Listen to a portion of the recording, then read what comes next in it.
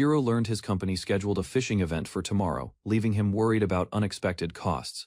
When Shiro asked whether overtime pay covered the event, his manager responded with confusion and indifference. After visiting the fishing shop, Shiro reflected on constant overtime, weak rewards, and unreasonable workplace expectations. Although disappointed, Shiro maintained hope that another employer might recognize his dedication. While returning home earlier than usual, Shiro sensed strange tremors and found himself among ruins. Shiro found himself before a ruined fortress, confused by unfamiliar surroundings, and convinced something impossible occurred. A mysterious voice explained his death from overwork and claimed he had entered another world. As Shiro recalled recent events, memories connected, including a talking flounder and dark vortex, Shiro accepted the possibility of another world, though he searched for more reasonable explanations. Before Shiro reached any conclusion, armed soldiers surrounded him and pressed weapons toward his neck. Terrified and confused, Shiro faced armed soldiers accusing him of treason while surrounding him with sharp spears. The captain stopped her subordinates, explaining that Shiro seemed valuable and should remain alive for questioning. As soldiers escorted him, Shiro noticed something strange about their appearances. After observing the group more, Shiro realized every soldier around him was actually a woman. Remembering fantasy stories, Shiro suspected elves might exist there and searched for supporting evidence. Trying to break free, Shiro pulled against the soldier's grip, yet her strength completely overwhelmed him. The female soldier restrained him with ease, treating his resistance as harmless and almost amusing. Shiro realized women possessed extraordinary strength in this world, making escape impossible, despite his efforts. Several women gathered around him, angered by his behavior and determined to teach him obedience. While listening to their reactions, Shiro noticed similarities with school teasing and felt unsettled. Hearing the women mock his appearance, Shiro recalled old classmates and began understanding their painful complaints. The captain promised repeated treatment using magic, speaking with confidence, while Shiro struggled to grasp her intentions. When another woman demonstrated magic before him, Shiro realized supernatural powers truly existed within this world. As strange energy gathered around him, Shiro panicked after noticing its target and purpose. Unable to resist, Shiro watched while the women prepared something mysterious and alarming. A stern woman entered the room, questioning the soldiers after noticing their suspicious treatment of Shiro. After hearing their explanation, the woman reprimanded everyone and ordered the guards back to duty. The woman introduced herself as Princess Christia, then instructed Shiro to dress and follow her. Seeing Christia for the first time, Shiro admired her dignified appearance and sensed noble authority. As Christia protested her imprisonment, Shiro realized the princess possessed a fierce and uncompromising personality. Christia argued with the officer, insisting her loyal guardians remained alive while refusing to accept defeat. Mentioning betrayal within her forces, Christia revealed the kingdom's collapse resulted from treachery rather than weakness. The officer extended Christia's confinement and suggested Shiro assist her during those difficult days. After the officer departed, Christia sat burdened by setbacks and concerned about worsening circumstances. Hearing Shiro's simple observation, Christia reacted with surprise, unused to such straightforward sympathy. When Shiro asked about their location, Christia explained they were prisoners despite her royal status. After learning they were inside Regalta, Shiro revealed that he came from another world. Shiro introduced himself and described his previous life, including exhausting work under an abusive employer. As Shiro recounted the bizarre events before arriving, Christia listened without interrupting his explanation. Moved by Shiro's confusion and distress, Christia embraced him, offering comfort despite her own troubles. After hearing Shiro's story, Christia expressed sympathy and accepted that his suffering felt completely genuine. Believing his strange clothing influenced his confusion, Christia encouraged Shiro to remain close and rest. While leaning against Christia, Shiro realized her kindness differed greatly from his first impression. Christia reassured Shiro that she respected his boundaries, easing many fears created by earlier encounters. Growing comfortable beside her, Shiro admitted he enjoyed Christia's embrace, leaving the princess visibly surprised. After calming himself, Shiro suppressed distracting thoughts and focused on learning important facts about this world. Curious about local society, Shiro asked Christia whether any men remained within the kingdom's territories. Christia explained that men never served as soldiers, because enemies targeted and captured them. She further revealed that both nations relied on female armies, making Shiro increasingly confused. When Christia explained that men lacked magic and physical strength, Shiro worried about surviving here.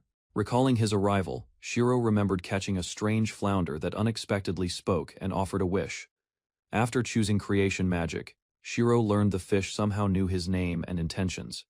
Moments later, a dark portal opened beneath the boat and dragged Shiro into another world. Comparing those memories with Kristia's explanation, Shiro realized this world followed completely different rules. Confused by the contradiction, Shiro questioned why the promised creation magic had never appeared.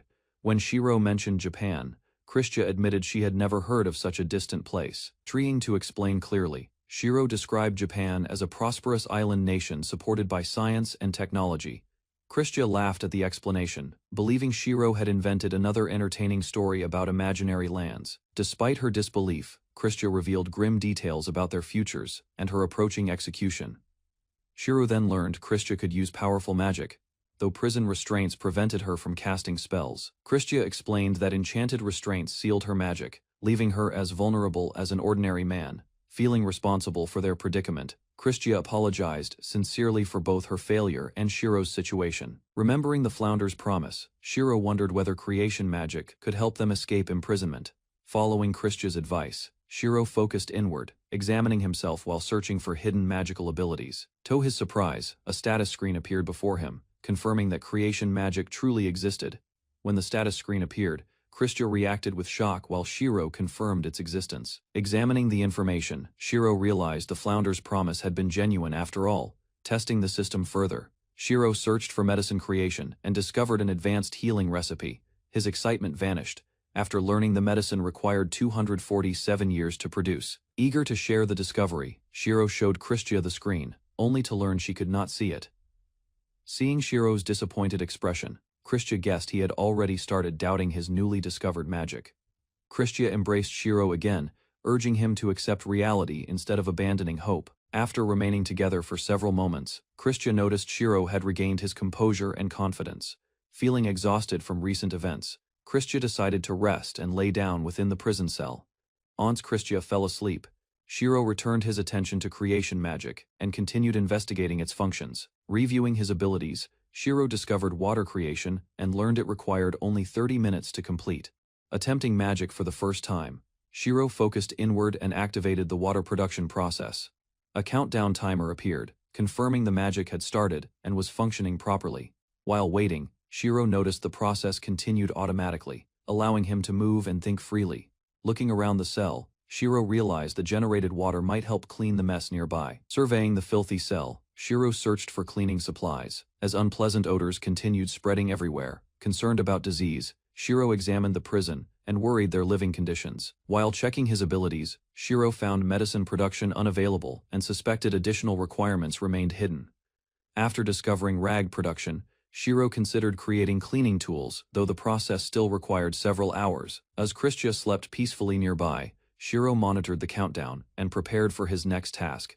While changing clothes, Shiro worried about his missing boat, confused situation, and uncertain future in this world. Thoughts of his parents and returning home overwhelmed Shiro, causing emotions he could no longer suppress.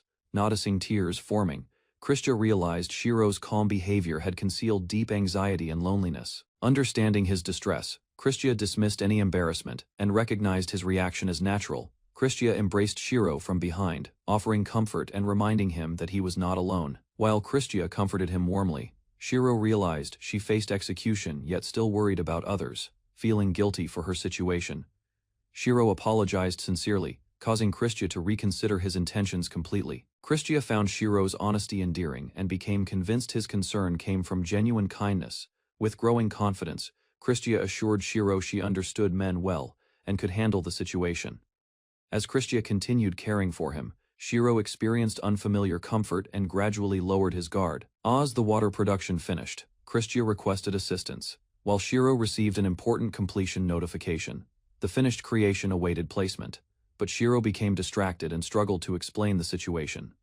Remembering the task, Shiro quickly selected a location, causing fresh water to appear inside the cell. After the successful result, Shiro realized future creations required planning and suitable containers beforehand. Before resting, Kristia praised Shiro warmly and invited him to address her more personally.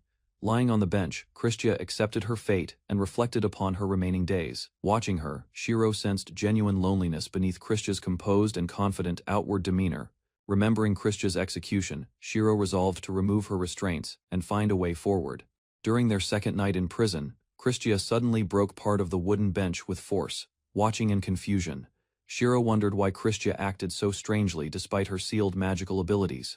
Holding a sharp fragment, Christia revealed a desperate plan to sever her own restrained wrist. Christia explained that restoring her magic mattered more than preserving her injured hand or arm.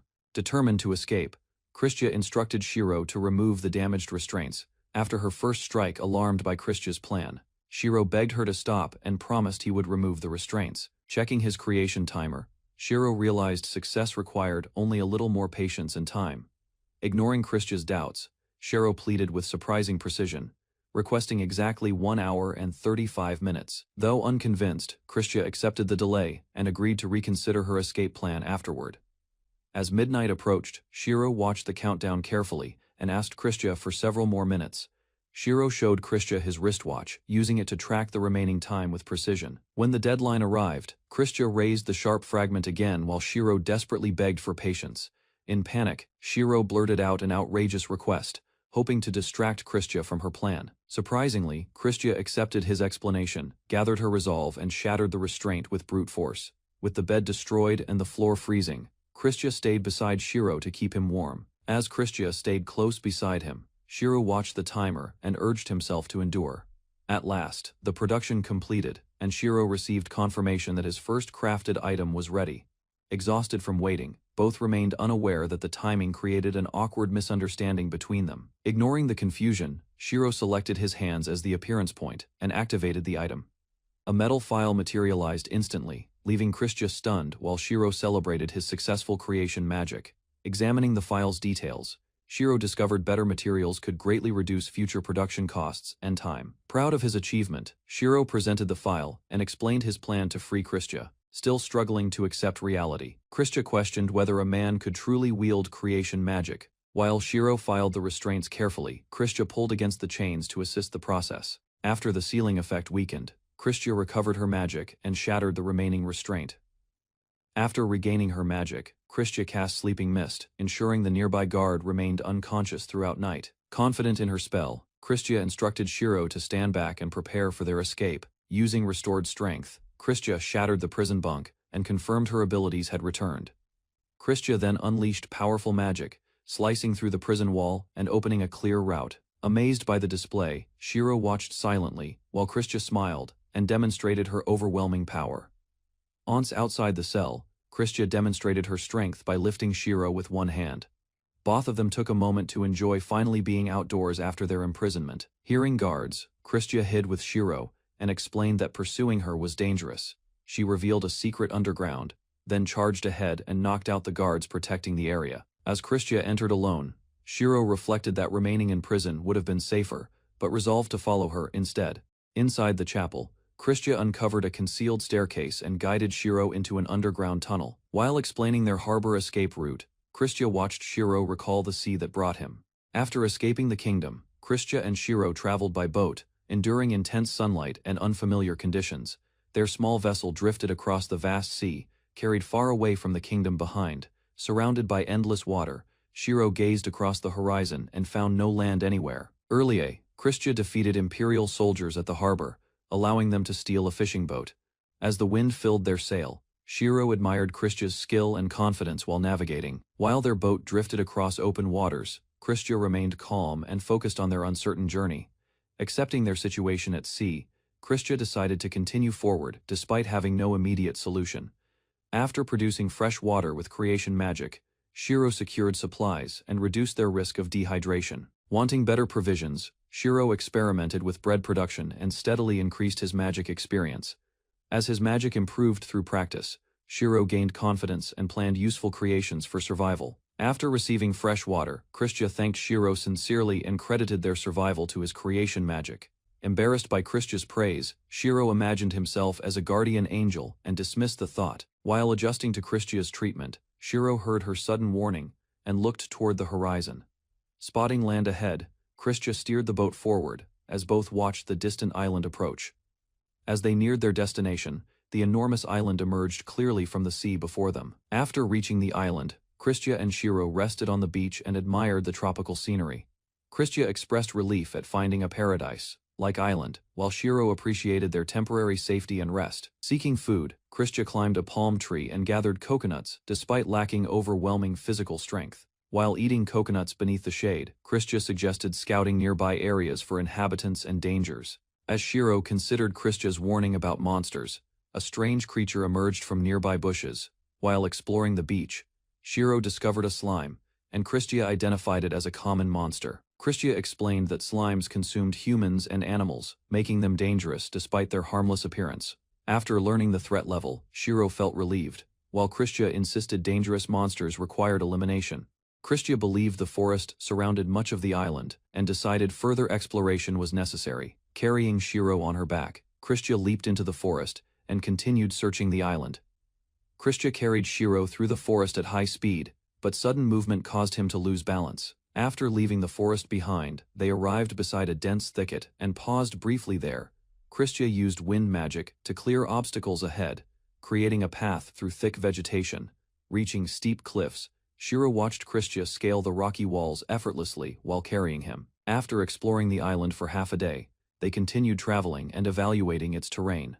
After surveying the island, Shiro summarized its geography, resources, wildlife, and lack of human settlements. Using gathered ingredients, Shiro created fresh bread, giving Christia a welcome meal after exploration. Christia praised Shiro's creation magic, while he felt satisfied seeing his skills produce useful food. Embarrassed by Shiro's playful charm, Christia suggested continuing their investigation toward the island's mountain.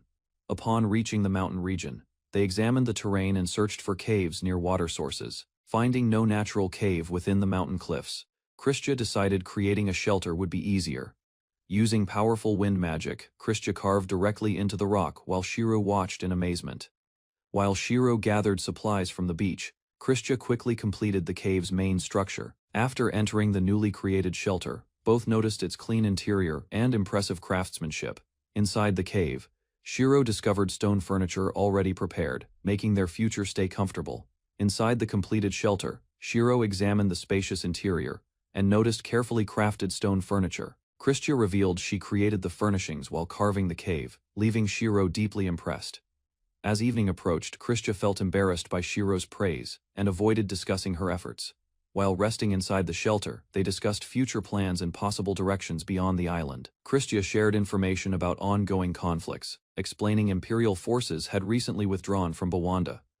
Confident in Bawanda's defenses and supplies, Christia believed they could survive safely after arriving. Although trusting Christia's judgment, Shiro hesitated and considered gathering additional materials before departure. Before leaving the island, Christia searched for edible animals, while Shiro gathered useful palm materials. Shiro planned to create bags and storage tools, hoping to prepare supplies for travel. After finding vines, Shiro designed a harvesting bag and worked toward improving creation magic. Excited by his progress, Shiro believed stronger skills would allow him to create better items. Watching the sunset alone, Shiro reflected on his future goals and awaited Christia's return. Returning to the shelter, Christia revealed a large bed she prepared for their stay. Satisfied with her work, Christia admired the comfortable bed and expected a peaceful night. While discussing future plans, Christia apologized for failing to hunt worthwhile food during exploration. Suddenly, Shiro approached Christia with a serious expression, causing her unexpected confusion and concern. Caught off guard by Shiro's behavior, Christia stared silently while trying to understand his intentions. Shiro admitted his weakness in combat, believing he would only hinder Christia during dangerous battles ahead. Christia explained that improving Shiro's creation magic could eventually provide valuable support during future conflicts. When Shiro insisted on working alone, Christia became emotional and called out to stop him. Overwhelmed with guilt, Christia apologized before embracing Shiro, expressing feelings she could no longer hide. After their heartfelt moment, Christia praised Shiro's growth while he reflected on her guidance. While discussing relationships with Shiro, Christia awkwardly shared personal thoughts, revealing her inexperience despite confidence. The harvesting bag was completed successfully, and Shiro happily discovered that his creation magic advanced. After checking his status screen, Shiro confirmed increased magical power and reviewed his growing skills. During breakfast, Shiro explained the improvements, while Christia listened and evaluated his steady progress. Christia teased Shiro about leveling quickly, and both shared a relaxed moment filled with laughter. As night ended, Shiro and Christia agreed to rest early, preparing themselves for another demanding day. The next morning, Shiro gathered fruit using his harvesting bag, ensuring enough food for survival. While calculating supplies, Shiro created water jugs and planned resources needed for coming days. Shiro improved a stone knife, believing better tools would increase efficiency during exploration and work. Later, Christia dragged a massive creature ashore, astonishing Shiro with her remarkable physical strength. Christia decided to process the giant creature herself, while Shiro assisted by removing useful parts nearby. Using precise magic, Christia sliced the enormous carcass apart and prepared large amounts of meat. The pair built a smoking structure, preserving food supplies while discussing their growing survival skills. After gathering provisions and equipment, Shiro and Christia loaded their boat for departure. While traveling again, Christia noticed Shiro seemed unusual and gently checked on his condition. Christia praised Shiro's company and admitted she enjoyed their time together far more than expected. Shiro wished Christia success ahead, while she expressed regret that circumstances forced their separation. After Christia departed by boat, Shiro watched silently as her vessel disappeared beyond the horizon. Left alone again, Shiro planned future creations and training, determined to grow stronger independently. Shiro dreamed Christia had returned early, eager to reunite after restoring peace and settling affairs. In the dream, Christia proposed building a new life together on the island they discovered. Shiro enjoyed the fantasy, imagining Christia nearby while absent-mindedly touching a harmless slime creature. The slime suddenly sprayed fluid onto him, forcing Shiro to react and clean himself. Awakening from the surprise, Shiro realized everything was only a dream caused by sleeping. After Christia's departure, Shiro faced the island alone and struggled with the sudden loneliness surrounding him. Looking around the camp, Shiro noticed items Christia left behind, reminding him of her presence. Determined to continue independently, Shiro gathered himself and focused on practical tasks instead of fear. Concerned about dangers outside, Shiro considered strengthening the shelter before exploring deeper into the island. While waiting for a fire starter to finish, Shiro endured another uneasy night alone. During another lonely night, Shiro suddenly heard strange sounds and came up with a useful idea. After enduring fear until morning, Shiro completed his latest creation and prepared for safer nights. The production process finished successfully, allowing Shiro to continue strengthening his survival preparations independently. Proud of his work, Shiro examined the newly created spear and admired its balanced design. Recognizing his limitations with swords, Shiro chose the spear because its longer reach suited him. Shiro searched for better materials, testing creation magic on living trees while carrying his new spear. The experiment succeeded unexpectedly, but Shiro learned to keep a safe distance from target trees. After gathering materials, Shiro selected a location and prepared another construction project near his shelter. Using crafted planks, Shiro assembled a simple door, improving security and reducing nightly anxiety. With shelter upgrades complete, Shiro explored the shoreline alone while searching for useful resources. While exploring the island alone, Shiro remembered rice and began missing familiar meals from home. After finding seaweed resembling kombu, Shiro discovered his creation magic could even produce cooked rice. Excited by the discovery, Shiro gathered seaweed and imagined enjoying rice balls with clear soup again. As he faced the distant ocean, Shiro reflected on Japan and the life he left behind. 5 days later, Shiro completed many projects and prepared to finish a long-awaited personal goal. After reaching Creation Magic Level 3, Shiro unlocked golem production and eagerly summoned his first companion. A small stone golem appeared before Shiro, who expected something fierce but received a round helper. While observing the golem closely, Shiro realized its unusual appearance somehow felt charming instead. The golem demonstrated surprising strength, carrying heavy loads easily while following Shiro across the island. After rejecting several awkward names, Shiro named the stone golem Iwao and welcomed him. Shiro introduced Iwao to the island, proudly showing his cave home and inviting the golem along. Although Iwao remained silent, Shiro enjoyed the company and guided him across beaches and forests. Shiro brought Iwao to the shore where he first arrived, explaining important places around him. After spending a week alone there, Shiro admitted he was slowly adapting to island life. Wanting Iwao involved, Shiro offered explanations about everything nearby, treating the golem like a friend. Iwao seemed interested in the forest, prompting Shiro to wonder what had caught attention there. After examining the dense woods, Shiro explained crossing them seemed difficult without another road available. Iwao then pointed toward the sea, where both noticed a distant ship approaching unexpectedly. As the vessel drew closer, Shiro grew alarmed, realizing unfamiliar visitors might soon reach the island. After spotting an approaching ship, Shiro ordered Iwao to return home while he watched carefully. Iwao obediently headed toward the cave, though his slow pace tested Shiro's growing impatience. Hidden among bushes, Shiro observed several passengers leaving the large vessel and nearing shore. Using a handmade spyglass, Shiro discovered the newcomers were women dressed similarly to soldiers. As the group stepped onto the island, Shiro worried they might be dangerous invaders. The newcomers landed on shore, revealing an armed pirate crew led by a confident female captain. The captain immediately organized her subordinates, ordering them to inspect the island and secure supplies while exploring.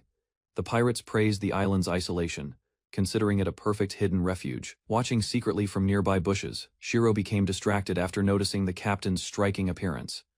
Shiro's concern quickly returned when he overheard their plans, confirming dangerous pirates now occupied the island. While searching the island, 2 pirates complained about the difficult conditions and exhausting exploration. Realizing discovery was possible, Shiro decided to hide deeper within the mountain, alongside Iwao. Just as Shiro prepared to leave, a wandering pirate unexpectedly arrived near the cave. The pirate spotted Shiro immediately and shouted loudly, revealing his presence to everyone nearby. Hearing the alarm, the pirate crew rushed toward the mountain, beginning a dangerous pursuit. The pirate crew surrounded the cave entrance, discovering Shiro and Iwao hiding together inside. Nervous and cornered, Shiro warned the pirates that Iwao would attack anyone approaching further. Unimpressed by the threat, the pirates prepared to force their way into the cave. Before violence erupted, the pirate captain struck her reckless subordinate and stopped the confrontation. The captain apologized to Shiro, promising her crew only wanted supplies before departing peacefully. Despite the captain's friendly behavior, Shiro remained suspicious and refused to trust her promises. The captain explained her crew would gather water and food elsewhere, ensuring Shiro would not suffer losses. After settling the misunderstanding, the pirates departed from the cave area while Iwao watched them leave. Near the shore, several pirates discussed recent events and reflected on the captain's unusual reaction toward Shiro. The crew questioned their captain's kindness, wondering why she showed unexpected patience toward a mysterious stranger. A pirate crew member wondered why the captain became a pirate, recalling her noble background and exceptional upbringing. Despite crude jokes about Shiro, the pirates admitted he remained composed and resilient. The captain's subordinate blamed her attraction toward Shiro's appearance, while Shiro overheard everything. Another pirate suggested the captain preferred inexperienced men, causing embarrassment and disbelief among the listening crew. A pirate remembered a tavern waiter named Lewis, comparing Shiro's appearance to that unfortunate young man. The pirates argued their captain acted stern and authoritative, making her romantic interest seem unbelievable. Janice suddenly appeared behind them, forcing the gossiping pirates into immediate panic and nervous excuses. Janice warned them against speaking, reminding everyone that careless gossip could easily reach their captain. Although grateful the Navy departed, Janice admitted concerns remained regarding keeping an unfamiliar man. Several pirates joked that capturing Shiro would improve morale, making crude remarks about their intentions. Janice revealed she already had a strategy, agreeing their captain lacked flexibility while preparing a practical solution. Iwao demonstrated stone-throwing abilities, but Shiro concluded the golem's movements remained far too slow. Shiro considered creating a giant shield for Iwao, imagining the golem functioning as a durable tank.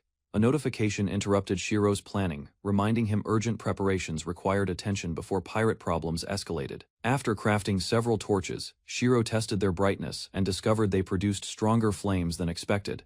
Shiro decided to craft additional torches, assigning Iwao guard duty and emphasizing their importance against intruders. His tool production skill reached level 3, yet Shiro felt little excitement because pirate threats remained unresolved, unable to relax. Despite recent progress, Shiro spent the night waiting for the pirates' departure. A tremendous booming noise shattered the silence, startling Shiro and forcing him into immediate alertness. Hearing another explosion, Shiro feared pirate activity and worried powerful attacks threatened his safety. Determined to survive any confrontation, Shiro equipped improvised armor and weapons despite their questionable effectiveness. Peering outside beside Iwao, Shiro noticed movement within the darkness and wondered whether another person approached. A mysterious rounded silhouette emerged from the forest, causing Shiro to question the stranger's identity. Under a quiet sky filled with stars, Christia slept beside her sword while the exhausted pirate crew rested. Janice rushed over and informed Christia that a serious problem had struck during the night. Following Janice across the island, Christia discovered several crew members collapsed on the ground. Among those affected, Anne, Hillary, Futch, and Butin suffered the same condition, raising fears of an outbreak. Christia considered finding medical help while refusing to leave the weakened pirates behind. After assessing the outbreak, Christia ordered an empty cabin converted into a sick room and sealed from others. One infected pirate struggled to stand, so Christia prepared to carry him back toward the anchored ship. Before she could react, the fevered pirate lunged forward and struck Christia with surprising force. Staggering backward, Christia watched in shock as the infected man launched strange projectiles. Arrows and deadly blasts rained across the area, forcing Christia to dodge while searching for cover. After studying the attacks, Christia realized the infected pirate could bypass magical defenses. Using powerful wind attacks, Janice approached with an unusual aura, drawing Christia's attention despite the ongoing battle. Speaking with a distorted mind, Janice rejected Cecily's leadership and declared Christia unworthy of command. Consumed by the infection, Christia gathered blazing magic overhead and unleashed a massive flame-burst attack. The explosion shook the island and filled the battlefield with smoke, leaving everyone unable to see, as thick smoke covered the battlefield. Cecily warned everyone to stop fighting before they struck allies. When the smoke began clearing, the group discovered Christia had vanished from the battlefield without a trace. Rather than pursuing her, Cecily decided securing the infected crew remained the more urgent priority. Gathering the remaining pirates, Cecily ordered a return to the ship and planned further investigations. To everyone's shock, Janice claimed ownership of the vessel and commanded the infected pirates to attack. Separated from the others, Christia stumbled through the forest and discovered a small cave hidden among dense bushes. Exhausted, Christia approached before collapsing while asking the strangers for help. Noticing the fresh wounds on her body, the cave's residents realized her condition was dangerous. Without wasting another moment, the worried pair rushed forward and carried Christia deeper into the cavern. Resting on a simple bed, Christia admitted her injuries were severe. After lowering her guard, inside the cave, Shiro panicked over Cecily's condition while searching for a way to treat her. Lacking medicine and proper supplies, Shiro relied on healing magic despite exhausting most of his strength. After noticing Cecily's determination, Shiro decided his remaining magical power might still save her life. Between painful breaths, Cecily introduced herself and asked the name of the stranger helping her. Once introductions ended, Shiro focused on treatment and prepared to stop the bleeding from Cecily's thigh. To examine the injury, Shiro cut away Cecily's clothing and discovered a deep wound. Using strips of fabric as bandages, Shiro stopped the bleeding while Cecily's exhausted body struggled onward. After finishing the treatment, Shiro watched over Cecily as she finally drifted into peaceful sleep. Although relieved by her condition, Shiro remained cautious and planned to inspect Cecily's back wound later. 3 days passed quietly inside the cave, and Shiro created another stone golem for daily tasks. 3 days after the battle, Cecily remained unconscious, while Shiro celebrated improving his creation magic and defenses. Checking on his patient again, Shiro noticed Cecily's breathing had stabilized and healthy color returned. While watching over her recovery, Shiro admired Cecily's appearance and growing signs of strength. During a routine bandage inspection, Shiro became startled by Cecily's impressive figure and looked away. Seeking to calm his thoughts, Shiro stepped aside and tested a created razor blade. Several moments later, Cecily opened her eyes at last and found herself alone inside the cave. Hearing movement behind him, Shiro turned around and apologized for startling the recovering Cecily. Still embarrassed after awakening, Cecily avoided direct eye contact while checking Shiro's concerned reaction. Suddenly noticing Shiro nearby, Cecily panicked and covered herself, convinced he had seen something embarrassing. Confused by her reaction, Shiro apologized immediately while struggling to understand what had upset Cecily. After calming down slightly, Cecily explained she never expected someone to remove her unwanted body hair. Only then did Shiro realize Cecily was referring to shaving rather than anything improper or offensive. Still finishing his own grooming, Shiro asked for patience while Cecily buried her face in embarrassment. Trying to ease the tension, Shiro joked casually while shaving, causing Cecily to become even more embarrassed. Later that day, Shiro brought fresh mango juice and encouraged Cecily to drink slowly and recover. After tasting the drink, Cecily smiled warmly and praised its flavor while feeling strength return. As they talked together, Shiro checked her condition and learned certain movements still caused pain. Concerned about her recovery, Shiro offered assistance with the drink, leaving Cecily flustered and speechless. Feeling much better, Cecily thanked Shiro and confirmed the name of the person who saved her. After hearing his answer, Cecily praised Shiro's name, leaving him puzzled by the unexpected compliment. Misunderstanding her words completely, Cecily wondered whether Shiro was trying to court her instead. Laughing at her reaction, Shiro denied any romantic intention and urged Cecily to rest. Even after his explanation, Cecily remained flustered, struggling to hide the emotions growing inside her. After Cecily fell asleep again, Shiro began planning everything necessary to support her continued recovery. Considering her condition, Shiro decided to prepare porridge and other essentials since movement remained difficult. Reviewing his progress, Shiro noticed medicine production had finally unlocked and brought him closer to level 5. Meanwhile, the stone golems continued gathering resources, helping Shiro improve production and expand future possibilities. Although eager to explore outside, Shiro stayed near the cave and focused on caring for Cecily. 6 days after arriving at the cave, Cecily examined her injuries and realized the pain had disappeared. Although the wounds no longer hurt, an intense itch spread across the healing areas of her body. Rising from the bed, Cecily showed her recovered strength and thanked Shiro for everything. Embarrassed by the praise, Shiro reminded Cecily that helping others was simply the right thing. With a faint smile, Cecily explained that Shiro's kindness stood out because he expected nothing in return. Wanting to repay the favor, Cecily offered money and promised to accompany Shiro wherever he wished. After hearing his plans, Cecily revealed there was actually one destination she hoped to reach. With a playful grin, Shiro suggested becoming her husband if she needed a companion. Caught completely off guard, Cecily shouted that marriage was not a location and called him foolish. Despite her embarrassment, Cecily hesitantly asked whether Shiro intended to treat his proposal. Still embarrassed, Cecily warned Shiro not to make reckless comments about marriage again. Changing the subject, Shiro asked Cecily to teach him navigation since he planned to build a canoe. Hearing his request, Cecily agreed and promised to share everything she knew about sailing. To reassure him further, Cecily demonstrated her recovered condition and declared handling a canoe would be simple. Soon the pair left the cave together and noticed no sign of the pirates anywhere. After finding no trace of the pirates, Shiro relaxed and spent the afternoon fishing by the shore. While watching the calm sea, Shiro reflected on survival and remained cautious despite several peaceful days. Protected by his stone golems, Shiro enjoyed fishing until Cecily arrived carrying useful building materials. Ignoring concerns about her recovery, Cecily hauled a massive log across the beach and began working. Using fire and precise cuts, Cecily processed the timber while Shiro observed her practical method. While Cecily worked on the canoe, Shiro gathered ingredients and began planning a proper meal. Soon afterward, Shiro caught a fresh Nemi's fish and imagined cooking it with greater skill. Returning from the shore, Shiro prepared the catch carefully and recalled its name from Cecily.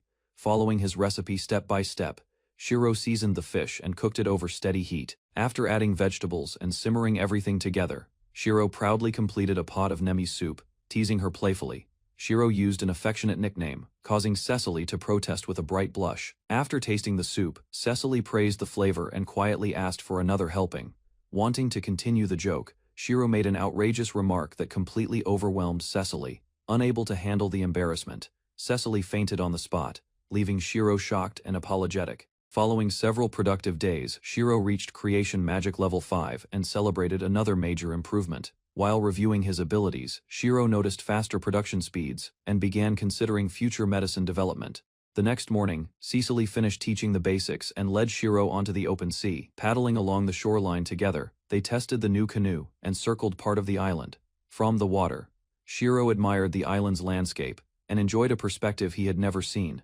While exploring the coastline, Cecily asked whether the island already had a proper name of its own. Several awkward suggestions followed, but Shiro rejected each one and searched for something more meaningful. Remembering someone important from his past, Shiro decided to name it Monte Cristo Island. Though curious about the name's origin, Cecily listened as Shiro reflected on old memories. Leaving the topic behind, they continued sailing south and approached towering cliffs along the island's edge. As they followed the cliffs, Cecily noticed a hidden opening and compared it to a secret harbor. Peering into the darkness, Cecily thought she spotted stone stairs deep within the mysterious cave. Excited by the discovery, Cecily urged Shiro forward while he wondered whether other people once lived there. Guiding the canoe through the narrow entrance, they found calm water, stretching farther inside the cavern. Their suspicions proved correct when ancient stairways appeared ahead, revealing unmistakable signs of human construction. Leaving the canoe behind, Cecily led the way up the ancient stairs while warning Shiro to stay alert. As they climbed higher through the structure, Shiro promised to follow, despite growing unease. Reaching the summit above the cliffs, Shiro grabbed Cecily after seeing the tremendous height below. After calming down, Shiro studied the surroundings and guessed the plateau lay south of the cavern. Spotting a promising forest, the pair decided to search for fruit trees and useful resources. Venturing deeper into the forest, Cecily guided Shiro along an overgrown path that seemed ancient. Beyond the dense trees, both explorers noticed a massive structure rising above the surrounding wilderness. Drawing closer for a better look, they discovered an enormous tower hidden among the forest. Despite centuries of weathering, the mysterious monument remained standing and displayed signs of remarkable craftsmanship. Examining the structure, Shiro compared it to ancient ruins, while Cecily laughed with unusual enthusiasm. The towering structure amazed Cecily, who recognized it as an untouched dungeon hidden on the island. Excited by the discovery, Cecily explained that dungeons contained treasures, monsters, traps, and valuable magical resources. When Shiro worried about entering, Cecily assured him she had no intention of exploring it alone. Her expression soon turned serious as she revealed another matter required attention before any expedition. Thinking about the infected pirates, Cecily vowed they would face consequences for stealing her ship. Although revenge would not bring happiness, Shiro realized Cecily needed that goal to keep moving forward. Trying to support her journey, Shiro promised to build a ship and help Cecily return home. Checking his abilities, Shiro discovered he could finally create proper sailcloth for larger vessels. While planning the project, Shiro trusted Cecily and decided not to hide his magic. Hearing his promise, Cecily smiled and wondered whether she could someday return to the island. Smiling at Shiro's promise, Cecily suggested celebrating together someday with another toast of mango juice. Sitting inside the ancient structure, Cecily explained that untouched dungeons contain tremendous rewards despite their dangers. When Shiro questioned the risks, Cecily argued that worthwhile treasures often demanded courage and sacrifice. Concerned for her safety, Shiro insisted he would rather find trustworthy companions than let her fight alone. Their discussion shifted as Shiro described his preferences, leaving Cecily puzzled by his honesty. Still joking together, Cecily asked whether she could stay at Shiro's cavern again in the future. Without hesitation, Shiro promised to build an inn where Cecily and her companions could rest. Delighted by the proposal, Cecily embraced the idea and named it Shiro's Inn. Growing even more excited, Cecily declared she would pay for lodging whenever she returned. Meanwhile, Shiro considered the plan, realizing an inn could attract travelers and develop the island. After 4 exhausting days of work, Shiro completed a sailboat, advancing their long-awaited plans for departure. Examining the vessel carefully, Shiro questioned whether it could survive rough waters and dangerous conditions. Drawing from experience, Cecily explained that calm regional seas reduced many threats sailors usually faced. While admiring the finished sail, Cecily expressed surprise that Shiro possessed such useful creation magic. Curiosity overtook Cecily after learning the enormous sailcloth had been produced through Shiro's magic alone. As Shiro activated his magic, a massive sailcloth appeared, leaving Cecily stunned by its size. Before Cecily could react, the enormous fabric collapsed over her, burying her beneath countless folds. Emerging from the sailcloth unharmed, Cecily admitted the unexpected demonstration had surprised her more than expected. Checking his progress afterward, Shiro realized level 6 approached quickly and hoped Cecily's ship survived. Once the loading finished, Cecily approached Shiro with a gentle expression, preparing to discuss their departure.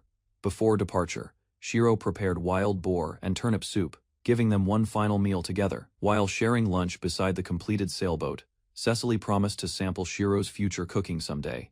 Thanking Shiro and his golems sincerely, Cecily expressed gratitude for the support throughout her recovery. As Shiro reflected on their time together, he suddenly stepped forward and kissed Cecily. Completely caught off guard by his bold action, Cecily froze in shock and demanded an explanation. Recovering from her shock, Cecily explained the farewell custom from Easel and accepted Shiro's intentions. Standing aboard the completed sailboat, Cecily promised she would return after fulfilling her unfinished goals. As the vessel departed, Shiro vowed to welcome Cecily's companions and future visitors warmly someday. Watching the shrinking sail disappear beyond the horizon, Shiro remained beside his golems in silence. Facing the distant sea alone, Shiro offered a heartfelt prayer and wished safety upon Cecily's journey. After Cecily's departure, Shiro reviewed his progress and noticed both cooking oil production and magic improvements. Feeling the island's emptiness, Shiro decided another golem would help ease his growing loneliness. Since creation magic worked, Shiro accepted that expanding his workforce would require additional time. Heavy rain arrived the following day, interrupting Shiro's farming plans and forcing him indoors instead.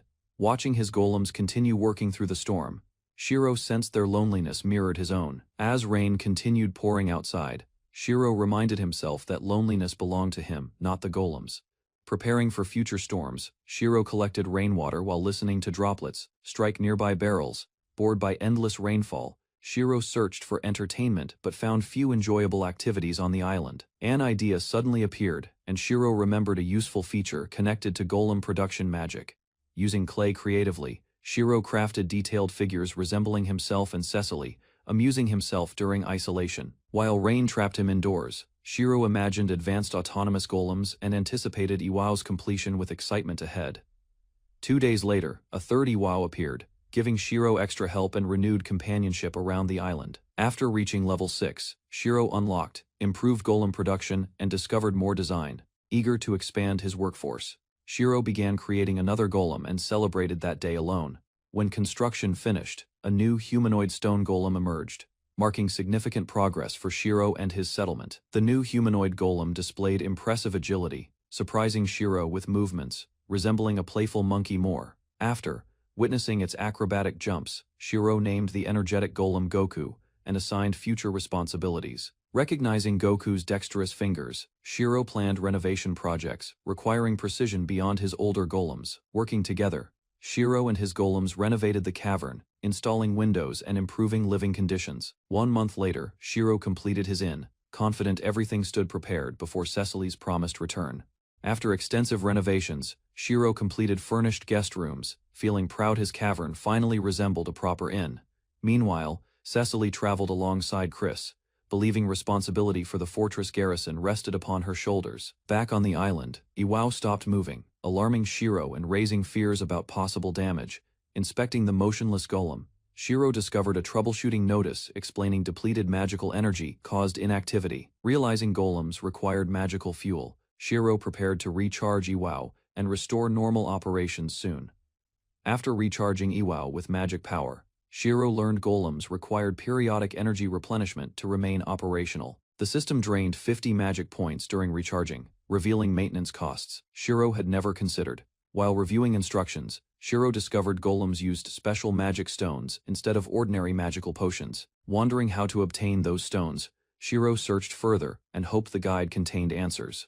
The explanation revealed magic stones came from monsters, while slimes purified water and consumed surrounding waste. Shiro realized the slimes had become cherished companions, making monster hunting feel uncomfortable and emotionally difficult.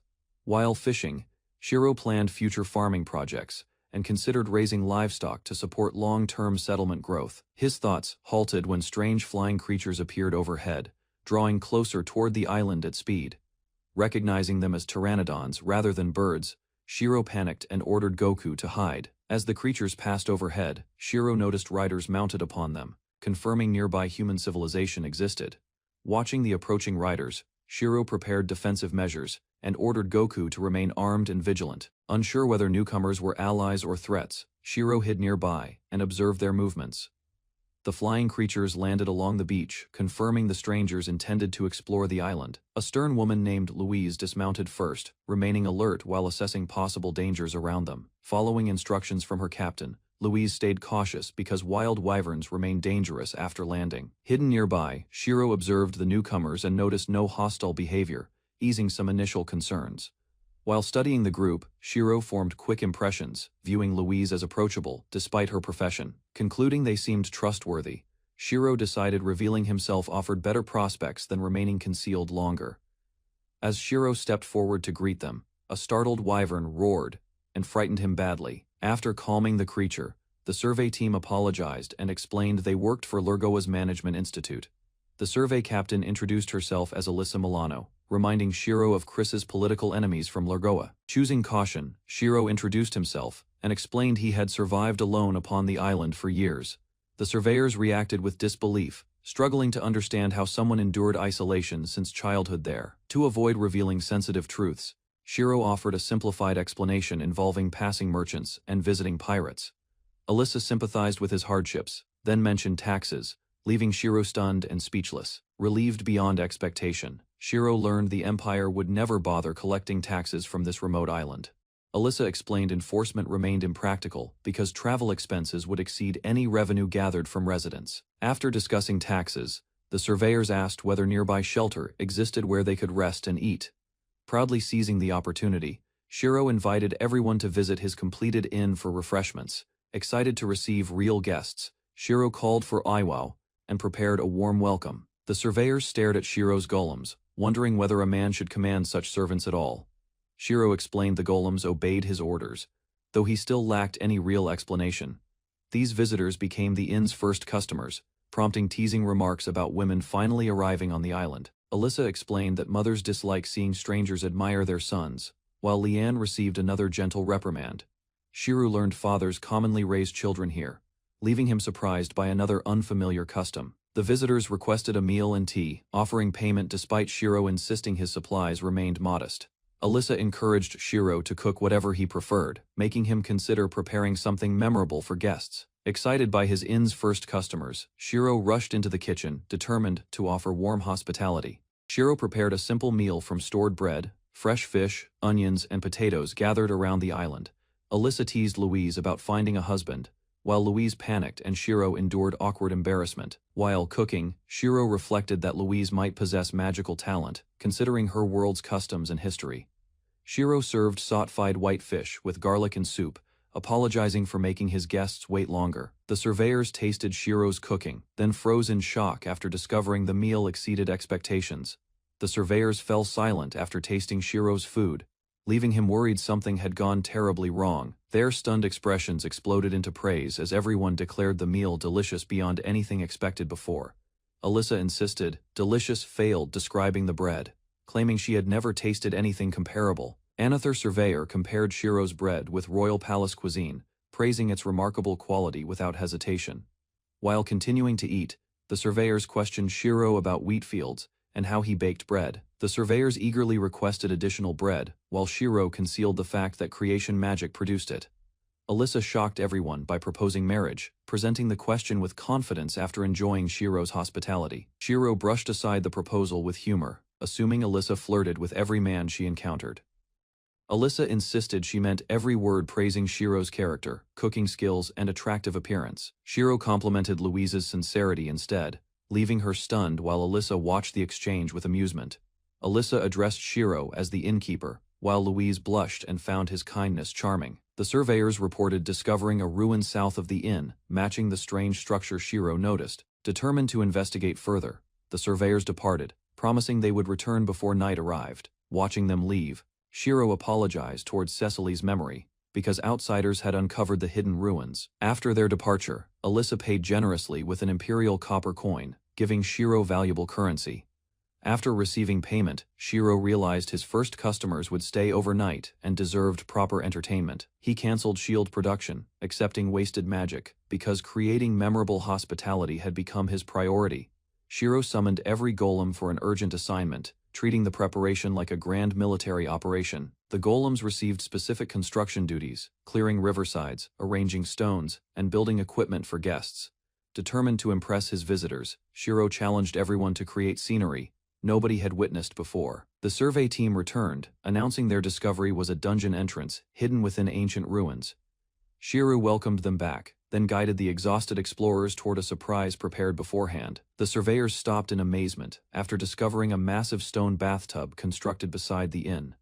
Confused by the unexpected sight, Louise questioned whether the enormous bath had existed there. Shiro claimed the bath had always been present, hiding that he created it for guests. While the guests admired the bath, Shiro celebrated an opportunity born from unexpected hospitality that evening alone.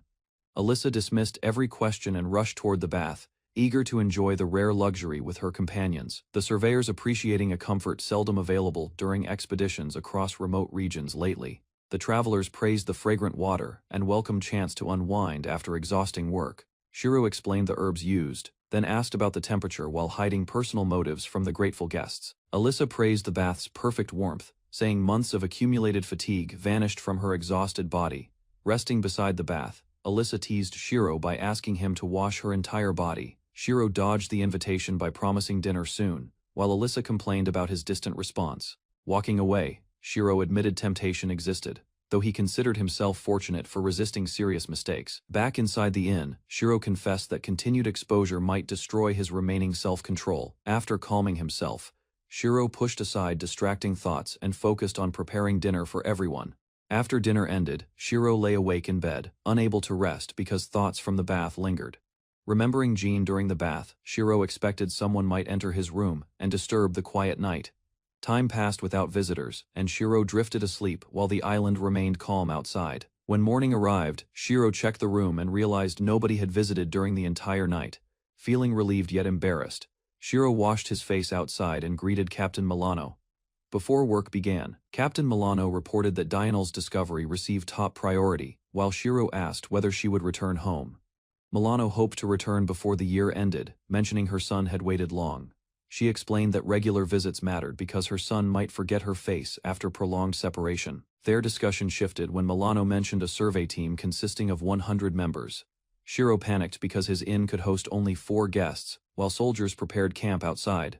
Shiro explained that he could only prepare simple dishes, but Milano believed the officers would enjoy them. When Milano revealed she was a knight, Shiro became startled and admired her impressive status. Watching Milano pose, Shiro realized both she and Jean belonged among elite warriors. After accepting the request, Shiro noticed Milano hesitating before bringing up an important matter concerning him. The next morning, Shiro served a hearty breakfast, and the guests praised the meal with enthusiasm. After serving breakfast, Shiro felt relieved seeing everyone satisfied, though he wondered whether he had overprepared. His concerns vanished when guests requested additional bread, coffee, and sausages, proving the meal's success. Later, Milano asked about lodging costs while survey members and their mounts gathered near camp. Shiro suggested a large fee for the enormous group, expecting the proposal would discourage them. Instead, Milano accepted, and Shiro offered magic stones after realizing payment exceeded expectations. Milano explained that magic stones came from monsters and served as valuable energy sources across the empire. She described different grades of magic stones, with larger specimens holding greater value and usefulness. After calculating the payment, Milano accepted, using magic stones, which eased concerns about carrying coins. The moment Shiro received the stones, new creation magic conditions activated and surprised him. Realizing the stones unlocked medicine production, Shiro thanked Milano while she reacted with confusion. Milano complained that Shiro celebrated receiving Jean's magic stones, then insisted she could pay similarly. To reassure her, Shiro agreed to hold her hand, and Milano accepted the simple gesture. Embarrassed yet pleased, Milano approached closer, while Shiro prepared a farewell gift before departure. Shiro presented a souvenir bag for Milano's family, surprising everyone with a thoughtful present. As Milano departed, Shiro explained the bag contained island fruits and a rare seashell for her son. Milano and the survey team departed aboard flying mounts, thanking Shiro again for the thoughtful souvenirs. Shiro and the golems watched their departure, waving until the distant figures disappeared beyond sight. Afterward, Shiro gathered the golems and announced that everyone would face much busier days. He immediately planned additional golems and preparations, expecting the incoming survey team to increase demands. Later, while thinking about food supplies, Shiro attempted fishing but considered hunting livestock instead. The following day, Shiro assigned golems to clear a route, helping future survey teams reach. Milano returned and warned Shiro to stay careful before the arriving soldiers reached the island. She explained that many young women would arrive soon, and some might pursue Shiro. Excited by the challenge, Shiro declared that he would face every approaching admirer without retreating. Milano reminded him about Jean and the bath incident, then advised stronger security around it. Remembering Milano's warning, Shiro began viewing the attention differently, and even enjoyed being watched.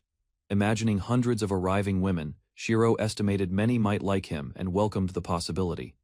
While daydreaming, Shiro directed the golems to clear land, plant crops, and build facilities. After completing another golem, Shiro unlocked advanced production options and discovered a horse-type construct. Testing the new wooden horse, Shiro traveled faster and reviewed improvements prepared for incoming visitors. Several days passed after Milano's departure, and Shiro continued preparing facilities while fishing beside the shore. While wondering when the survey team would arrive, Shiro noticed a wyvern approaching from afar. Excited, Shiro rushed forward and hoped the visitor might be Captain Milano or Louise Chan. As the rider landed, Shiro wished the arriving guest would be Louise Chan. Instead, Jean appeared, declaring Shiro occupied her thoughts, leaving him visibly disappointed. Jean returned, carrying an imperial letter, and handed Shiro a personal gift before departing again. After opening the package, Shiro discovered revealing underwear, leaving him confused about Jean's intentions. More than a month passed, and Shiro learned the survey team's ship would arrive soon. During that period, his creation magic reached a higher level, unlocking powerful metal hound golems. The golems captured a female goat, providing milk supplies, while Shiro enjoyed homemade iced cafe au lait. As preparations continued, Shiro proudly reviewed his growing golem workforce and considered them part family. During a peaceful afternoon, Shiro relaxed with iced cafe au lait and enjoyed recent accomplishments. Remembering Jean's description, Shiro wondered about Lodagram and hoped the survey captain seemed reasonable. Suddenly, barking from the metal hounds alerted Shiro, who rushed toward the beach with concern. Spotting a distant ship offshore, Shiro celebrated excitedly and imagined countless opportunities arriving with it. Hearing the ship's arrival, Shiro hurried from the bath area and changed into cleaner clothes. From a cliff overlooking the shore, Shiro watched boats carrying passengers and supplies toward land. The survey team disembarked in orderly groups, transporting equipment while Shiro rushed to welcome them. Seeing the disciplined soldiers, Shiro immediately recognized them as experienced Imperial troops rather than adventurers. Old memories surfaced unexpectedly, making Shiro nervous during the ride and reminding him of Sama. Remembering Sama's achievements, Shiro felt reassured that the Empire remained strong under capable leadership. As the soldiers arrived ashore, Shiro prepared himself to welcome those connected to Sama, among the newcomers. Shiro noticed a tall officer and suspected she might be Lodagram. Standing beside the officer, a smaller young woman quietly observed Shiro and attracted his attention. Shiro examined the petite soldier carefully, surprised by her appearance and curious about her identity. Shiro received Milano's report and mistakenly assumed the petite girl served merely as an attendant. Diane immediately corrected him, introducing the quiet young woman as Survey Captain Lodagram. The revelation shocked Shiro completely when Diane requested lodging so the exhausted captain could rest. Embarrassed by his mistake, Shiro formally greeted Lot and apologized for misunderstanding her position. While observing Lot's behavior, Shiro realized she seemed shy and reserved rather than arrogant. Shiro guided Lot and Diane through the island, explaining how his golem supported daily operations. Watching Lot quietly endure the bumpy ride, Shiro concluded she felt awkward rather than unfriendly. After reaching the inn, Shiro offered cold towels and suggested using them after traveling. Neither Lot nor Diane understood the unfamiliar item, leaving them puzzled by its purpose. Once they tried the wet towels, both women appreciated the refreshing sensation and quickly relaxed. The golem served iced cafe late, and Shiro explained different sweeteners while watching Loda's reaction. After tasting the drink, Lotte praised it quietly, encouraging Shiro to believe food eased conversations. Diane asked about the ice supply, wondering how Shiro obtained enough for regular use. Learning that Shiro created ice with magic, Diane offered assistance whenever additional quantities became necessary. Satisfied with his explanation, Diane made a private request and asked Shiro for help later. While cleaning afterward, Shiro felt satisfied because the visiting officers appeared pleased with his hospitality. The completed preparations increased creation magic to level 10, unlocking several powerful production categories and options. Exploring the new abilities, Shiro created a bird-type wooden golem, designed for deliveries and reconnaissance. Further inspection revealed weapon production and repair functions, exposing possibilities far beyond ordinary craftsmanship. Shiro learned the repair ability could restore damaged objects completely, making the discovery especially valuable. After reviewing the new functions, Shiro decided the repair ability suited his peaceful lifestyle best. Although impressed by its potential, Shiro resolved to use the powerful magic carefully and responsibly. Meanwhile, Diane expressed surprise that a capable man like Shiro lived alone on the island. Concerned about the soldiers, Diane ordered everyone to respect Shiro and avoid causing unnecessary trouble. Lot approved Diane's decision, leaving Shiro hopeful about future cooperation with the survey team. Lotte listened while Shiro and the others discussed their next activity. She remained quiet, showing little interest in romance. While drinking tea, Lotte reflected on herself. She realized her lack of interest was not caused by disliking men. Remembering noble gatherings, Lotte recalled how her mind often became blank whenever she stood in front of a man. She concluded that her short stature kept noblemen from approaching her, leaving her with little experience around them. As Shiro and Cecily talked about outdoor hobbies, Lotte observed them calmly and began reconsidering her feelings toward men. While Shiro and Cecily discussed hobbies, Lotte quietly compared herself to them and searched for a topic she knew well. Lot thought about her miniature sailing ships. Crafting detailed models was her favorite pastime and one of her few strengths. Believing she would eventually enter an arranged marriage, Lotte accepted a lonely future and expected little personal happiness. Her thoughts were interrupted when Shiro's group invited her to stay the night at the inn with everyone else. Seeing the newly prepared lodge for large groups, Lotte felt relieved and decided the comfortable inn was better than traveling. After hearing Shiro's invitation, Lotte reflected on her feelings and realized she simply struggled with men, not hated them. Encouraged by that realization, Lotte made a firm decision and chose to remain at the inn with everyone. Meanwhile, Shiro organized the lodging arrangements, assigned tasks to his helpers, and prepared everything for the guests. Lotte observed the busy camp and noticed many different soldiers. Some appeared friendly, while others behaved rather boldly. Later, Shiro dealt with an awkward situation involving privacy. The experience reminded him to be more careful around others.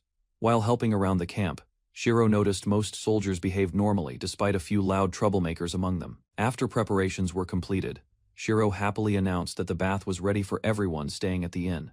As the others gathered, they realized Lotte was missing. Concerned, they asked Shiro to check on her. Shiro went to Lotte's room and carefully opened the door. Inside, he found her lying quietly on the bed. Seeing her peacefully asleep after the long journey, Shiro concluded she was exhausted and decided not to disturb her. Lotte woke up and discovered Shiro standing inside her room. The unexpected sight startled her, causing confusion as she tried understanding the situation. After listening to Shiro's explanation, Lotte learned that everyone was preparing for the bath. She understood his reason for entering the room. While speaking with her, Shiro noticed a small sailing ship model resting nearby. The crafted object captured his attention. Instead of ignoring the model, Shiro praised its craftsmanship and design. His genuine interest showed respect for the hobby Lotte treasured. Accustomed to receiving little attention, Lotte felt surprised by Shiro's reaction and began considering sharing more with him. Shiro admitted he had never sailed on a real ship before. Lotte learned his knowledge came mostly from observation and imagination. He explained that rough waves and constant swaying would likely make him seasick. Even so, he still enjoyed watching ships. Hearing that answer, Lotte discovered Shiro appreciated ship models as decorative pieces. His perspective differed from most people she knew.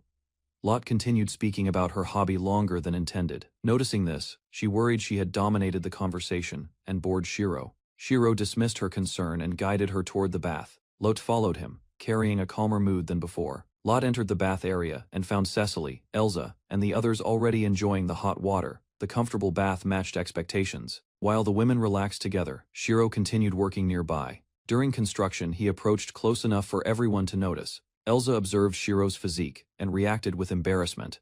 The unexpected situation drew attention, creating an awkward atmosphere around the bath. Realizing his position appeared inappropriate, Shiro apologized at once. He accepted responsibility and acknowledged that entering the area had crossed boundaries. To ease the tension, Shiro made a joking apology before leaving. The women watched him depart, leaving the bath peaceful again. While relaxing in the bath, Lotte remembered Shiro's interest in her hobby. The thought overwhelmed her emotions, causing her to lose consciousness. As Lotte floated in the water, Shiro became confused by the sudden incident. He struggled to understand what had caused it. The women rushed to help Lotte and demanded immediate action. Shiro jumped into the water despite soaking his clothes. After the emergency settled, Cecily and Elsa concluded Shiro had acted without improper intentions. Even so, embarrassment remained among everyone. When Lotte regained awareness, she explained that surprise had overwhelmed her. The others checked on her condition and discussed Shiro's situation. Although Lotte had recovered, thoughts of Shiro's appearance continued troubling her. Embarrassing memories resurfaced, leaving her flustered and unable to calm down. Later that evening, Lotte attended a strategy meeting with Cecily, Elsa, and the officers. Everyone discussed preparations for tomorrow's mission. While listening to the discussion, Lotte learned that Shiro had prepared food for the gathering. His support helped the meeting continue smoothly. The group reviewed information about the shrine and estimated the required supplies. Based on reports, preparations appeared manageable and straightforward. After considering the shrine's condition, the officers agreed to secure the surrounding area first. Lotte listened. As plans progressed, after reviewing available workers and magical resources, the group estimated that constructing a defensive moat would require approximately 2 days. Lotte approved the proposal and explained how the moat would help keep monsters away from the shrine during preparations. When the meeting ended, Shiro approached Lotte with coffee. He hoped their recent experiences had improved their relationship somewhat. Caught off guard by Shiro's kindness, Lotte became flustered again. She struggled to respond, despite believing some distance remained. Before departing, Lota's group received generous supplies from Shiro, including food and livestock. The gifts reduced concerns about provisions. Remembering Lota's fondness for sailing ships, Shiro decided to prepare a special gift. He hoped the gesture would express gratitude. The following morning, Lotte and the officers gathered for breakfast. Everyone appeared tired, though preparations for the upcoming operation continued. While observing the group, Shiro noticed the officers displayed very different personalities. Some behaved formally, while others seemed far more relaxed. As he watched the gathering, Shiro recalled the previous bath incident. The memory left him surprised by several discoveries about people. During breakfast, Shiro noticed Lotte enjoying the food with unusual enthusiasm. Watching her content expression, he felt pleased seeing her relax. Trying to be helpful, Shiro offered additional snacks from his supplies. Lotte rejected the suggestion, leaving him confused by her response.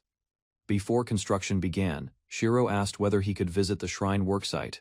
Curious about the project he wanted to observe, Lot could not understand his interest in construction work. Shiro explained that watching large projects develop was enjoyable and rewarding. As the officers departed for the shrine, Shiro waved them off. Lot remained puzzled by him, while their relationship continued improving. Before leaving for the shrine, Lotte agreed to let Shiro visit later. Encouraged by her answer, he promised to come after finishing work. Once everyone departed, Shiro organized the remaining staff and assigned daily responsibilities. He wanted every task completed without delays. After arranging the workload, Shiro focused on cooking. He prepared dessert for the evening and completed a special pudding. While working in the kitchen, Shiro considered ways to improve the recipe. He believed additional flavors could make it better. Thinking beyond the current meal, Shiro became interested in creating vanilla ice cream. He began planning how magic might help. After completing his morning tasks, Shiro relaxed in the bath and enjoyed the warm water. The lavender fragrance helped ease lingering fatigue. While soaking, Shiro reflected on his new life.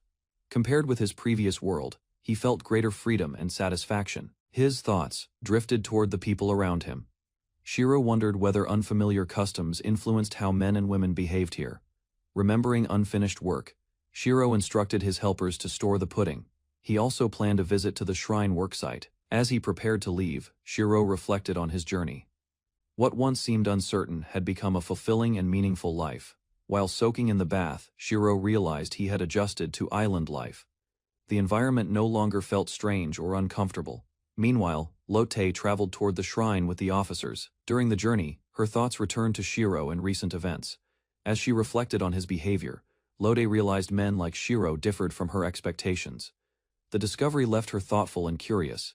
She remembered how Shiro worked without hesitation, helped others, and showed little concern for appearances during ordinary daily tasks. Comparing those memories with her own interests, Lotte wondered whether sharing her sailing ship hobby with Shiro would feel easier.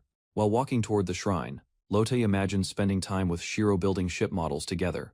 The pleasant fantasy grew more personal. Noticing Lotte's unusual expression, Elsa assumed she was eager for the upcoming dungeon expedition. Lotte failed to understand the comment. Elsa remarked that Lotte rarely smiled. Hearing that observation, Lotte realized her thoughts had become visible to others. Embarrassed by the situation, Lotte forced herself back into a serious mindset. She shifted her attention toward practical matters instead. Remembering she had left an important island map behind, Lotte informed the others. She explained that the document remained inside her room. After remembering the map, Lotte realized her bag also contained private novels. Alarmed, she rushed back before anyone discovered them. Meanwhile, Shiro enjoyed the bath and felt unusually cheerful. Relaxed and carefree, he remained unaware of Lotte's urgent concern. Leaving the bath in high spirits, Shiro thanked his helpers and headed toward his cave. The cool water left him refreshed. Still carried away by his good mood, Shiro wandered through the forest without clothes. He enjoyed the freedom without considering consequences. While hurrying back for her belongings, Lotte encountered Shiro. Both froze when they realized the awkward situation before them. The unexpected encounter shocked both of them.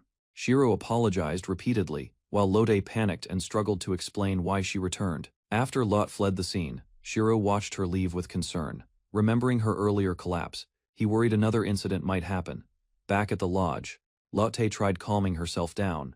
Unfortunately, the embarrassing memory remained vivid and refused to leave her thoughts. Meanwhile, Shiro returned indoors and changed clothes.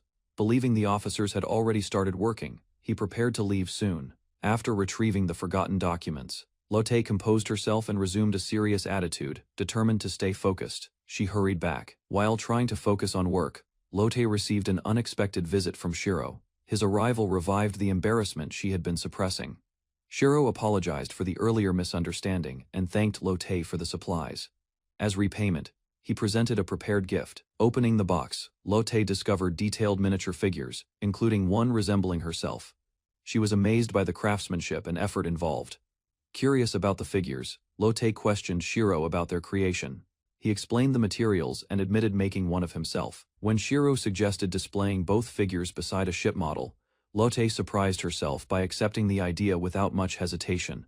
After recovering the documents, Lotte accepted Shiro's apology and allowed him to accompany her. Together, they traveled deeper toward the shrine. Because riding behind a man would attract attention from her subordinates, Lotte chose an unusual arrangement and sat in front. Pleased that the plan succeeded, Shiro celebrated their shared ride. Lotte remained quiet, though she did not object afterward. As the journey continued, both became aware of their closeness. Lotte found the situation unexpectedly comfortable, despite her initial hesitation. While observing Lotte from nearby, Shiro considered improving his miniature figures. He wanted future models to capture details more accurately. During the ride, Shiro asked whether placing Lotte's figure aboard a ship model would cause problems. The question caught her attention. Lotte explained that restrictions from her homeland did not apply here. Because of that difference, she accepted the idea. As they continued traveling, the shrine and surrounding ruins finally came into view. The large structure stood above the forest. Workers noticed their arrival and turned toward them briefly. Lotte encouraged everyone to continue working without interruption or concern. Observing the situation, Lotte explained that she had requested Shiro's presence at the site. The unusual pairing had not been planned. Upon arriving at the worksite, Shiro observed laborers using earth magic to excavate the moat. The scale of construction impressed him. Curious about the process, Shiro asked Lotte for permission to inspect the work. She allowed him to proceed carefully. Watching the workers shape soil with magic, Shiro admired their skill. Their enthusiasm increased after noticing his genuine interest. Encouraged by the attention, several workers demonstrated their abilities with greater determination. Shiro praised their efforts, raising morale across the site. As the moat expanded around the shrine, Lotte acknowledged the steady progress. She credited both the workers and Shiro's support. While observing the hardworking soldiers, Shiro decided they deserved encouragement. He began thinking about a simple reward everyone could enjoy. After reaching a decision, Shiro excused himself and hurried away from the worksite. Lotte watched him leave without understanding his purpose. Returning to the inn, Shiro instructed his helpers and began cooking. He carefully prepared ingredients for a large batch. Using his knowledge and available resources, Shiro created a sweet snack. The process required cooling, shaping, and cutting the mixture. Soon Shiro returned carrying baskets of salted candy. He distributed them to the workers as appreciation for their efforts. Lotte tasted Shiro's candy and noticed the refreshing citrus scent. The unusual flavor impressed her more than expected. After receiving the candy, Lotte thanked Shiro for his thoughtfulness. She then volunteered to help distribute portions among the soldiers. Together, they visited different groups around the worksite and handed out treats. The workers welcomed the unexpected reward. When Shiro reached another laborer, he explained that the candy could help restore energy. The exhausted worker accepted it, wanting to demonstrate how to eat it. Shiro offered direct instructions. His unexpected approach startled the worker and created an awkward moment. The workers reacted with surprise when Shiro fed candy to one laborer. Even so, he continued distributing treats cheerfully. Word spread across the worksite, and many workers gathered around Shiro. They eagerly waited for their chance to receive candy. After serving everyone nearby, Shiro noticed he still had plenty remaining. He considered offering another round to the workers. Elsa stepped in before he could continue. She warned that excessive attention toward Shiro might distract the workers from construction. When Shiro asked whether candy was uncommon, Elsa explained that the candy itself was ordinary. His personal gesture was what seemed remarkable. After learning that his kindness had interrupted the workers, Shiro apologized sincerely. He realized his actions had reduced productivity, despite good intentions. To solve the problem, Shiro promised additional candy after the moat was finished. The workers returned their focus to construction. Watching the renewed effort, Lotte approved of Shiro's solution. She listened as he offered her another piece of candy. Still embarrassed around Shiro, Lotte hesitated before accepting the candy. Her shy reaction amused him more than he expected. Before long, the moat surrounding the shrine was completed. Shiro admired the finished defenses while the workers celebrated their accomplishment. With the moat completed, Shiro thanked the workers and prepared to return home. Meanwhile, his helpers continued building defensive towers around the shrine. Before departing, Lode asked about the evening meal. Shiro described seabream, tempura, making her curious about the unfamiliar dish. As Shiro left the worksite, several officers watched him go. His departure prompted unexpected reactions among the women nearby. One officer praised Shiro's appearance and cooking skills. Lotte listened in silence, feeling uncomfortable, as the discussion continued. The conversation soon turned toward inviting Shiro on future trips. Growing increasingly embarrassed, Lotte struggled to hide her nervous reaction. As the officers continued discussing Shiro, they mentioned previous admirers who had failed to win his attention. Lotte listened with growing interest. After hearing those stories, Lotte felt relieved. Shiro appeared toward many people, yet he did not seem easily swayed. Watching the completed shrine defenses, Lotte imagined impossible future scenarios involving Shiro. The private fantasies embarrassed her, though she smiled. Meanwhile, Shiro traveled back through the forest and reflected on recent events. He felt connected to the Empire's people. His thoughts eventually turned toward Chris, someone important from his past. Shiro wondered how she was doing these days. Shiro served freshly fried seabream tempura to the officers, whose exhausted expressions vanished as excitement replaced hunger. The women praised the crisp coating and tender texture, declaring the seabream tempura among the finest meals they had tasted. While everyone enjoyed dinner, Shiro discussed seasonings and future recipes, already considering shrimp, squid, and other ingredients for new tempura variations later on. Observing the officers eat, Shiro felt satisfied and reflected that preparing good food brought people together more effectively. He planned additional dishes using dried bonito, hoping to create tempura sauce and broaden the camp's growing menu even further. After dinner, Lane informed Shiro about an upcoming strategy meeting concerned tomorrow's dangerous operation. At the gathering, the officers revealed their request that Shiro lend his stone golems during the planned assault on the dungeon. The proposal surprised Shiro because the golems normally handled support tasks, yet the officers believed they could strengthen the front line. Using Iwauk's enormous iron shield as an example, they explained that one golem possessed exceptional defensive abilities beyond ordinary human limits. The officers hoped to place Iwao at the vanguard, reducing casualties during the attack, though they acknowledged the possibility of losing valuable golems. When asked for his decision, Shiro agreed to lend the golems, reasoning that unlike human lives, damaged constructs could eventually be rebuilt. Lane accepted his answer and solemnly promised that every possible measure would be taken to protect both the golems and soldiers. The officers offered substantial compensation, including cash, magic stones, and frozen beef, leaving Shiro stunned by their generosity. Although embarrassed, Shiro admitted the rewards appealed to him because he constantly worried about food supplies and cooking ingredients. His thoughts immediately shifted toward preparing a massive beef bowl, imagining a hearty meal, large enough to satisfy everyone completely. Shiro accepted the payment and focused on the promised beef, while distant impacts signaled that preparations around the shrine had finished. The defensive formation assembled, featuring shield-bearing stone golems, elevated watchtowers, elite mages, and numerous soldiers guarding the completed moat. Once every unit reached position, Lane launched the dungeon raid, and the shrine entrance opened with a brilliant flash. 2 scouts entered first through the massive doorway, while the remaining force waited outside and watched for any immediate danger.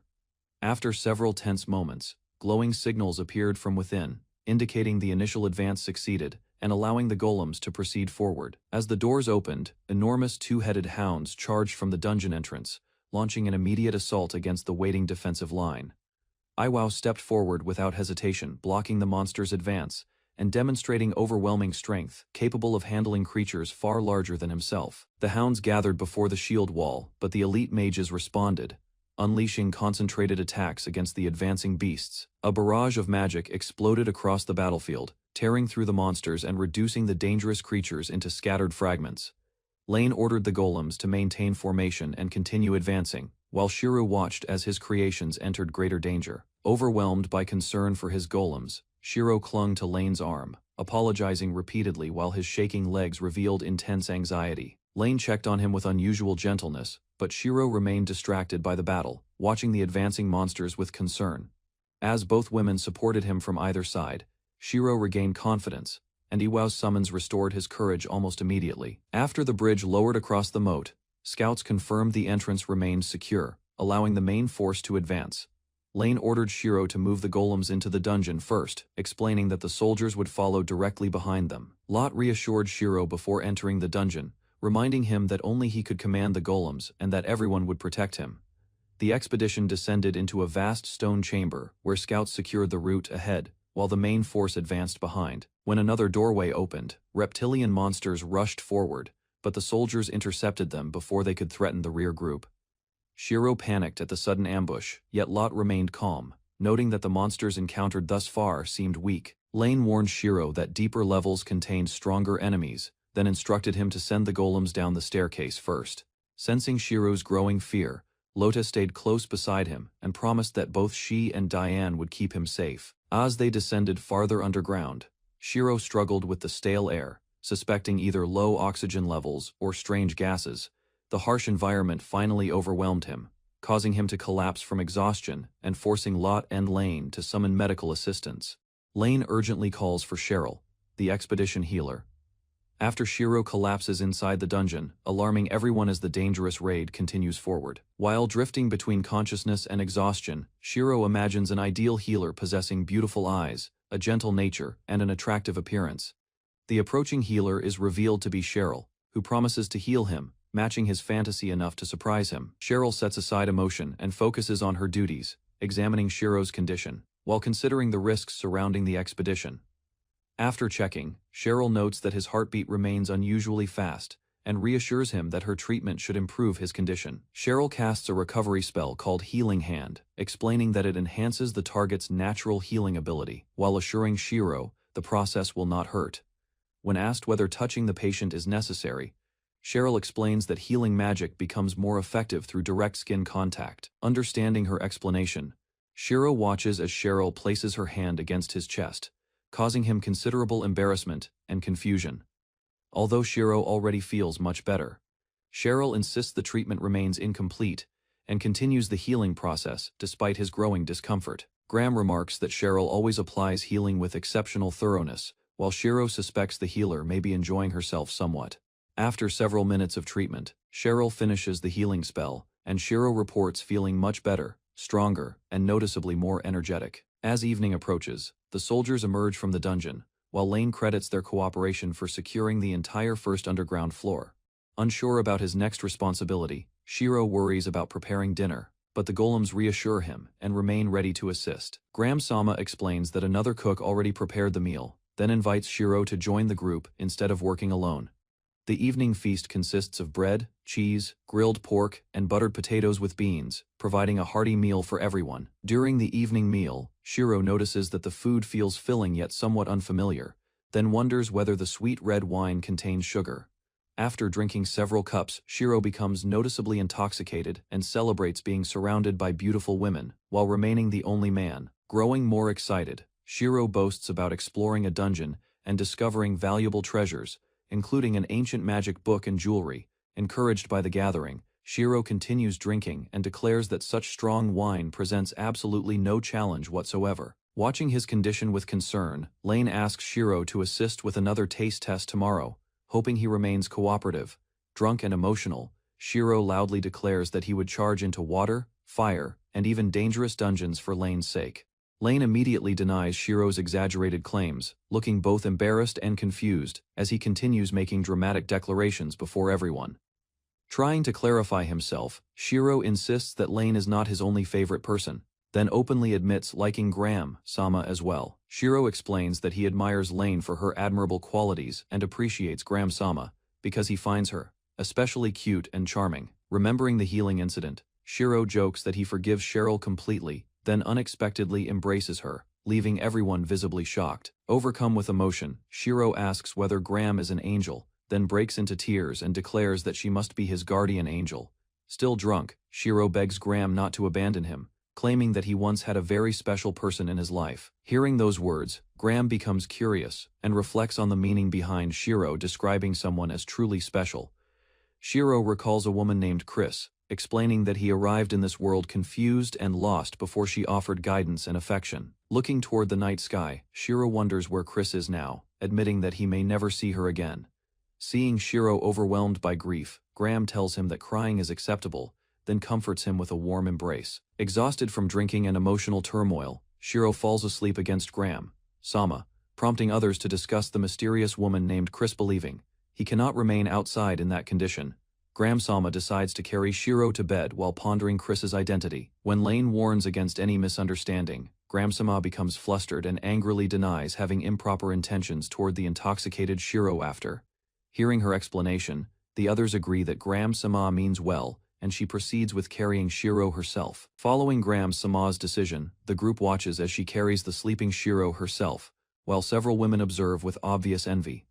The women accompany Graham-sama into Shiro's room, where they notice his large bed and begin making playful observations. Examining the room, several companions comment on Shiro's scent and surroundings, while others appear tempted by the comfort of his bed. After placing Shiro onto the bed, Graham-sama reassures him gently, though his drunken confusion makes the situation somewhat awkward. Still half asleep, Shiro unexpectedly embraces Graham-sama and kisses her cheek, leaving her completely stunned and unable to react. The stunned women watch in silence as Graham-sama struggles to process the kiss, while Shiro simply wishes everyone good night. After confirming Shiro remains asleep, the group decides to leave his room, though several members still seem overwhelmed.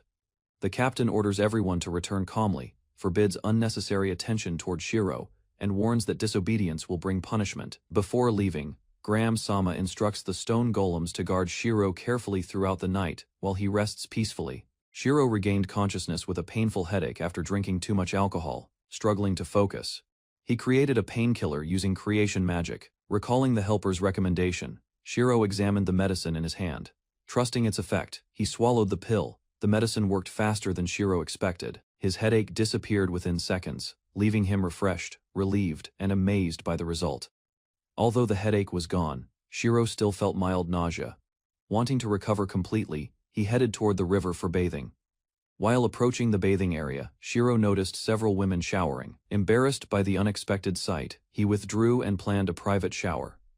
The next morning, Shiro greeted Belle beside the river. Remembering the previous incident, Belle became flustered and avoided meeting his gaze.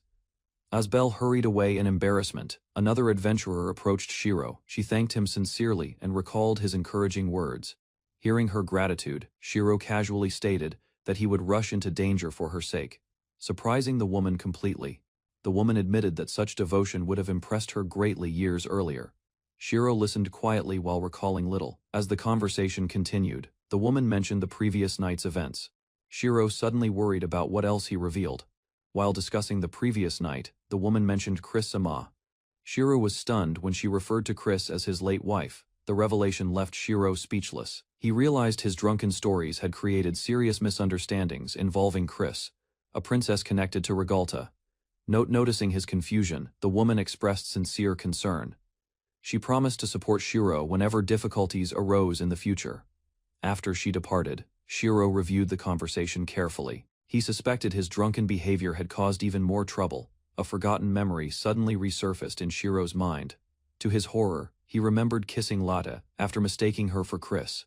After remembering the incident, Shiro collapsed in shock and regret. Determined to correct the misunderstanding, he resolved to apologize properly. While reflecting on recent events, Shiro realized several women showed unusual interest toward him. His mistaken reputation continued spreading rapidly. Accepting responsibility for the confusion, Shiro decided not to deny anything immediately. Instead, he focused on supporting the Iwo expedition. When Graham approached him later, Shiro avoided personal topics and redirected the discussion toward work, hoping to reduce awkwardness. Returning to business matters, Shiro proposed adding Wonder Number 1 to the upcoming battle, believing the creature could provide support. After discussing the expedition plans, Shiro explained that Wonder Number 1 lacked combat experience. He wanted to evaluate its abilities during battle. Graham accepted the proposal with caution. She instructed Wonder Number 1 to withdraw immediately whenever a dangerous situation appeared. Before entering the dungeon, Shiro assigned Wonder Number 2 as his guard. He encouraged Number 1 and thanked it sincerely. The expedition advanced deeper into the underground structure. After securing the first area, the group prepared to investigate unexplored sections. While traveling through the dungeon corridors, the party reviewed previous encounters. Graham noticed Shiro seemed distracted and checked on him. While exploring the dungeon, Shiro admitted that combat frightened him despite possessing creation magic. Graham understood and respected his honesty. A messenger arrived with an important report from another unit. After reviewing the situation, Graham requested immediate communication support. Using creation magic, Shiro created a bird-shaped wooden golem. The small construct carried documents and departed toward the reserve force. As the investigation continued, Shiro noticed the operation required considerable time. Graham explained that safety remained the highest priority. Graham spoke about Lodi's leadership style during the expedition. Although strict in appearance, Lodi genuinely cared about her subordinates' well-being. After receiving confirmation from the scouts, Shiro learned the investigation force was prepared. High morale spread throughout the unit before advancing. Graham quietly approached Shiro before the operation began. Sensing her concern beneath a formal attitude, he focused on work. The expedition reached a sealed chamber deep within the dungeon. Soldiers raised their shields and prepared for an expected attack. When the door opened, the room appeared empty at first. Moments later, the group discovered a massive cockatrice waiting behind. Recognizing that only one monster was present, Graham decided the conditions were ideal. She ordered Wonder to enter combat. Following Graham's order, Wonder number 1 charged toward the cockatrice. The golem confronted the monster directly without showing hesitation. The cockatrice responded with a fierce attack, but Wonder endured the pressure. Shiro watched anxiously and encouraged his construct. As the battle continued, both combatants displayed impressive agility. Neither side gained a clear advantage during the intense exchange. The prolonged duel gradually shifted in Wonder's favor. The cockatrice's movements slowed, allowing the golem to land stronger attacks. After a hard-fought battle, Wonder defeated the cockatrice successfully. Graham concluded that its combat ability matched several ordinary soldiers. After evaluating Wonder's performance, Graham explained that officers possessed far greater strength than ordinary soldiers. Shiro listened and compared their abilities. Realizing only 2 active Wonders remained available, Shiro understood his defenses were insufficient. He decided to improve golem production quickly. Reviewing his creation magic status, Shiro calculated the requirements carefully.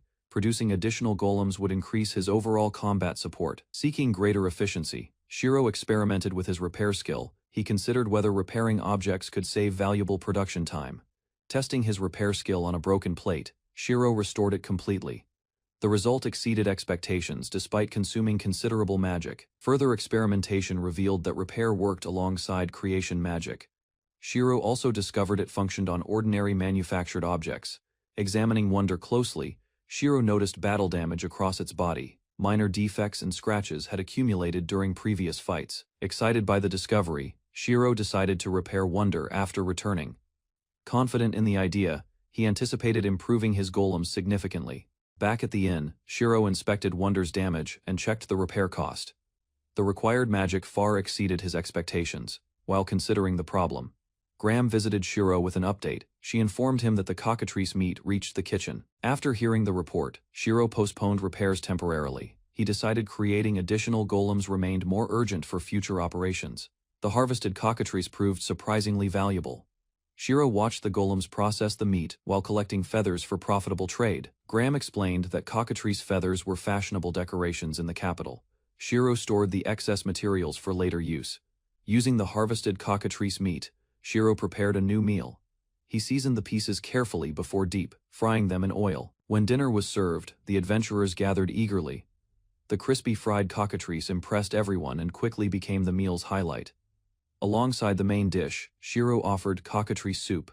The rich broth delivered a deeper flavor than ordinary chicken soup. After tasting the soup, Shiro began considering new recipes. Inspired by the broth, he imagined creating cockatrice ramen. While Shiro refined his ideas enthusiastically, Graham noticed his unusual smile. His attention remained fixed on developing future dishes. While discussing recipes after dinner, Shiro became excited about a new dish idea. Graham listened before bringing up work. Graham shifted the conversation toward the next day's investigation. Her serious expression immediately reminded Shiro of the ongoing expedition. Concerned about Shiro's involvement, Graham requested relief from her role supervising him. The suggestion surprised both Shiro and Diane. During the discussion, Shiro reported that Wonder's condition had worsened. Continuous activity inside the dungeon had reduced its performance. Diane opposed placing additional burdens on Shiro.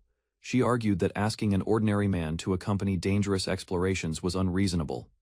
After hearing the group's concerns, Shiro apologized sincerely for his limitations. He admitted that fighting alongside the expedition remained difficult.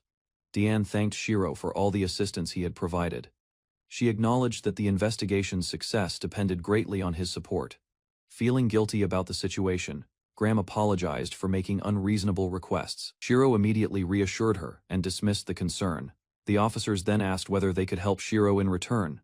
Their gratitude reflected the trust built during cooperation.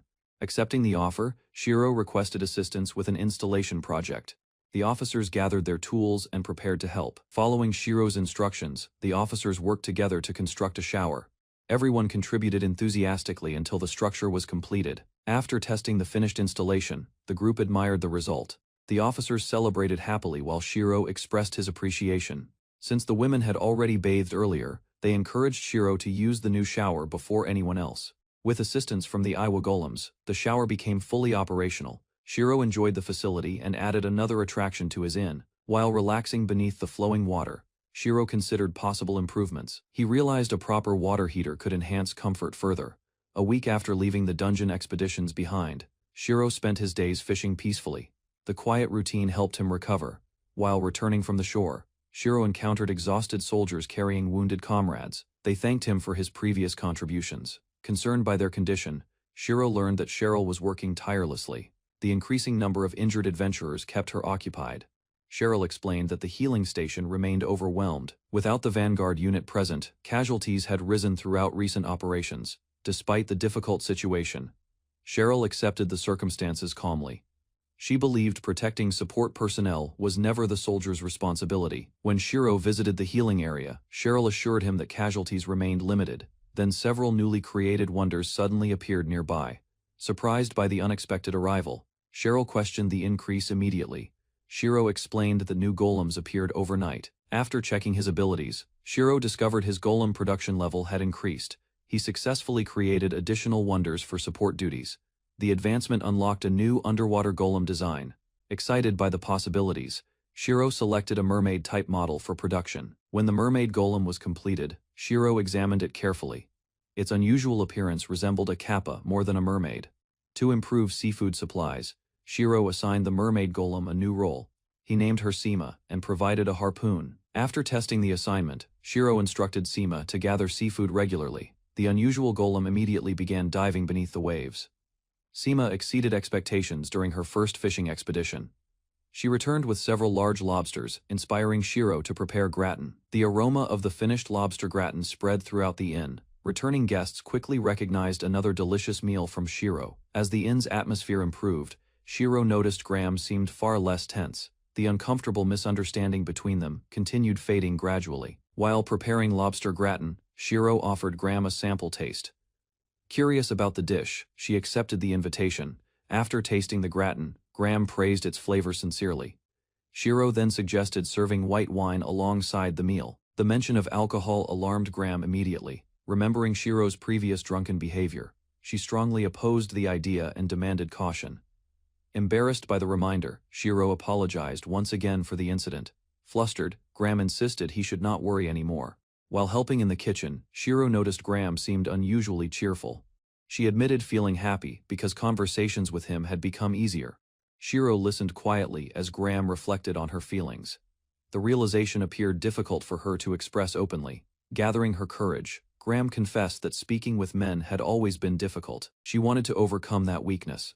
After hearing Shiro's question, Graham finally expressed herself, honestly.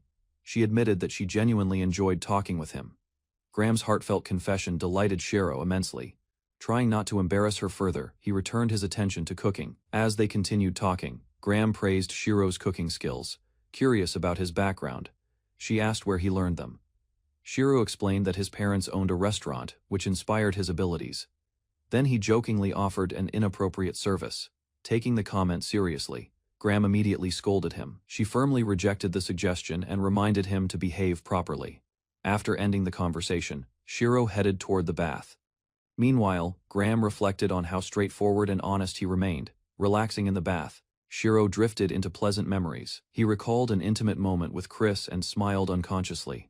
While bathing, Shiro's imagination drifted toward memories of Chris. The fantasy became increasingly embarrassing as his thoughts wandered further. After leaving the bath, Shiro reflected on recent events carefully. He compared Graham's kindness with Chris's bold and energetic personality. Considering Graham more seriously, Shiro wondered why he felt comfortable around her. The thought briefly led him toward romantic possibilities. Almost immediately, Shiro rejected the idea as unrealistic. He convinced himself that someone as serious as Graham lacked romantic interest.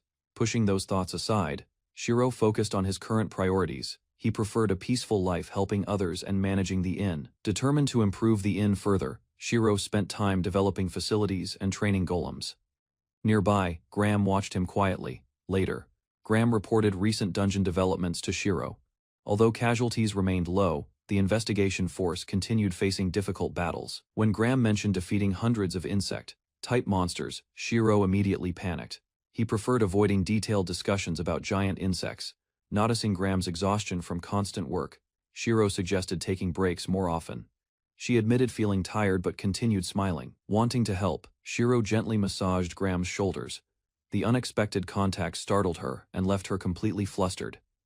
As the massage continued, Graham gradually relaxed under Shiro's care.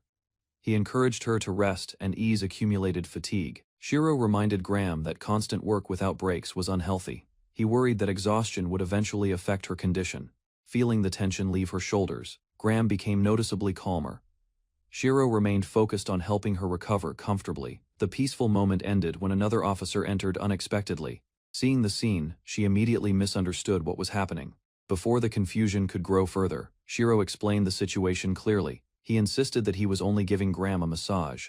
After the misunderstanding was cleared, Lane accepted Shiro's explanation calmly. He even promised to give her a massage later. Before leaving, Lane revealed the real reason for her visit. She had brought freshly obtained red boar meat. Excited by the ingredient, Shiro immediately began imagining recipes. The rare dungeon monster provided many possibilities for future meals. While storing the meat, Shiro reflected on the expedition's success. He appreciated that edible monsters created valuable food resources. Unable to contain his enthusiasm, Shiro started planning several red boar dishes. Graham realized another cooking experiment was about to begin. Excited by the new ingredients, Shiro proposed preparing an elaborate feast. His enthusiasm surprised everyone and quickly overwhelmed the discussion. Diane immediately reminded Shiro that his proposal resembled medical treatment rather than ordinary hospitality. The explanation left him speechless. Realizing the misunderstanding, Shiro abandoned the strange idea at once. Instead, he focused on creating another useful golem model. That evening, Shiro looked forward to the coming day with unusual excitement. Even simple routines felt enjoyable when surrounded by friends. As rain fell across the island, Shiro reviewed his growing workforce. With numerous golems available, farming and daily tasks became easier.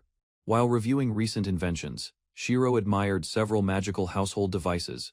Even after many successes, he still wanted to create more. Because electricity did not exist in this world, magical appliances became practical necessities. Shiro remained fascinated by their possibilities. After finishing his latest project, Shiro began considering future inventions. Then he noticed someone returning from the dungeon expedition. Arriving back at the inn, Graham recalled the shoulder massage from earlier. The memory left a surprisingly strong impression on her. Seeking relief from accumulated fatigue, Graham accepted another treatment session. Shiro worked carefully to loosen the tension throughout her body. After finishing Graham's session, Shiro suggested taking a short break. Lane arrived next while Graham struggled to hide her reaction. Wondering about Diane's unusual silence, Graham looked around the room. They discovered Diane had fallen asleep during her massage. Seeing the result, Lane became impressed by Shiro's technique. She admitted that the massage felt far better than expected. That evening, Shiro served mango pudding made using red boar gelatin.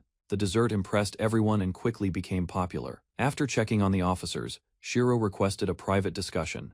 Graham and Lane followed him away from the dining area. Graham thanked Shiro for the massage, admitting she awakened feeling refreshed. Diane confessed she had fallen asleep without realizing it. Embarrassed by their reactions, Shiro requested that the matter remain confidential. He then revealed plans for an even more special treatment. Shiro completed a new massage oil using creation magic and presented to Cecily. She inspected the unfamiliar item with curiosity and caution. Seeing her tired condition, Shiro suggested using the oil for a massage. Cecily listened and tried understanding its purpose. As Shiro described applying the oil, Cecily pictured the treatment process. The detailed explanation caused her imagination to wander. Cecily struggled to remain composed while considering the massage. Her growing embarrassment showed through restless movements. leaving her unable to focus. Noticing her reaction, Shiro explained that the oil served as a medicinal product. Its fragrance eased fatigue, reduced stress, and promoted relaxation. After confirming the oil's effectiveness, Cecily accepted Shiro's proposal. He invited her to his room after dinner, where the treatment would begin. Shiro watched Cecily leave and thought about the upcoming session. He hoped the massage would ease her exhaustion and deepen trust. While preparing everything, Shiro imagined the evening's outcome. He wondered whether the treatment might create a closer bond between them. Shiro recalled Rosie's sacrifice and silently expressed gratitude. Remembering her support strengthened his resolve to help others whenever possible. Meanwhile, Cecily waited near her room and considered the proper time to visit. She wanted punctuality without appearing overly eager. As the appointment approached, Cecily sat alone and wondered what kind of massage awaited her. Despite Shiro's explanation, nervous anticipation continued growing. The thought of massage oil made her panic. Cecily imagined arriving unprepared, then hurriedly searched through her belongings for suitable clothing. While sorting her possessions, Cecily considered several possibilities. She felt less concerned about modesty and more worried about making mistakes. After emptying a storage box, Cecily compared several undergarments. She examined each option carefully and questioned which appearance seemed most appealing. Cecily rejected the older choices and selected the cleanest pair available, believing it offered the best impression. She prepared herself. Before leaving, Cecily examined herself in the mirror and accepted her appearance. With no further preparations possible, she gathered her resolve. Although doubts remained about her figure, Cecily remembered Shiro's kindness. That reassurance eased some anxiety and encouraged her to continue. When Cecily arrived, Diane confirmed that everything was ready. Feeling somewhat underprepared, Cecily followed her toward Shiro's room anyway. Shiro welcomed the guests into a neatly arranged room. The prepared bed and calm atmosphere showed his serious approach. As the treatment began, Diane changed into suitable loungewear. First, Cecily watched and prepared herself for the upcoming massage. Diane stepped forward first and revealed her choice of attire without hesitation. Cecily stared in surprise and questioned whether she had prepared enough. Shiro invited everyone to relax and set aside unnecessary worries. He encouraged them to treat the session as a chance to recover. When asked to lie down, Cecily approached the bed with visible tension. Her stiff posture revealed how nervous she remained, trying to follow instructions. Cecily settled onto the bed. In her confusion, she positioned herself than Shiro had expected. Shiro noticed the misunderstanding and hesitated, wanting to avoid embarrassing Cecily. He decided to remain calm and continue. Shiro began the treatment by working on Cecily's shoulders. As his hands eased the tension, he checked whether any discomfort remained. The pressure brought immediate relief, and Cecily admitted the massage felt pleasant. Her nervousness weakened as she focused on relaxation. While continuing the treatment, Shiro reminded himself that local customs differed greatly. He tried maintaining focus despite the unusual situation. As the session progressed, both Diane and Cecily appeared more comfortable.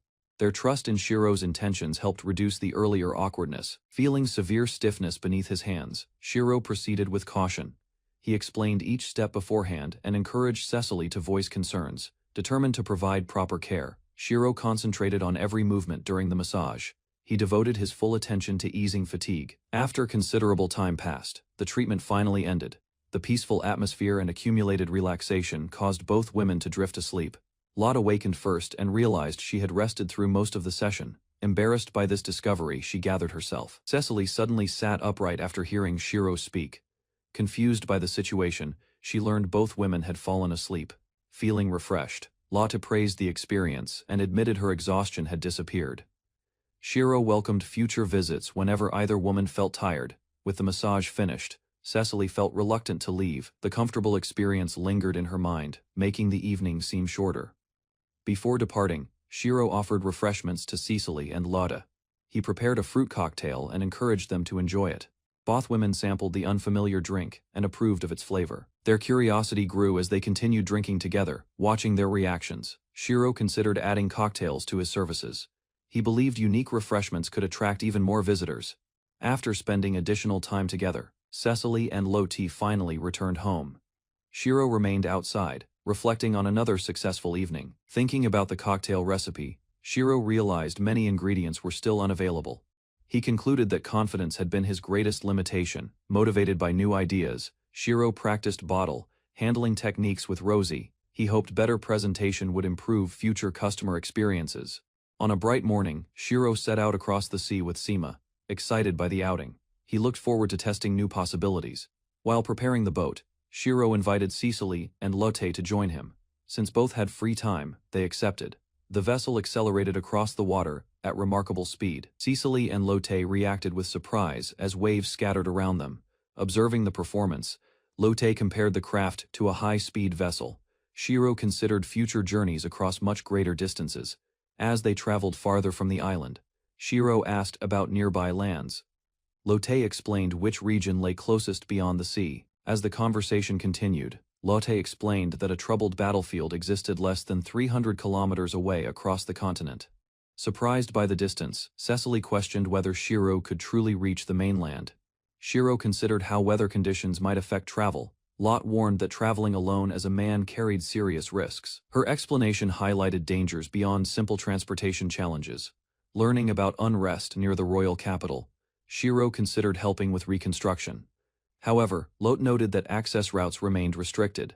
Lot reminded Shiro that his status attracted attention throughout the empire. His connection to the island carried considerable political importance. Lot surprised Shiro by suggesting he accept an official leadership position. The proposal would grant authority and formal recognition. Although the offer included annual compensation, Shiro remained uncertain. He suspected the responsibilities might outweigh the benefits, despite guaranteed support. Their discussion ended when the boat reached a special fishing area. Curious about the location, Shiro asked its purpose. Lot explained that valuable seafood could be gathered there and encouraged participation. After some hesitation, Cecily agreed to try. While preparing for the activity, Lotte revealed her personal motivation. She wanted her companions to enjoy the island and create memorable experiences together. After entering the water, Cecily admired the scenery beneath the surface. Her innocent comment surprised Lotte, who immediately became flustered. Shiro remained focused on the fishing activity and adjusted his clothing for swimming. His practical approach left the others speechless. Realizing Shiro intended to fish without concern for appearances, Lotte guided Cecily into the water and followed after her. Bubbles surrounded the group as they descended toward the seabed. Cecily adapted and began exploring the underwater environment. The excursion proved successful as valuable seafood appeared nearby. Lot gathered lobsters while Cecily discovered an abalone among the rocks. After collecting large amounts of seafood, the group returned toward shore. From the boat, Shiro noticed an unusual gathering along the beach. Drawing closer, they discovered many visitors enjoying the sunshine. Shiro felt the scene wasted potential, despite its impressive appearance. Inspired by the crowd, Shiro rushed back to his cave workshop.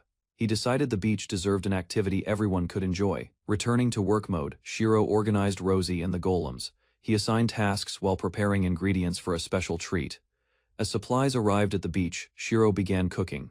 Fruit was prepared, syrup simmered, and plans advanced. As Shiro started building a beach attraction, nearby visitors noticed his efforts. Without hesitation, several women volunteered to help. Working together, the group assembled a pavilion beside the shore. Their cooperation allowed Shiro's project to progress much faster. Using creation magic and simple tools, Shiro produced large blocks of ice. The golems then shaved them into fine flakes. After adding syrup, fruit, and sweet milk, Shiro unveiled a refreshing dessert. The crowd gathered immediately around the unfamiliar treat. The shaved ice became an instant success across the beach. Excited visitors rushed forward, forcing organizers to manage the growing crowd. The shaved ice stand attracted enormous attention throughout the beach. Long lines formed, and curious visitors gathered from every direction. As customers enjoyed the dessert, news of Shiro's activity spread. Even nearby soldiers became interested in the growing attraction. Watching the cheerful crowd, Lot felt pleased with the atmosphere.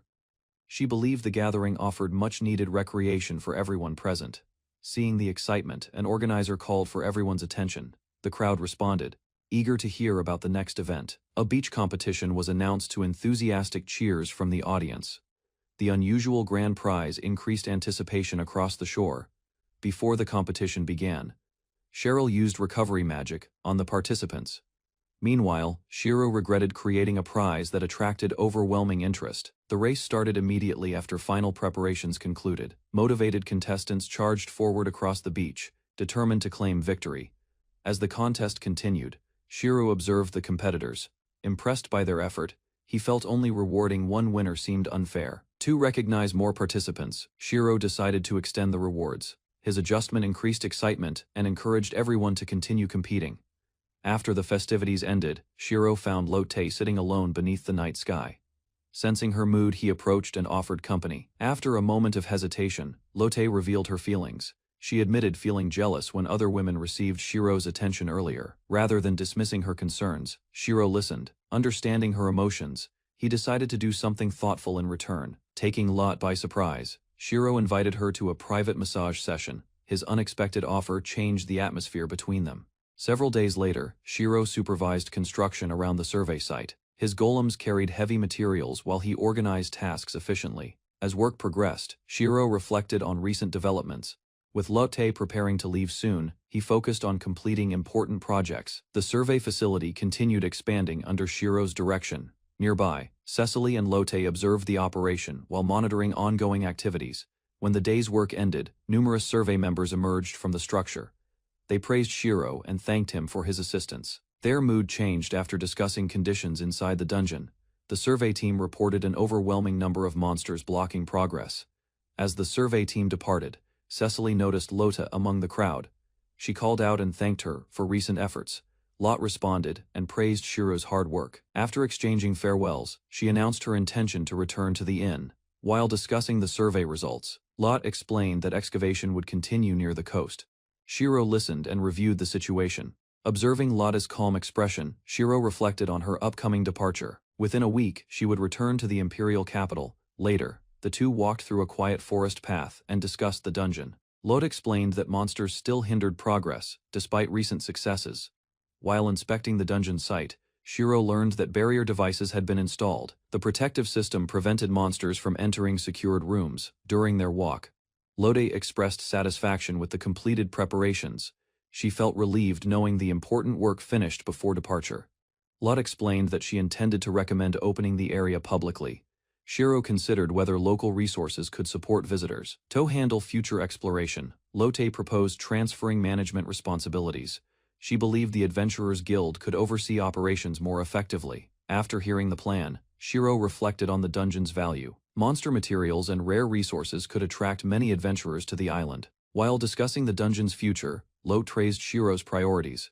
She admired how he valued magical resources above immediate treasure. Embarrassed by the compliment, Shiro downplayed his abilities. He explained that his knowledge seemed ordinary compared with standards from his homeland. Lotte clarified that her praise was sincere. Shiro then reflected on how upbringing and social environments shape different perspectives. The conversation shifted toward cultural differences between worlds. Lotte explained that Shiro often viewed situations through values uncommon in their society. Trying to dismiss the admiration, Shiro joked about his own flaws. His unexpected self-assessment caught Lotte completely off guard. After hearing Shiro's self-criticism, Lotte became flustered and confused. She admitted that she already sensed he viewed relationships differently. Deciding honesty was best, Shiro revealed the secret he had hidden. He explained that he came from another world. The unexpected confession left Lotte speechless for several moments. Even though the story sounded impossible, she listened without interrupting him. Shiro continued explaining the differences between his homeland and theirs.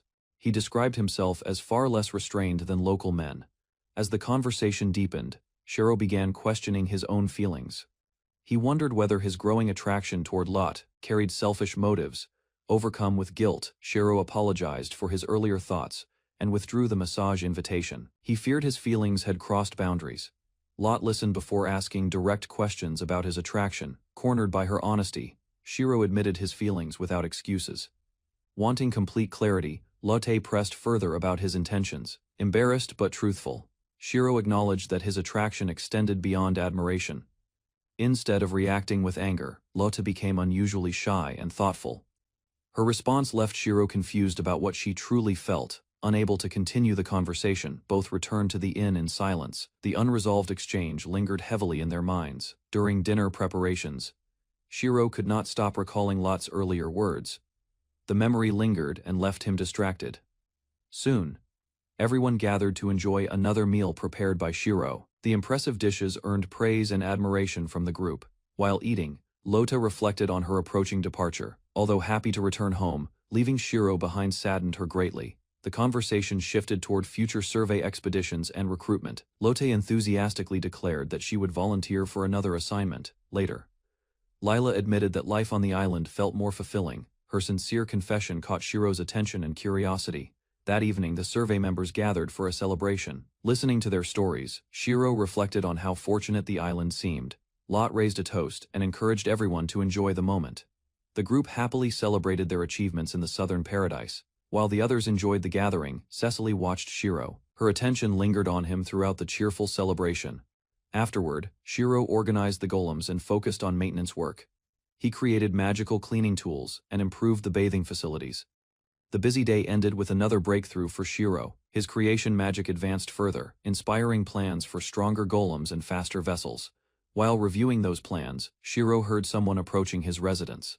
A familiar voice called his name from outside. Opening the door, Shiro found Cecily standing there in nightwear. Her nervous expression suggested she had come for an important reason. Late at night, Lou found Shiro outside the bathhouse, unable to sleep after hearing noises. She waited alone, hoping he would come out. Beneath the island's star-filled sky, Lou approached Shiro and explained that she wanted to spend time with him and discuss something important. Shiro gazed upward and spoke about the countless stars. Lou listened with interest while learning about his homeland. Shiro wondered whether Earth and this world shared a connection. Lou accepted his origin and felt his existence seemed believable. Hearing Lou's honest thoughts, Shiro felt relieved and grateful. Their conversation deepened their trust, bringing them closer during the quiet night. While walking, Lou admitted she had never spoken with a man before. Gathering courage, she asked Shiro about her appearance.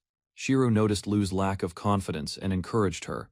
He explained that short women were considered attractive and often received attention. Hearing his explanation, Lou felt relieved about her height.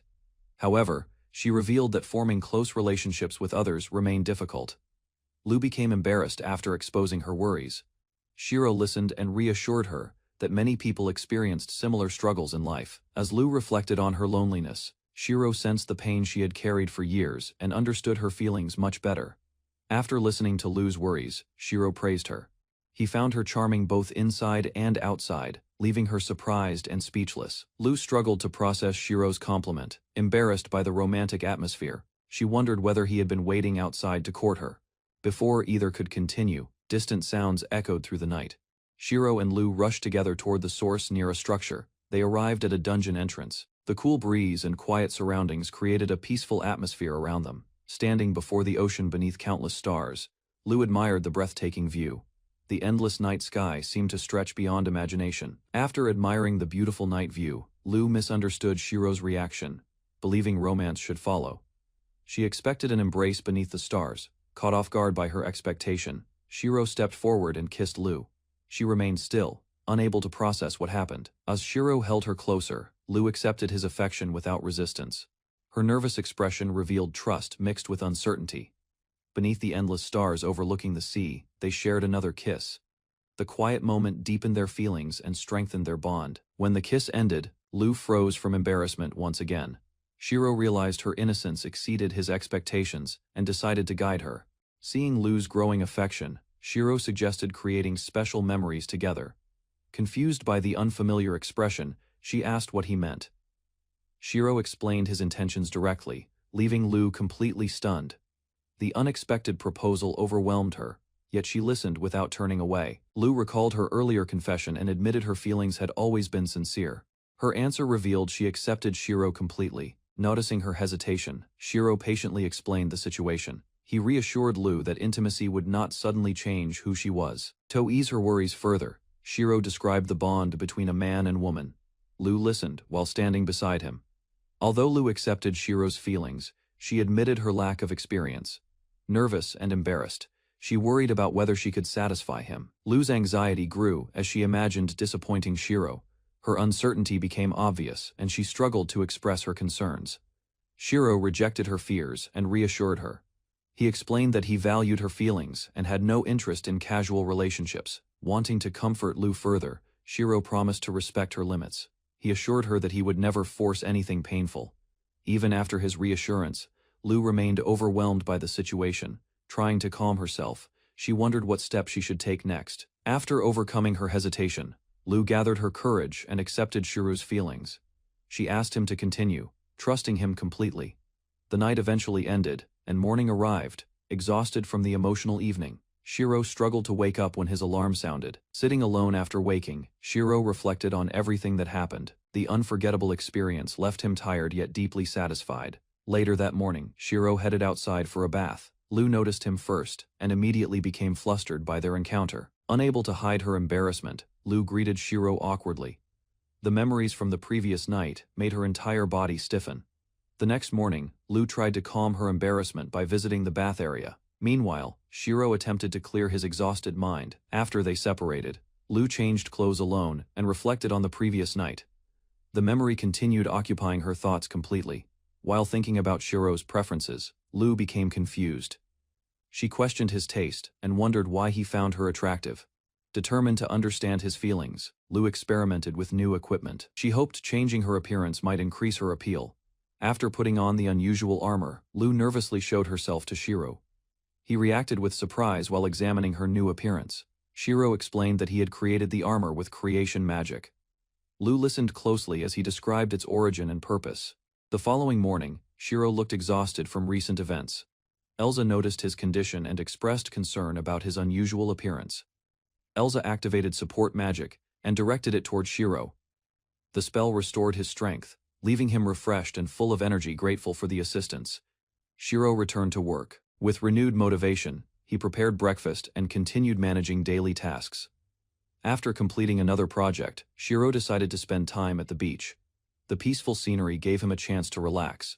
While enjoying the coastline, Shiro noticed the weather growing hotter. He began considering new inventions to make life more comfortable. At the beach, Shiro trained the 3 golems to handle a small boat. Their progress impressed him as they practiced together. While watching the training, Shiro considered improving transportation routes. He planned to explore a faster path through the dungeon cave. Using the boat, Shiro reached the cave entrance and climbed the staircase.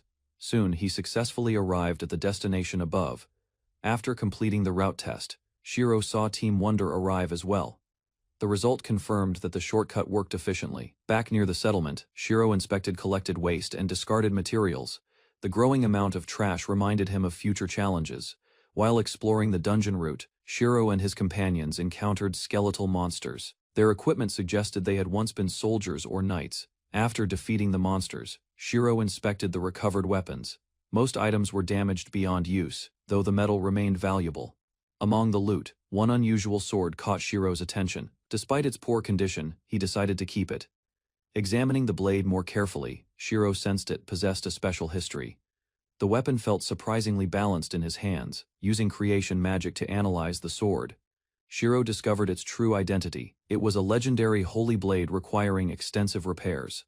After identifying the sword as a sacred relic, Shiro examined its details carefully.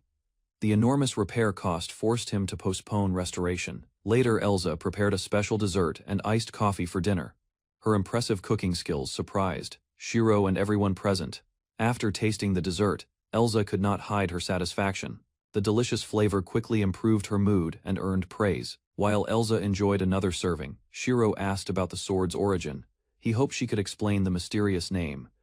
Elsa revealed that Exocius was a guardian angel revered by holy knights. The explanation confirmed the sword's legendary significance. Elsa explained that Exocius possessed immense holy power. Many powerful light spells relied on its strength and could destroy countless enemies. Intrigued by the story, Shiro asked whether Exocius was commonly depicted carrying a sword. He hoped to confirm his suspicion. Elsa described religious paintings showing Exocius holding a radiant blade. The details closely matched Shiro's discovery, strengthening the connection. Realizing the possibility, Shiro considered the sword's true value. Restoring such a legendary weapon could become an extraordinary achievement. Before they could continue discussing the matter, several women approached Shiro. Their sudden attention left him confused and uncomfortable. As more people gathered around Shiro, he looked for a private moment with Elsa. She suggested discussing another matter instead. Shiro abandoned his original excuse and brought up the reward discussion.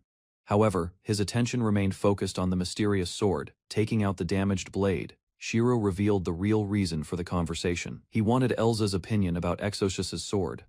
Elsa stared at Shiro with disbelief as he presented the legendary weapon. The situation felt absurd enough to leave her speechless. After recovering from her surprise, Elsa reminded Shiro about their previous conversation. She believed the sword's identity had already been proven. Shiro revealed that creation magic could restore the legendary sword.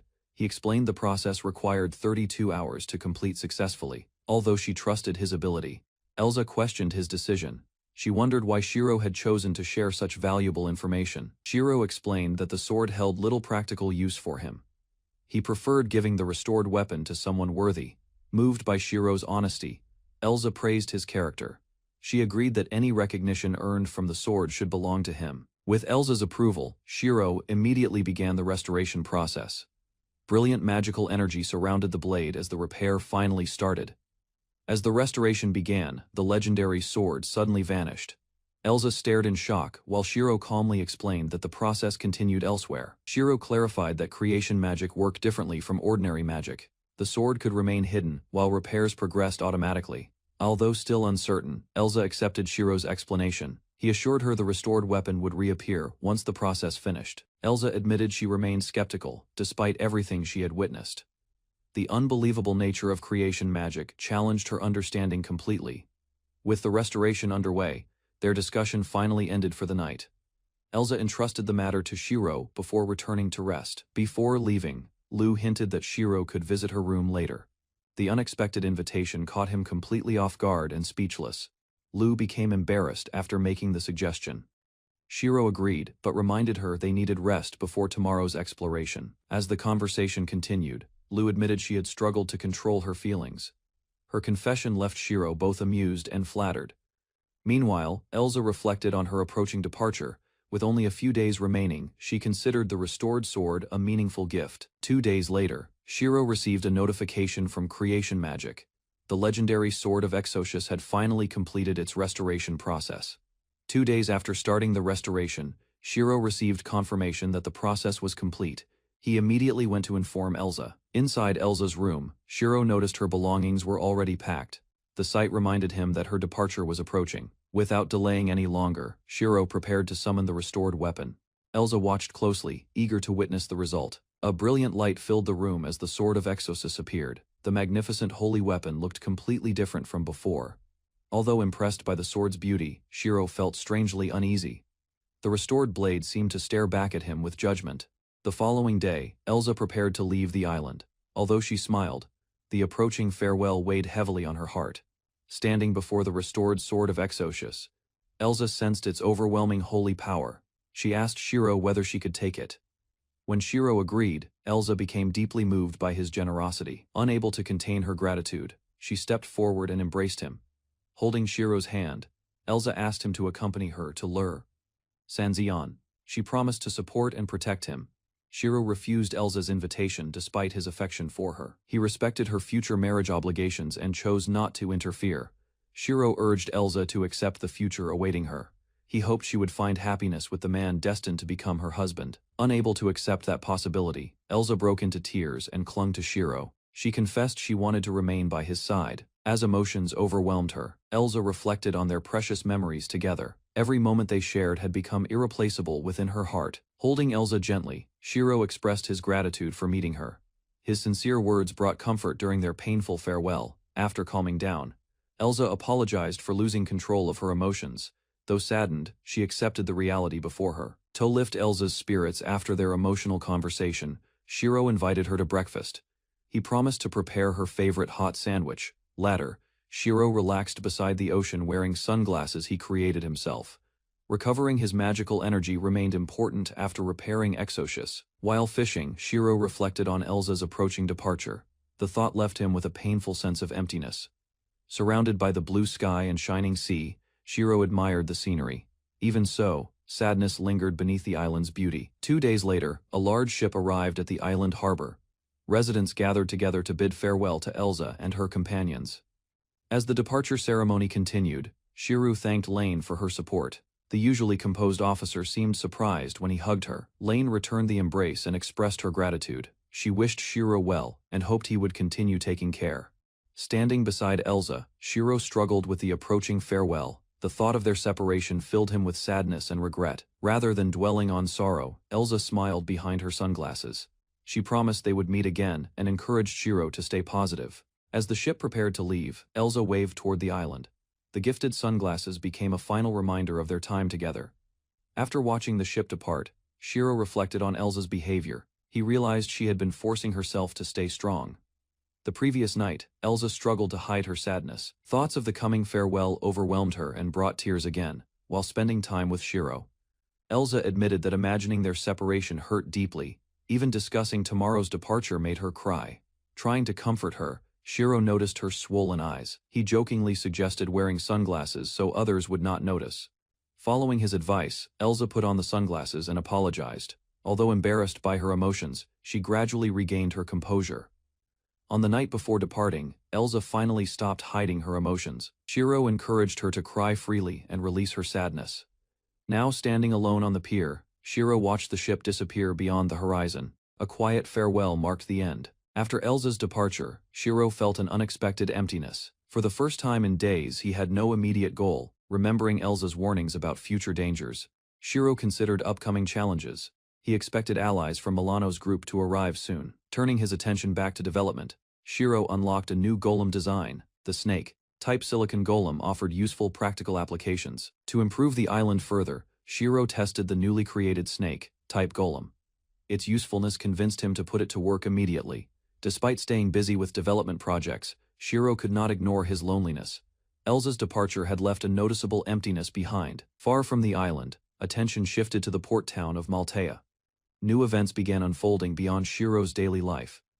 A cloaked woman wandered through the town's narrow streets alone. Thoughts of abandoning her previous life continued troubling her deeply. Removing her hood, Lotte revealed herself at last. Remembering Shiro, she appeared determined to pursue a path connected to him. Although grateful for reaching the city, Lotte admitted she had been happiest during the days spent beside Shiro. Pushing aside her emotions, Lotte focused on unfinished business. She remained determined to settle her conflict with Janice once and for all. Meanwhile, Janice hurried through the town carrying supplies. Unaware of Lotte's presence nearby, she worried about returning home. Lotte arrived in Maltea, wearing a hooded cloak that concealed her appearance. While she prepared herself to continue pursuing vengeance against enemies, perched above the streets, Lotte surveyed the town from a rooftop and directed her familiar to gather information about suspicious activity. A pirate associate spotted the people they had been searching for, confirming that members of the crew remained active nearby. While remaining hidden, Lot overheard pirates discussing their situation, learning they believed their pursuer had died and posed no threat. After recognizing Butin among the pirates, Lotte recalled Janice's suffering and resolved that he would become her next target. Lot secretly followed 2 pirate crew members toward the warehouse district, suspecting they were heading somewhere important for private business. After cornering one pirate woman, Lotte ordered her to remove her boot. Catching the confused woman completely off guard, Lot forced the frightened pirate to lick and clean the dirty sole, treating her with humiliation instead of violence. The pirate hesitated and struggled to obey, while Lotte watched from beneath her hood and questioned her resistance. Unable to endure the degrading demand, the terrified pirate begged for mercy. But Lotte rejected her plea immediately. Watching the humiliation continue, Lotte grew disgusted with the scene and decided the pirate had already suffered enough punishment. Lot considered dragging the pirate man away for interrogation, but realized the pirate woman would probably follow and interfere. After reaching a decision, Lotte abandoned her original plan and leaped away across the rooftops without revealing herself. Believing the danger had passed, the pirate resumed enjoying himself while the exhausted woman endured the degrading treatment. Moments later, a shadowy creature seized the pirate from behind, shocking everyone and ending his sense of security. The shadow creature captured the pirate leader while he demanded answers and struggled to understand who had targeted him. Ignoring the pirate, the creature instructed the frightened woman to leave immediately, allowing her to escape the scene safely.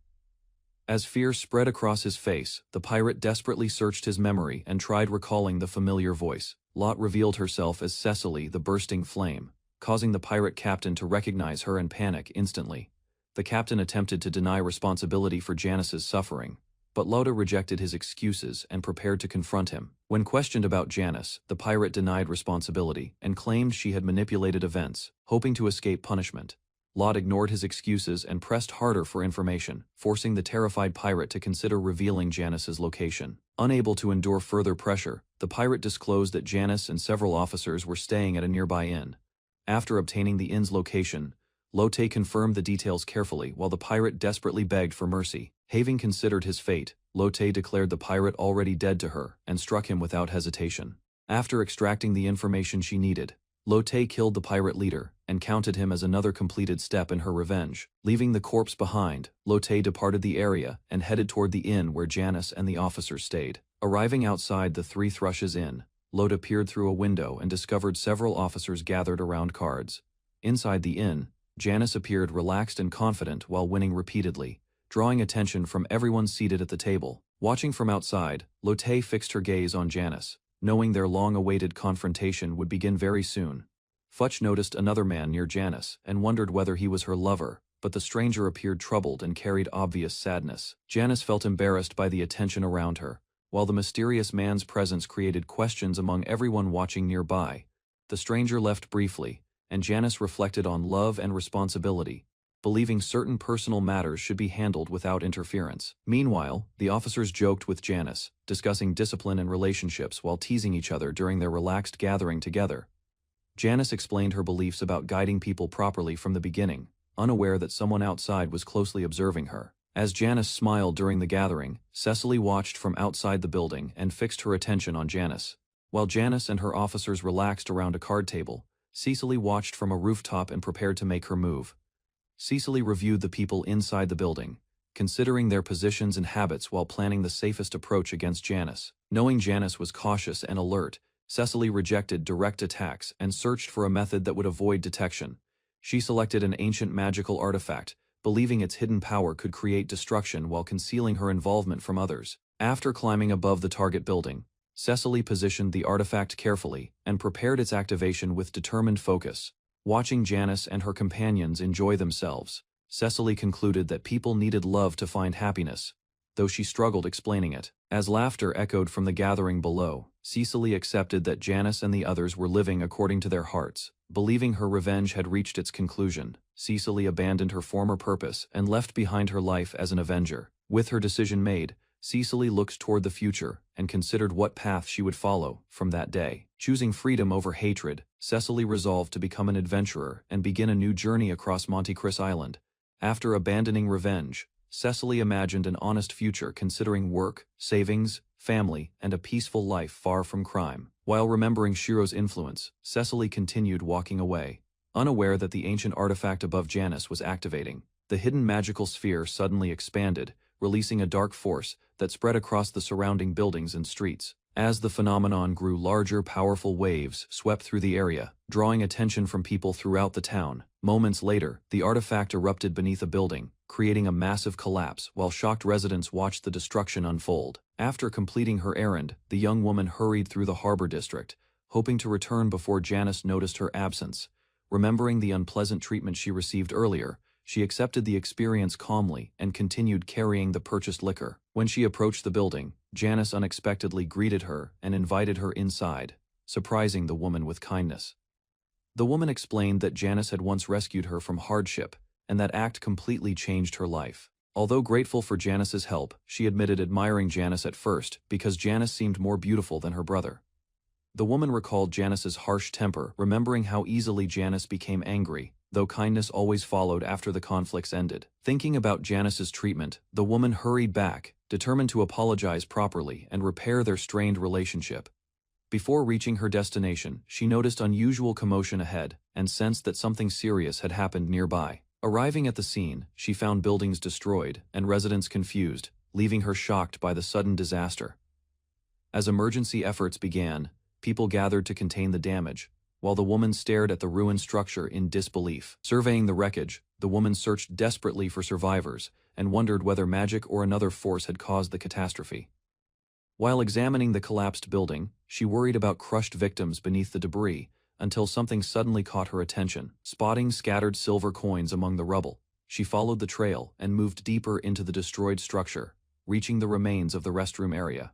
She finally discovered Janice, trapped beneath heavy debris, and called her name. Though severely injured, Janice remained alive and urged the woman to find a healer quickly before her condition worsened. Finding Janice's purse beneath the rubble, the woman realized she finally had enough money to pay for a healer. Clutching the purse tightly, she ran through the streets toward the healer's residence, determined to save Janice's life. Despite her exhaustion, she pushed forward, fearing Janice would become angry if she delayed and arrived too late. As she hurried across the square, thoughts of Janice's terrible injuries filled her mind with growing concern. Remembering Janice's broken body, the woman wondered whether Janice could ever return to her usual harsh behavior, making her anxiety grow. Reaching a crossroads, she recalled the healer's location and carefully chose the correct path, refusing to waste precious time.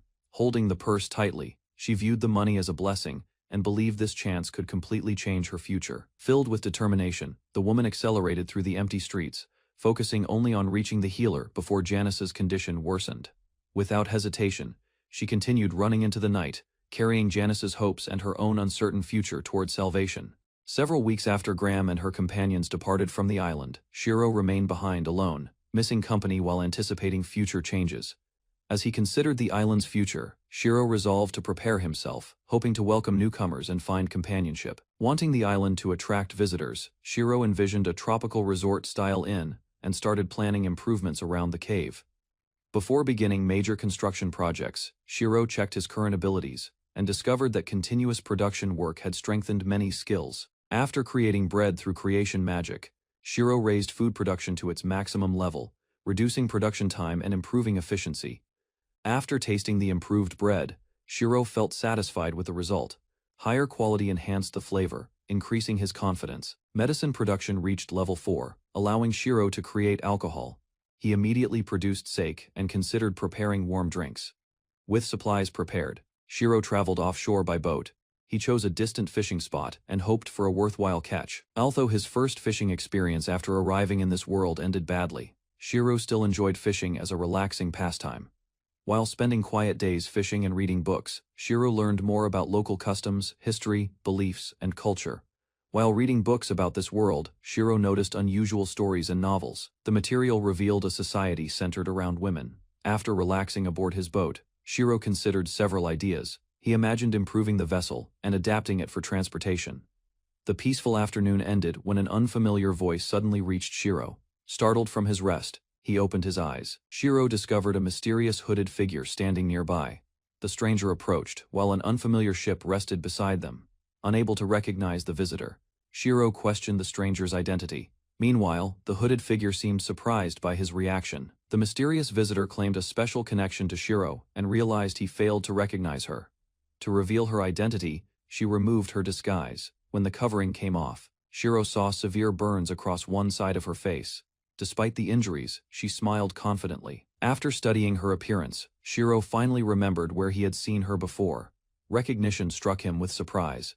The woman introduced herself as Janice, Cecily's former vice captain. Her confirmation connected the stranger to Shiro's earlier experiences. Janice explained that she came specifically to meet Shiro. Her wounds resulted from Cecily's revenge after departing the island. Janice explained that Cecily had used a powerful secret treasure orb. The artifact granted gravity magic, an ability considered impossible. Consumed by anger after surviving Cecily's attack, Janice planned her revenge. Rather than killing Cecily immediately, she intended prolonged suffering. Janice revealed that she investigated Shiro before arriving. Learning about Cecily's feelings toward him made him her first target. Enjoying Shiro's frightened reaction, Janice threatened his life. She even planned to send part of him to Cecily. Realizing the danger, Shiro called for Seema's assistance. The nearby golems reacted at once and launched an attack against Janice. Janice cut through the attacking golems with ease. Their surprise assault failed, leaving Shiro's defenders scattered across the water. After destroying the golems, Janice remained calm and confident. She treated the attack as insignificant and prepared for her next move. Shiro soon found himself captured and restrained aboard the boat. Remembering earlier hardships, he struggled to understand his worsening situation. Bound and helpless, Shiro regretted lowering his guard. Months of peace on the island had weakened his sense of caution. Janice enjoyed Shiro's vulnerable position and continued tormenting him. His discomfort and fear seemed to satisfy her growing resentment. Janice mocked Shiro while comparing herself to Cecily. Refusing to cooperate, he insisted Cecily surpassed her, provoking irritation. Angered by Shiro's answer, Janice struck him and promised further punishment. She intended to break his resistance through fear. As Janice approached again, Shiro forced himself to stay calm. Instead of panicking, he searched desperately for an escape. Janice pressed a knife against Shiro and warned him against developing feelings for her. The threat increased the tension. Noticing a small flaw on the knife, Shiro activated repair magic. The restored blade suddenly changed, creating an unexpected opening. Shiro's repair magic restored the damaged knife unexpectedly. Because no appearance point was specified, the weapon materialized in Janice's body. Realizing what happened, Shiro repaired the restraints binding him. Janice reacted with shock while he quickly regained his freedom. Janice attacked with a short sword, but Shiro used repair magic again. The weapon vanished and reappeared inside her body.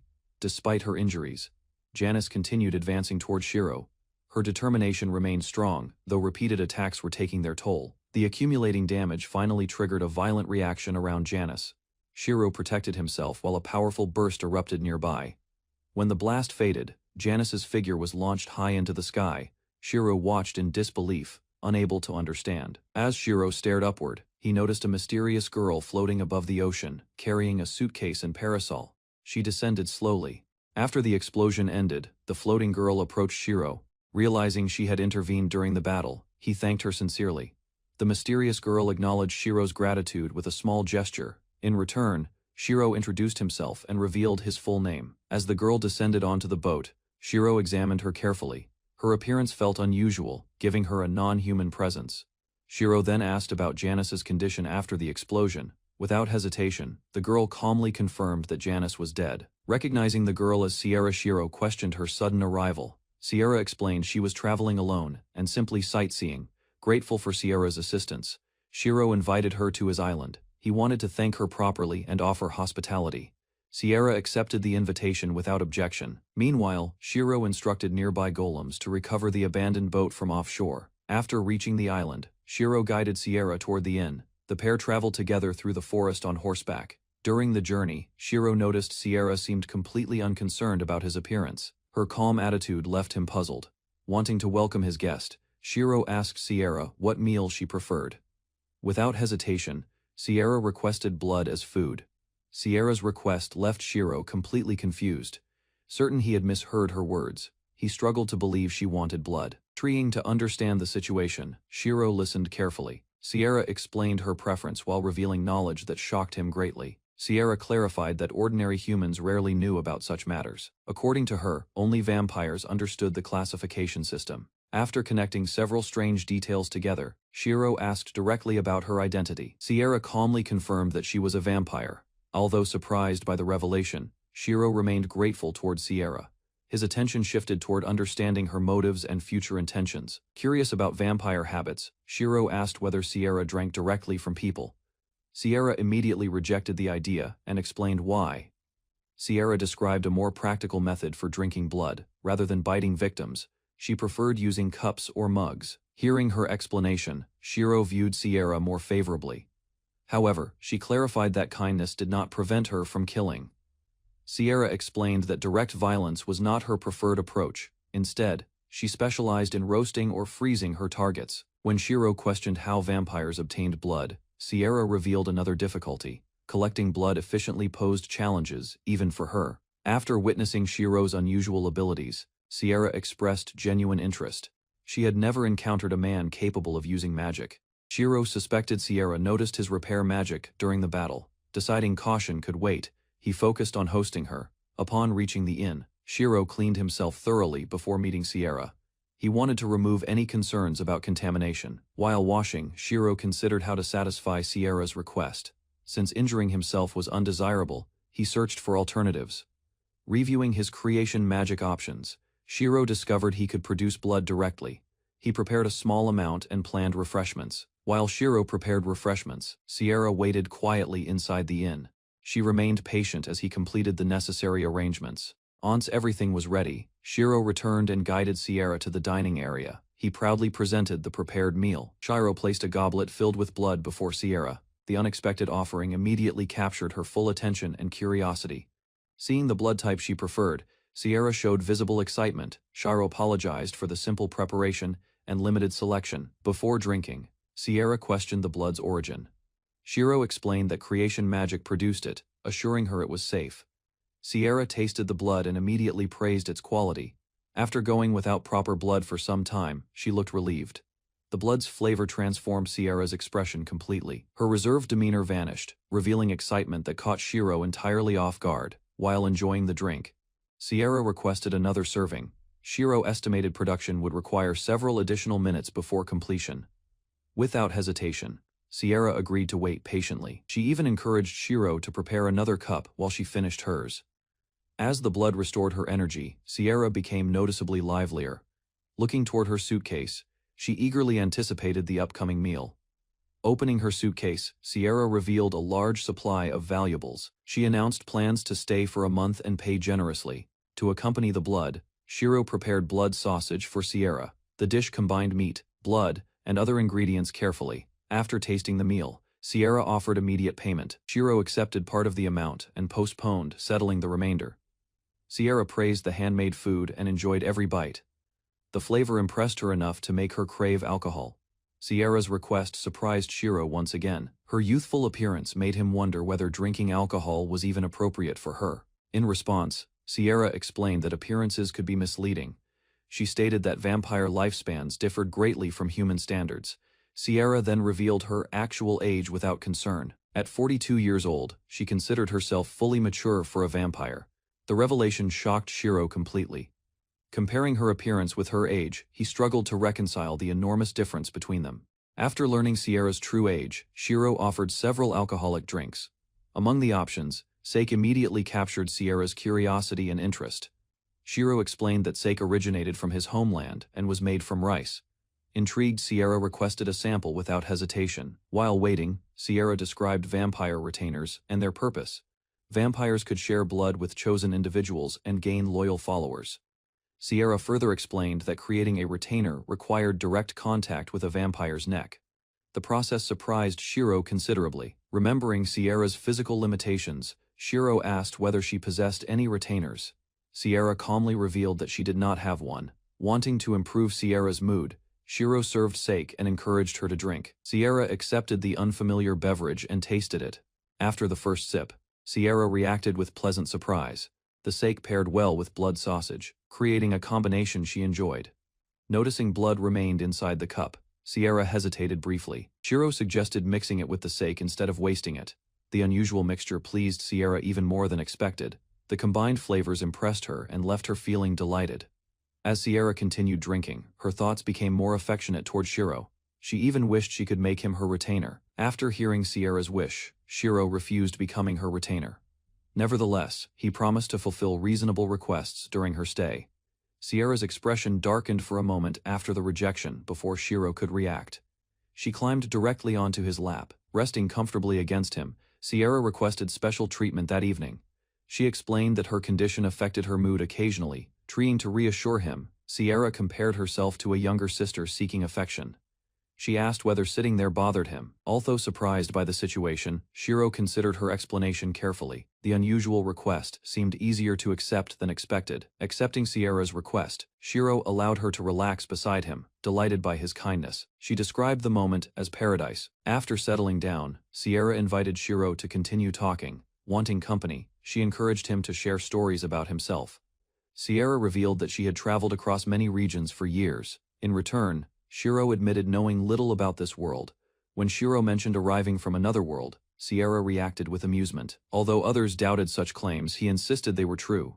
Rather than arguing, Shiro changed the topic toward Sierra's travels. He asked for interesting stories, and she recalled Galvania first to prove his story. Shiro described encountering a werewolf after arriving in this world. Sierra listened, though she remained unconvinced. Sierra questioned why Shiro reacted so strongly to werewolves. Shiro pointed out that vampires were equally unusual from his perspective. Trying another approach, Sierra began recounting a travel experience from a southern island nation. She hoped it would impress him. As Sierra told her story, she connected it to Janice's attack. The discussion helped her understand Shiro's recent circumstances better. After hearing Sierra's explanation, Shiro wished she had intervened sooner. Sierra admitted she initially misunderstood the situation she observed. Sierra admitted she had secretly observed Shiro from a distance. Curious about him, she watched his activities before revealing herself. When Shiro learned she had been watching him, he reacted strongly. Sierra explained that she found his behavior entertaining. After finishing another drink, Sierra encouraged Shiro not to resent her. Considering his recent troubles, she believed he remained surprisingly calm. Growing more relaxed, Sierra requested another bottle of sake. Meanwhile, Shiro reflected on how differently they viewed the world. Unable to command Shiro's golems, Sierra imagined life with a retainer. She pictured family, like companionship, and someone reading stories before sleep. Feeling comfortable after drinking, Sierra asked Shiro to pamper her. She remembered her older brother caring for her. Shiro pointed out that Sierra was actually older than him. Unmoved by the argument, she insisted on being treated like a younger sister. Sierra explained that vampires lived for centuries, making age comparisons complicated. Despite being 42, her appearance still resembled a child. Relaxing against Shiro, Sierra continued imagining an older brother's affection. The peaceful atmosphere made her appear unusually content and carefree. Changing subjects, Sierra asked whether the island had tourist attractions. Shiro mentioned the dungeon, though she found the answer underwhelming. Sierra showed little interest in dangerous adventures or hunting monsters. Instead, she preferred wealth, comfort, and a peaceful lifestyle. Discussing vampire customs, Sierra explained that relationships often lasted centuries. She even admitted considering Shiro as a possible partner. Sierra quickly reassured Shiro that vampire laws imposed restrictions. Because of those rules, she lacked experience with human men. When Shiro asked how vampires obtained blood, Sierra described common practices. Most vampires purchased blood legally from willing providers. Sierra further explained that retainers often became trusted companions or lovers. Despite their bond, retainers retained normal human lifespans and expectations. After learning more about vampire society, Shiro felt relieved. He no longer worried that arriving vampires would automatically threaten everyone. Sierra assured him that peaceful coexistence depended on attitude. Although powerful enough to overwhelm humans, she preferred avoiding unnecessary conflict. Pleased by Shiro's kindness, Sierra accepted his praise happily, growing sleepy from alcohol. She continued calling him her big brother. After several bottles of sake, Sierra became intoxicated. Shiro watched her behavior with surprise as she relaxed further. Seeing that Sierra could barely stay awake, Shiro carried her carefully. He brought her to a bed and let her rest. Sierra fell asleep. Shiro prepared additional blood for later. He assumed excitement and alcohol had exhausted her. Reflecting on their conversation, Shiro realized he enjoyed Sierra's company. Their shared differences made talking with her surprisingly comfortable. Before sleeping, Shiro admitted a secret wish of his own. Rather than being the older brother, he preferred becoming the younger sibling. The next morning, Sierra appeared refreshed and energetic. She greeted Shiro cheerfully, showing no signs of the previous night. Shiro expressed surprise at seeing a vampire enjoy morning sunlight. Sierra explained that vampires in this world differed from his expectations. Sierra described a magical breakthrough developed centuries earlier. The technique reduced sunlight's harmful effects, allowing vampires to remain active during daytime. Interested in the explanation, Shiro asked whether Sierra was using that protective magic. She revealed that she relied on an item instead. Showing the accessory she wore, Sierra explained its function. The item provided light, shielding magic, making daytime travel much easier. Sierra mentions rare magical items that let vampires tan beneath sunlight, while Shiro reacts with excitement and asks to see one. During their conversation, Sierra decides she wants a bath, offering to heat the water herself through magic. After bathing, Sierra appears without clothing and approaches casually, leaving Shiro flustered because the unexpected sight catches him off guard. Noticing his reaction, Sierra teases him with amusement, asking whether embarrassment caused his awkward behavior while enjoying his discomfort. The playful exchange continues as Sierra smiles, while Shiro struggles to compose himself and avoid staring directly at her. Sierra continues her playful younger sister act and asks Shiro to help wash her hair, calling him dear brother while standing before him. Shiro points out that she seems sober again, but Sierra admits the unusual situation and alcohol still influence her mood. After preparing warm water, Shiro begins washing Sierra's hair, while she quietly accepts his assistance without requesting anything further. As water runs through her hair, Shiro reminds Sierra that proper hair care matters, especially since she possesses beautiful hair. While using shampoo for the first time, Sierra examines the strange liquid with curiosity, wondering what purpose the substance serves. While washing Sierra's hair, Shiro offers several fragrance options, and she chooses rose scent, which reminds him of important people. Covered with thick shampoo foam, Sierra continues addressing Shiro as dear brother while he warns her that soap can sting. As Shiro pours water over her head, he notices both Sierra and the nearby golems appear pleased by the fragrance. After finishing the bath, Shiro compliments Sierra's appearance, and she thanks him while continuing her affectionate younger sister performance. When Shiro offers to dry her hair, Sierra rushes toward him, hugs him, and calls him dear brother again. After the bath, Shiro begins drying Sierra's hair with care, explaining that rough treatment could damage its condition and appearance. While Shiro dries her hair, Sierra becomes alert, sensing an unfamiliar presence nearby, and abandoning her playful younger sister behavior. Sierra warns Shiro that visitors will arrive soon, explaining that she can detect someone approaching their location from nearby areas. As they watch from concealment, Shiro wonders whether the approaching figure might be dangerous. While Sierra observes the newcomer, the mysterious visitor turns out to be Louise, who greets Shiro after arriving and expresses happiness at seeing him again. When Sierra asks about the visitor, Shiro introduces Louise as a dragon rider connected to a land management and surveying organization. Louise notices the built bathhouse and recalls earlier adventures, imagining familiar companions enjoying a relaxing bath together there. Seeing Sierra nearby, Louise becomes concerned and asks whether Shiro is feeling well, surprised by the unusual situation unfolding. Louise explains that she arrived after spending the night on a small reef, causing another companion considerable frustration and concern. She reveals that she tracked Shiro's location at dawn, then traveled toward the island, and reached it soon afterward. Louise excitedly asks whether Shiro has eaten yet, explaining that she hurried there because she missed his cooking and wanted breakfast. While Louise talks enthusiastically, Sierra quietly requests breakfast as well, prompting Shiro to explain his blood preparation process again. Sierra immediately volunteers to handle the blood preparation herself, showing confidence and enthusiasm when Shiro mentions the breakfast request. After finishing breakfast, Louise praises the meal enthusiastically, while Shiro and the others gather around the table afterward. Once the meal concludes, Louise presents important documents from Graham-sama, explaining that they exist to verify Shiro's identity. Louise presents official documents and a thank you letter from Graham-sama, while Shiro reflects on her efforts to secure protection. When Louise asks whether he can read the document, Shiro confirms he can, believing special knowledge was granted to him.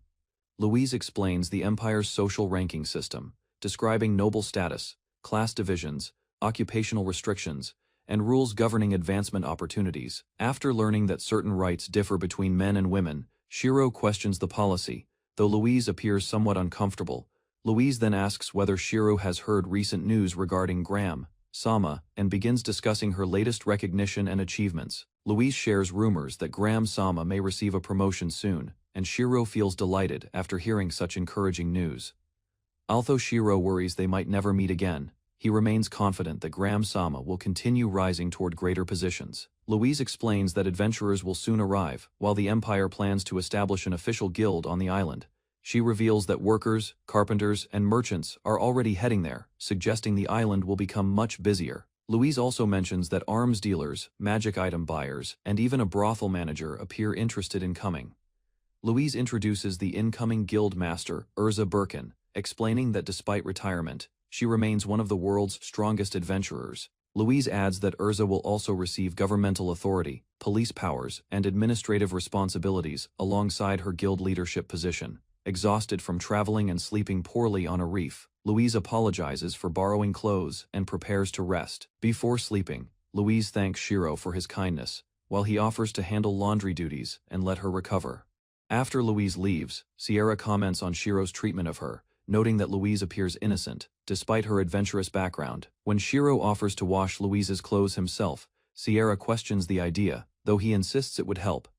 Shiro sends the laundry with helpful golems, then checks his crops and gathers island leeks for future meals. While hanging freshly washed clothes outside, Shiro considers recipe ideas and decides preserved leeks could improve homemade tartar sauce. Planning lunch, Shiro chooses fried shrimp with tartar sauce, reflecting on his guests' eating habits and personal preferences. Shiro departed from the island inn to manage preparations. Cecily rode after him, expressing gratitude before returning. While discussing improvements for the inn, Shiro admitted he lacked confidence in decorating rooms. Elsa volunteered her assistance and contributed several ideas. Several days later, Elsa revealed the completed guest room. Shiro examined every detail and appreciated the warm, practical atmosphere she created.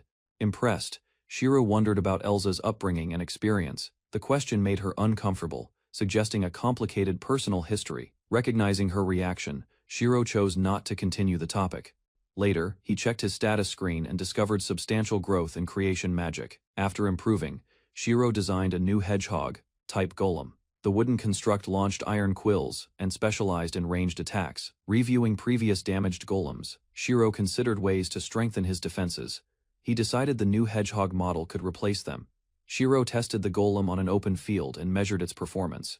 The weaponized construct fired accurately and reached targets 50 meters away. Pleased with the results, Shiro asked Sierra for her opinion regarding the new creation. She examined the golem without concern. Sierra concluded the golem posed little threat against strong opponents because of its size, though she acknowledged its practical battlefield value. After evaluating the hedgehog golem, Shiro discussed combat tactics with Sierra.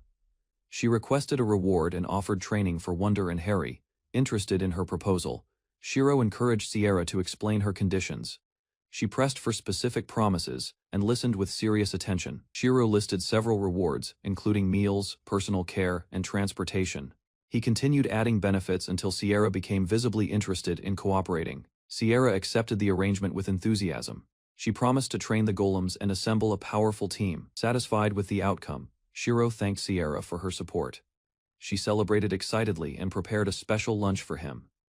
After accepting Sierra's help, Shiro reflected on her unusual behavior and concern for others. He concluded her actions stemmed from loneliness. Shiro gathered his growing force of golems and introduced Sierra as their instructor. He ordered everyone to follow her guidance. Beginning the training session, Sierra selected Wonder Number 1 for evaluation. She explained that future progress depended on each golem's learning ability. As training continued, the golems copied successful movements from one another. Sierra planned to repair damaged units and preserve acquired skills. While observing, Shiro focused on transportation projects. He believed improved ships would soon allow regular travel between neighboring islands. While inspecting his transportation projects, Shiro repaired a damaged flying device. He considered converting it into an emergency evacuation vehicle. 2 days passed as Shiro continued developing future plans for the island. Meanwhile, everyone waited for the guild delegation's arrival. Several ships finally appeared on the horizon and approached the island. Their arrival confirmed that the expected guild representatives had come. As the ships neared shore, a woman identified Shiro from the deck. Without hesitation, she leaped into the sea. To everyone's shock, the woman sprinted across the water toward the island. Sierra observed her technique and recognized extraordinary physical ability. The mysterious woman reached the island and approached Shiro. Her intense presence surprised everyone as she confirmed his identity. She introduced herself as Urza Birkin, the newly appointed guild branch chief. Her youthful appearance contrasted with her actual age. After the introductions ended, Urza requested a tour of the island. Shiro welcomed her politely and accepted the request. While observing Urza, Shiro noticed her focus remained fixed on work. She appeared determined to inspect the island before relaxing. Without delaying the visit, Shiro began guiding Urza across the settlement. He planned to show the dungeon route after touring the area.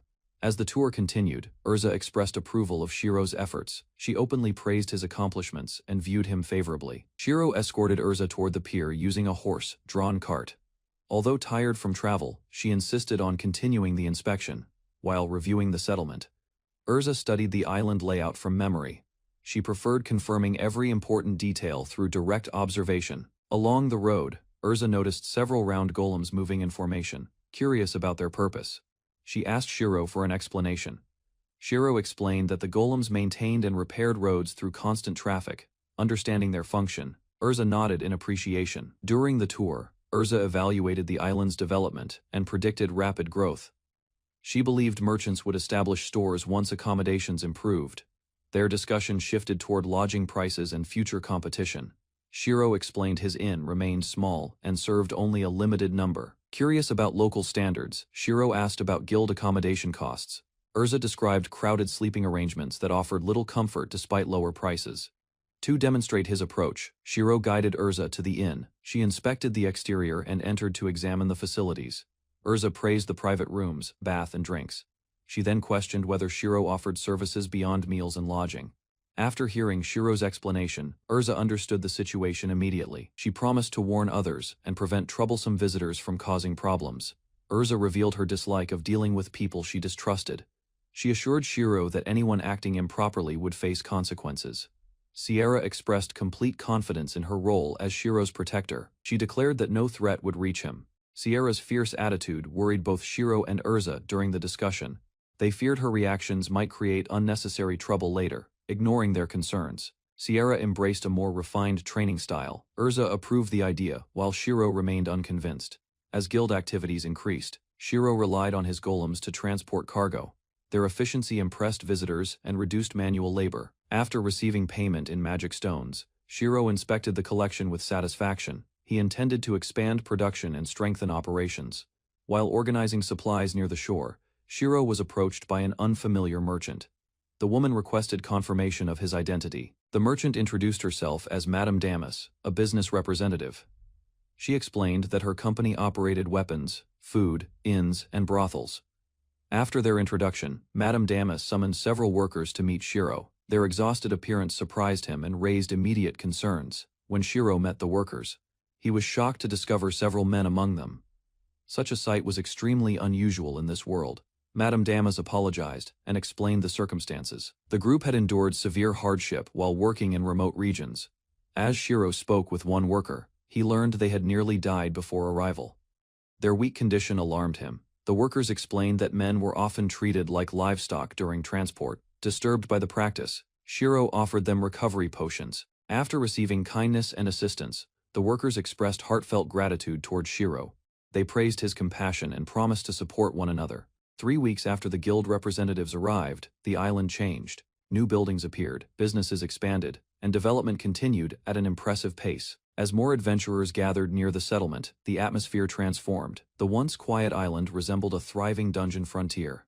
While reviewing recent activity, Urza counted hundreds of adventurers among the arrivals. She expected even greater numbers and increased magic stone collection. Urza questioned whether Shiro understood the survival rate within new dungeons. He answered, demonstrating familiarity with the dangers involved. Urza explained that most challengers never returned from their first expedition, despite the risks.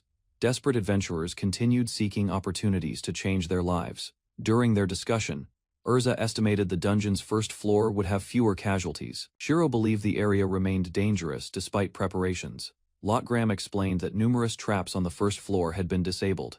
She also organized countermeasures to improve adventurer safety. Hearing about her contributions, Urza praised Lot's competence and potential. She predicted that Lotta would achieve considerable success in the future. Proud of Lot's accomplishments, Shiro listened as Urza finished her evaluation. Their meeting concluded, and Urza returned to guild duties. After watching Urza leave, Shiro remembered another responsibility awaiting him. Realizing this, he prepared to address the adventurers personally.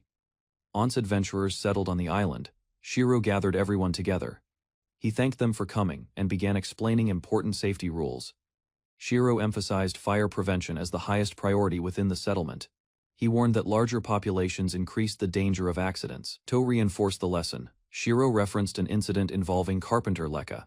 Several days earlier, suspicious behavior had drawn unwanted attention. During the investigation, Lekka admitted entering a private bath area without permission. His explanation only made the situation appear more suspicious. As further details emerged, Shiro learned that Lekka had threatened another resident. The carpenter insisted he never intended serious harm. While describing the incident, Lekka recalled a strange sensation overwhelming him.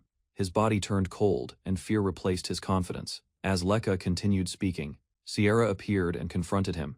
Her intimidating presence shattered any remaining courage he possessed. After Sierra's arrival, Shiro noticed an unusual reaction between them. Embarrassment spread across Sierra's face while Lekka remained completely frozen. The misunderstanding ended with Sierra calmly explaining her actions.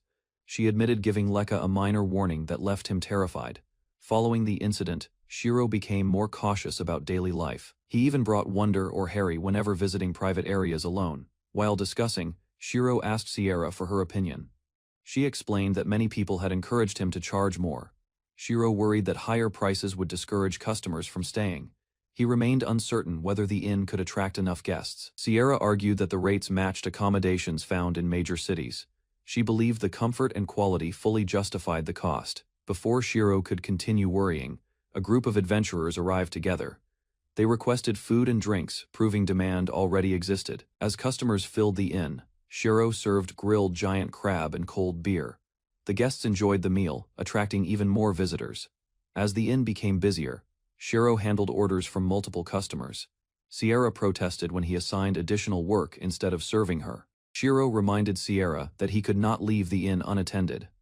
Although dissatisfied, she listened, while he described her as family.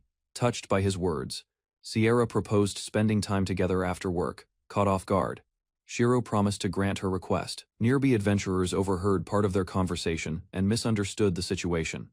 Several expressed envy toward Sierra's close relationship with Shiro. While Sierra reflected on having a dependable older brother, work continued. Throughout the settlement, craftsmen labored steadily as the island expanded further. While inspecting the settlement, Shiro visited the blacksmith district and observed constant repair work. Most craftsmen focused on maintaining damaged equipment. Watching sparks rise, Shiro admired the blacksmith's skill. The sight fascinated him as weapons gradually regained their shape. One blacksmith noticed Shiro staring and approached him. Although surprised, Shiro apologized and explained that he meant no offense. Shiro admitted that the sparks and craftsmanship had captured his attention. The blacksmith became embarrassed and warned him against such remarks. Confused by the reaction, Shiro explained his limited social knowledge. Growing up on the island left him unaware of certain customs. The blacksmith explained that men who admired fire too much were viewed suspiciously. Hearing this unexpected custom, Shiro reacted with complete disbelief. Trying to clarify, the blacksmith compared Shiro's remark to an overly personal compliment. Shiro immediately apologized for his mistake. As the explanation continued, Shiro understood why the blacksmith reacted strangely. The cultural difference left him both embarrassed and amused. Leaving the forge behind, Shiro reflected on another surprising lesson about local society. Even after months there, the world confused him. Shiro visited a nearby shop to purchase supplies. He greeted the merchant and ordered 2 bags of wheat flour. While walking through the settlement, Shiro considered installing streetlights for safer travel at night. However, ongoing projects already consumed most of his time. At a nearby shop, a merchant warned Shiro about increasing thefts. She advised him to remain careful while carrying supplies. Shiro explained that his golems and companions provided reliable protection. The merchant then revealed that food theft had become a serious issue. Shiro learned that hunger drove many thefts. Even an adventurer had recently been caught stealing vegetables. After finishing his purchases, Shiro watched townspeople return to their daily routines. The growing settlement appeared livelier as more residents arrived. While walking through the crowded settlement, Shiro reflected on the island's unusual demographics. Many lonely residents struggled with attention and social tensions. Mina approached Shiro and greeted him. Having survived difficult circumstances, she now worked independently and earned money, honestly. To show her gratitude, Mina presented Shiro with a ring discovered inside the dungeon. She insisted he accept the gift, although Shiro initially refused.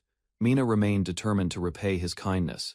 Her sincere appreciation made it difficult for him to decline. After examining the ring, Shiro discovered it contained valuable materials and magic stones. Realizing its worth, he compensated Mina fairly instead. After identifying the object, Shiro discovered it was a magical invisibility ring. The revelation shocked Mina and greatly increased its value. Although Mina offered to sell the ring, Shiro encouraged her to keep it. He explained that such an item could save her life. Grateful for the advice, Mina promised to help Shiro whenever needed. As dark clouds approached, everyone hurried back toward the inn. To demonstrate the island's defenses, Sierra began a public training exhibition. Adventurers gathered nearby as multiple golems surrounded her simultaneously. The golems launched coordinated attacks from several directions at once. Sierra avoided every strike and defeated each opponent with remarkable precision. Many adventurers were stunned by Sierra's abilities. Several immediately considered recruiting her into their future dungeon parties. After the demonstration ended, Shiro praised Harry No. 1 for participating. The event successfully highlighted both Sierra's strength and the golem's usefulness. Shiro fed magic stones to the damaged hedgehog golem for repairs. He reminded the exhausted construct that its quills would eventually regenerate. After the demonstration, Shiro reflected on Sierra's unusual personality and reliability. Despite avoiding adventurer parties, she always supported the settlement. The adventurers watched Sierra with admiration and curiosity. Her close relationship with Shiro convinced many that they shared strong family bonds. Hearing their assumptions, Shiro considered how uncommon mixed heritage appeared elsewhere. The empire's diverse population likely influenced local perceptions and customs. As preparations for business resumed, Shiro called Sierra back from training. He reminded her that the inn would open soon. Before long, a familiar group of muscular adventurers entered the inn.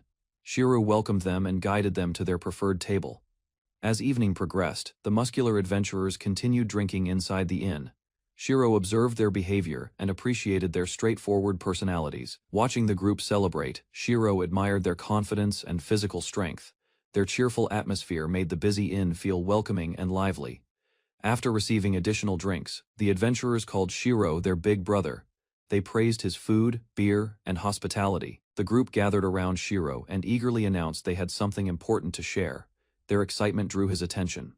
Proud of their achievement, the adventurers revealed they had hunted 3 cockatrices. They promised to prepare the valuable catch and deliver it later. While preparing dinner, Shiro noticed his golem acting around the grill. The construct had learned enough to cook without supervision. After finishing the meal, Shiro proudly served yakitori to the adventurers. The group praised both the seasoning and the barbecue sauce. As the celebration continued, Urza arrived at the inn with several companions. Shiro welcomed them and prepared a table immediately. Expecting another busy day when new ships arrived, Shiro offered drinks and food. He wanted the visitors rested before tomorrow. While arranging the dishes, Shiro remembered his family from Japan.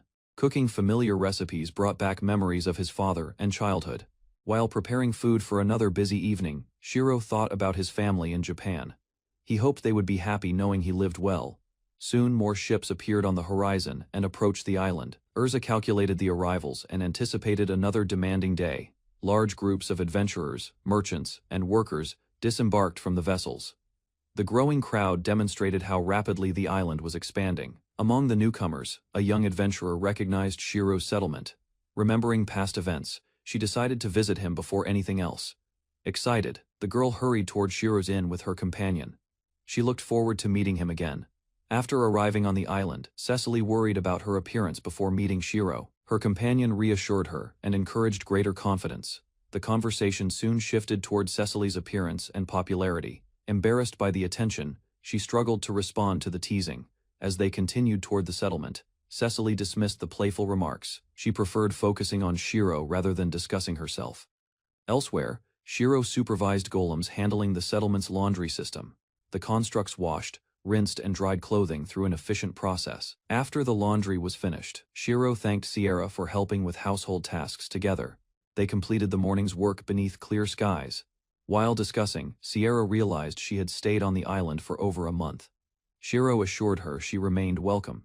Sierra explained that she no longer felt like an ordinary guest. Spending every day with Shiro had made their relationship much closer. Remembering their frequent baths together, Sierra tried describing their situation. She emphasized that their bond was not romantic or physical.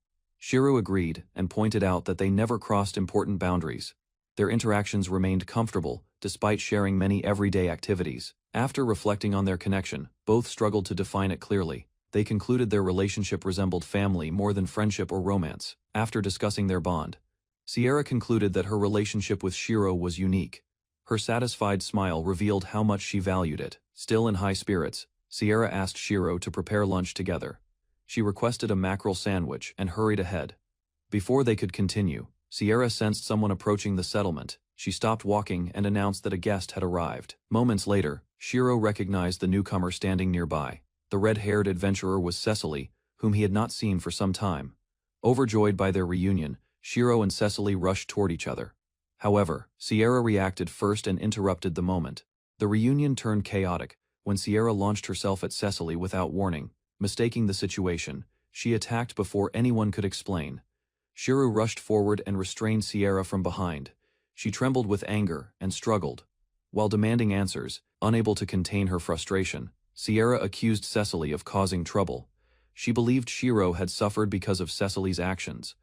Cecily looked confused while Shiro attempted to calm the situation immediately. He explained that Sierra misunderstood the incident and drew incorrect conclusions. When Shiro clarified that Sierra referred to Janice's assault instead, Cecily froze in shock. She realized what misunderstanding had triggered Sierra's attack. After learning the truth, Cecily asked about Janice's condition. Her tense posture vanished as worry and guilt overwhelmed her thoughts. Realizing Janice suffered because of events connected to her, Cecily dropped to her knees. She blamed herself and struggled to continue speaking. Shiro approached and encouraged Cecily to face him. He reassured her that he had recovered and remained unharmed. Tears filled Cecily's eyes as Shiro asked whether she looked different. Instead of discussing blame, he focused on her well-being. Cecily examined her face, searching for signs of change or corruption. Her nervous expression revealed deep fear about her condition. Shiro understood Cecily's fear and reassured her. His calm response eased tension that had dominated the conversation. Cecily insisted she needed to make amends for everything that happened. Shiro rejected her self-blame and stated Janice carried responsibility for her actions. Sierra refused to let Cecily remain trapped in guilt and anger. She argued that obsessing over past events would solve nothing. After hearing Shiro's gratitude, both women embraced him at once. The emotional moment showed relief, affection, and concern shared between them. Cecily took Shiro's hand, gathered her courage, and made a startling proposal. To everyone's shock, she asked him to marry her. Cecily continued her proposal with complete sincerity and overwhelming emotion. She promised lifelong devotion and declared her intention to make Shiro happy. Shiro stood frozen while the surrounding creatures watched the unexpected scene. Even Sierra appeared stunned by how events escalated. After gathering his thoughts, Shiro declined Cecily's proposal. He appreciated her feelings, but admitted he could not imagine marriage. Shiro explained that cultural differences shaped his view of relationships and family. Marriage occupied a distant place within his personal priorities. He added that marriage might not even enter consideration until after 30. Cecily looked devastated, fearing she had no chance with him. Shiro explained that marriage simply was not an important life objective for him. He stressed that Janice's attack had not destroyed his confidence. Cecily looked surprised and admitted that Shiro's opinion differed from her expectations. Despite her reputation, she insisted she possessed considerable life experience.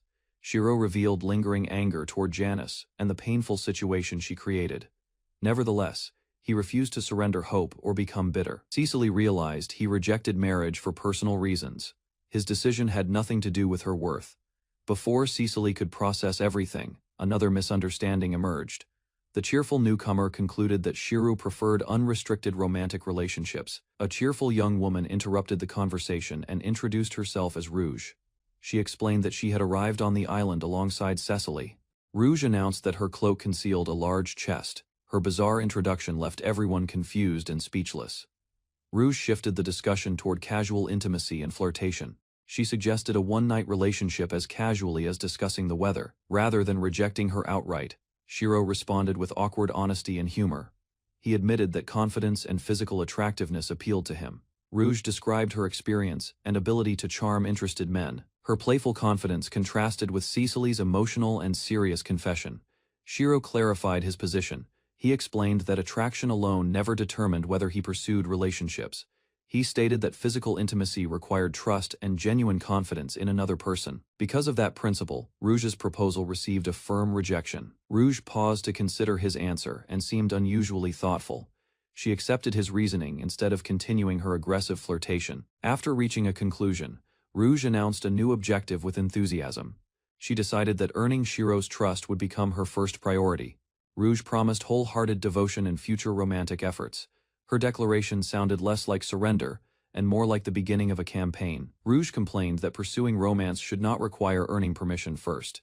Sierra dismissed the idea and criticized her carefree attitude. The argument escalated when Sierra threatened magical punishment for interference. Her jealousy exploded into dramatic declarations. Cecily clarified that her proposal expressed sincere commitment, not seduction. Unfortunately, her emotional explanation became embarrassing as she continued speaking. Sierra defended inner qualities over appearance and physical attraction. She argued that maturity, character, and dedication mattered far more than size. Shiro's awkward comment about preferences united everyone against him. The women reacted with overwhelming outrage while he realized he had misspoken again. Shiro addressed everyone and established clear boundaries for future interactions. He reassured Cecily, rejected Rouge's advances, and prevented further misunderstandings. When Shiro spoke to Sierra, she misunderstood his words at first. Her expression softened after realizing he valued her deeply. Shiro explained that he trusted Sierra but viewed her differently. Rather than romance, he wanted her to remain his precious sister figure. Turning toward Mina, Shiro noticed her exhausted and discouraged appearance. She looked devastated after suffering another disastrous defeat inside the dungeon. Mina lamented her terrible luck and wondered whether she cursed companions. Despite her misery, Shiro reminded her that survival mattered most. Shiro welcomed Mina back and expressed relief that she survived. He offered food, knowing exhaustion and hunger troubled her. While Mina ate, Shiro encouraged her with practical advice and kindness. He reminded her that people recover when they continue moving forward. Rouge watched the interaction and reached an amusing conclusion about Shiro. She claimed his natural charm explained why women became attached so quickly. Cecily reacted and objected to Rouge's teasing description of Shiro. Her protective response revealed feelings she no longer attempted to hide. The conversation spiraled into another romantic declaration. Sierra looked unimpressed while Rouge announced future intentions toward Shiro. At the table, Rouge described her ideal romance in detail, while Sierra and Cecily struggled to hide their frustration.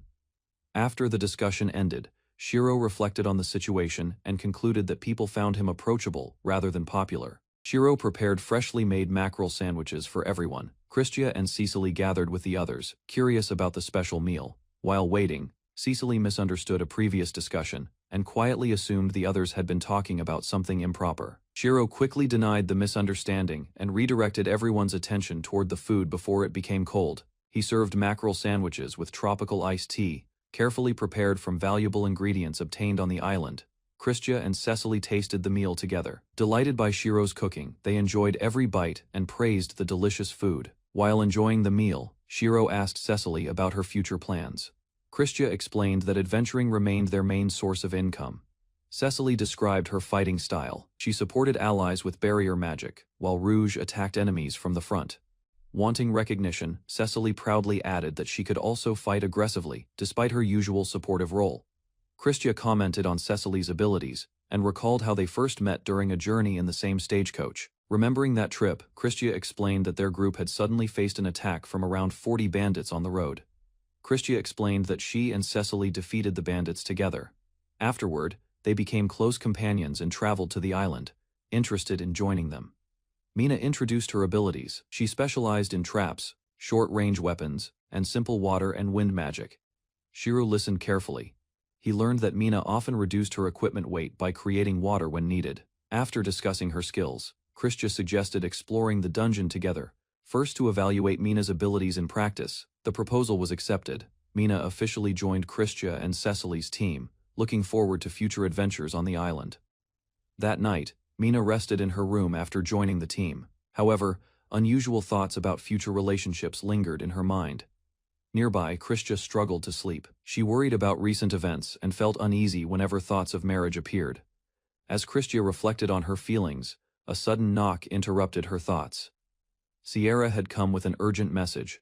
Christia quickly followed Sierra and arrived at a meeting room, where a serious discussion was already underway. Upon entering, Christia found Rouge and Sierra facing each other with tense expressions. The atmosphere suggested a major problem had occurred. Rouge revealed the details of the incident. 2 prostitutes had been murdered near the brothel only moments before the report. Shiro was shocked by the news. The situation became even stranger when he learned that both victims were men. Believing the case might involve male visitors, Rouge ordered the brothel to stop accepting customers for the night. After the meeting ended, Sierra noticed Shiro's concern and accompanied him back, intending to discuss the matter further. Later, Sierra stayed beside Shiro to calm his worries. As the night grew quiet, both tried to rest despite the unsettling case. Although Sierra stayed beside him, Shiro remained awake. The murder case continued troubling his thoughts throughout the quiet night. Before dawn, a magical timer lamp activated. The sudden alarm pulled Shiro away from his restless thoughts. After turning off the device, Shiro noticed Sierra was still awake. Concerned, he asked what was bothering her. Sierra calmly accepted Shiro's compliment about her appearance. Her direct response left him feeling slightly embarrassed. As the conversation continued, Shiro questioned why Sierra cared so much about him. At the same time, the murder investigation remained on his mind. Still curious, Shiro asked why Sierra chose to stay beside him. After some hesitation, she gave a simple answer. Sierra explained that she appreciated Shiro's personality and intelligence. She insisted his appearance was not the reason for her interest. Shiro jokingly asked for a score and received an unexpectedly low rating, leaving him completely shocked. The conversation continued as Shiro asked whether Sierra considered him a friend. Her answers only made him more confused. Reflecting on their relationship, Shiro concluded that he truly valued Sierra as a friend. Though his feelings remained complicated and uncertain, gathering her courage, Sierra directly admitted that she found Shiro attractive and often thought about him that way. Her unexpected honesty stunned Shiro. Realizing her feelings were genuine, he struggled to hide his surprise. Sierra explained that attraction alone was not enough. What mattered was whether someone chose to act on those feelings. Shiro asked if Sierra hoped for a deeper relationship. She teased him while waiting for his honest answer. After careful thought, Shiro concluded that a romantic relationship would be difficult. Differences in status, expectations, and responsibilities would likely create problems for both of them. Sierra admitted she would feel jealous if Shiro became involved with another woman. Her feelings were stronger than she expected. Shiro reassured her that he did not see her as someone who could simply be replaced. Even so, Sierra remained uncertain. After hearing his thoughts, Sierra teased him again. She found his careful reasoning surprisingly mature and amusing. Shiro trusted his instincts and chose not to pursue a romantic relationship. Sierra quickly understood the meaning behind his answer. Wanting to ease his worries, Sierra declared that she would not force anything. She promised to remain Shiro's precious friend as morning approached. The next morning, Sierra prepared assorted baked sweets and brought them as snacks for everyone on the island. Shiro shared the treats with Mina and the others. He explained that adventurers needed extra energy after their work. As they parted, Sierra promised to help whenever trouble appeared. Shiro appreciated her support and looked forward to working together again. Later, Shiro visited the brothel and brought baskets of freshly baked sweets. The workers gathered around, delighted by the unexpected gift. The workers thanked Shiro warmly. Since treats were rare in their daily lives, the sweets quickly improved everyone's mood. As they enjoyed the snacks, several workers explained that even small acts of kindness were unusual for their customers. Listening to their stories, Shiro remembered the recent murder case and wondered whether the incident was truly over one worker, then revealed that she had been the first person to discover the victims. Her statement immediately caught Shiro's attention. The workers introduced Shiro to Lloyd and Clive, explaining that both were among the most popular male prostitutes on the island. Shiro was surprised by Lloyd's popularity. Unlike others, Lloyd was known for his kindness and willingness to help clients. As the discussion continued, Lloyd mentioned seeing the victims before their deaths and confirmed they had been regular workers. Describing the scene, Lloyd explained that the bodies had been found in a bathroom, covered in blood from multiple stab wounds. When Shiro asked about suspects, nobody had answers. Based on the victims, he began suspecting the murderer might be a woman targeting men. After leaving the brothel, Shiro reviewed what he had learned. The victims' circumstances and backgrounds continued to trouble him. He considered how male workers usually traveled with protection, while poorer newcomers often lacked the same security. The more Shiro thought about the case, the more difficult it seemed. The victims had likely been isolated before the attack. While organizing his thoughts, Shiro unexpectedly encountered Madame Damas and greeted her during the afternoon. Madame Damas explained that she had been looking for him. She then revealed that she had a special request to discuss. Madame Damas revealed her request. She wanted Shiro to help protect the male workers until the murderer was caught. After considering the problem, Shiro suggested placing his golems nearby. Disguised as decorations, they could act as hidden guards. Madame Damas welcomed the idea and promised compensation. As they discussed details, Mina arrived after noticing unusual activity. Mina questioned why Shiro was taking on extra responsibilities, despite already managing the inn and other duties. Shiro explained his reasoning. With a killer targeting men still at large, he wanted to support the workers and help keep them safe. Shiro planned to assign his golems as guards, but Mina immediately declared that she, Cecily, and Rouge would help instead. Before Shiro could respond, Christia, Cecily, Mina, and Rouge suddenly appeared together after hearing unusual rumors. The three adventurers explained that they heard Shiro was accepting clients and rushed over to investigate the situation. Christia admitted she had also heard the strange rumor. Mina's reaction made it clear she had helped spread the misunderstanding. As more people gathered nearby, Shiro realized the rumor was already spreading across the island and hurried to clear things up. To protect the workers, Sierra convinced everyone to stay together in one area. She believed extra support was necessary until the murderer was found. While waiting, Mina curiously asked about the workers' fees. Clive seemed surprised by the sudden question. Clive explained the prices and daily earnings. The amount shocked Mina, who had never imagined such expensive services. Lloyd added that most of the income went elsewhere, leaving workers with only a small portion for themselves. Their discussion ended when a visitor named Porta arrived looking for Clive. Despite his fatigue, Clive prepared to hear the request. As Clive prepared to meet the visitor, he complained about the request. The client's behavior seemed unusual and suspicious. Listening carefully, Shiro noticed similarities between the client and the murder case. A troubling possibility suddenly crossed his mind. After asking for confirmation, Shiro learned that the strange client had also met one of the murder victims before his death. Realizing the lead could be important, Sierra volunteered to investigate immediately. Clive strongly objected but could not stop her. Shiro decided to accompany Sierra. Concerned about the danger, he promised to support her while keeping a safe distance from any suspect. Shiro and Sierra quietly entered the waiting room. Inside, a lone woman sat with a worker, creating a tense atmosphere. Observing from a distance, Sierra studied the client carefully. Her pale appearance immediately made her seem suspicious. Sierra ordered Shiro to remain behind while she approached. The woman appeared unarmed, but Sierra stayed cautious. After getting closer, Sierra noticed a faint scent. Realizing it resembled blood, she immediately confronted the woman. The suspect reacted instantly. As the woman tried to escape and fight back, Sierra moved first and exposed her as the likely murderer. The suspect suddenly launched a fierce counterattack. Sierra blocked the assault, but the woman's speed and strength were alarming. During the struggle, Sierra was injured by poison. The effects quickly weakened her, forcing Shiro to worry from nearby. Before the suspect could finish her attack, Cecily arrived and intercepted her. She immediately joined the battle to protect Sierra. Cecily and the murderer exchanged powerful blows. Neither side gained a clear advantage as the fight intensified inside the room. Watching the battle unfold, Shiro realized the woman was far more dangerous than expected. She was matching both Sierra and Cecily in combat. As the battle continued, Sierra pushed Shiro behind her. The suspect suddenly retreated toward the wall, searching for an escape route. Mina reinforced the defenses and promised to protect everyone. Moments later, the suspect released another cloud of poison across the room. Using the confusion to her advantage, the murderer escaped through the entrance. Christia realized the suspect had gotten away. After the poison settled, Christia checked on everyone. Mina was sent to find help while Shiro remained safely behind Sierra's barrier. Coughing from the poison, Christia reviewed everything that had happened. She finally reached a conclusion and identified the likely culprit behind the murders. After the suspect escaped, Sierra used wind magic to blow the remaining poison away from the brothel and toward the sea. Once the danger passed, Shiro checked on Sierra. She assured everyone that the poison had little effect on her. A scout golem was sent to follow the fleeing suspect. While waiting for news, Shiro observed Sierra's condition closely. Meanwhile, Christia received treatment. Although her injuries were healing, recovery was taking longer than everyone expected.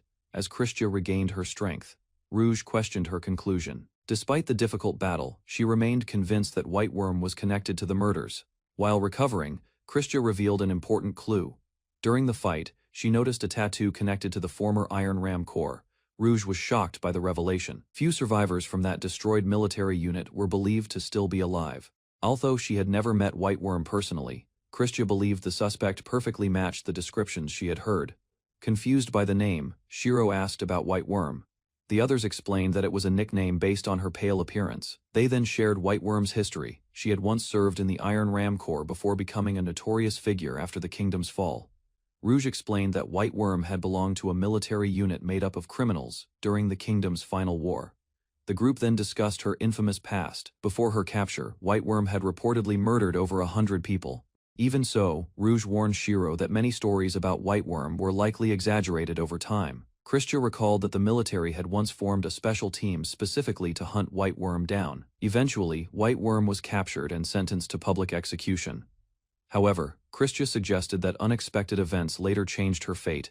According to the old records, White Worm escaped execution when the kingdom offered her a chance to fight on the front lines. Shiro listened in disbelief. Despite the impossible mission, White Worm had survived while countless soldiers had fallen. Christia explained that White Worm disappeared after the war. For 4 years, nobody knew where she had gone. Although weakened from the recent battle, Christia warned everyone that White Worm remained an extremely dangerous threat. Rouge agreed with her assessment. If White Worm was truly involved, even skilled adventurers would struggle against such a formidable opponent. Rouge warned that hunting White Worm would be dangerous. Sierra apologized, explaining that she only fought to protect Shiro. Sierra remained concerned about Shiro's safety. She believed White Worm's obsession with targeting men made him a potential target. Trying to lighten the mood, Shiro joked about being watched by a dangerous criminal. Meanwhile, his scout golems continued searching. A report soon arrived from the golems. One had chased the suspect, while another unexpectedly appeared with important information. The tension briefly faded as Shiro reacted to the golem's antics. Even so, everyone remained alert while tracking White Worm's movements. A scout golem finally returned with important news.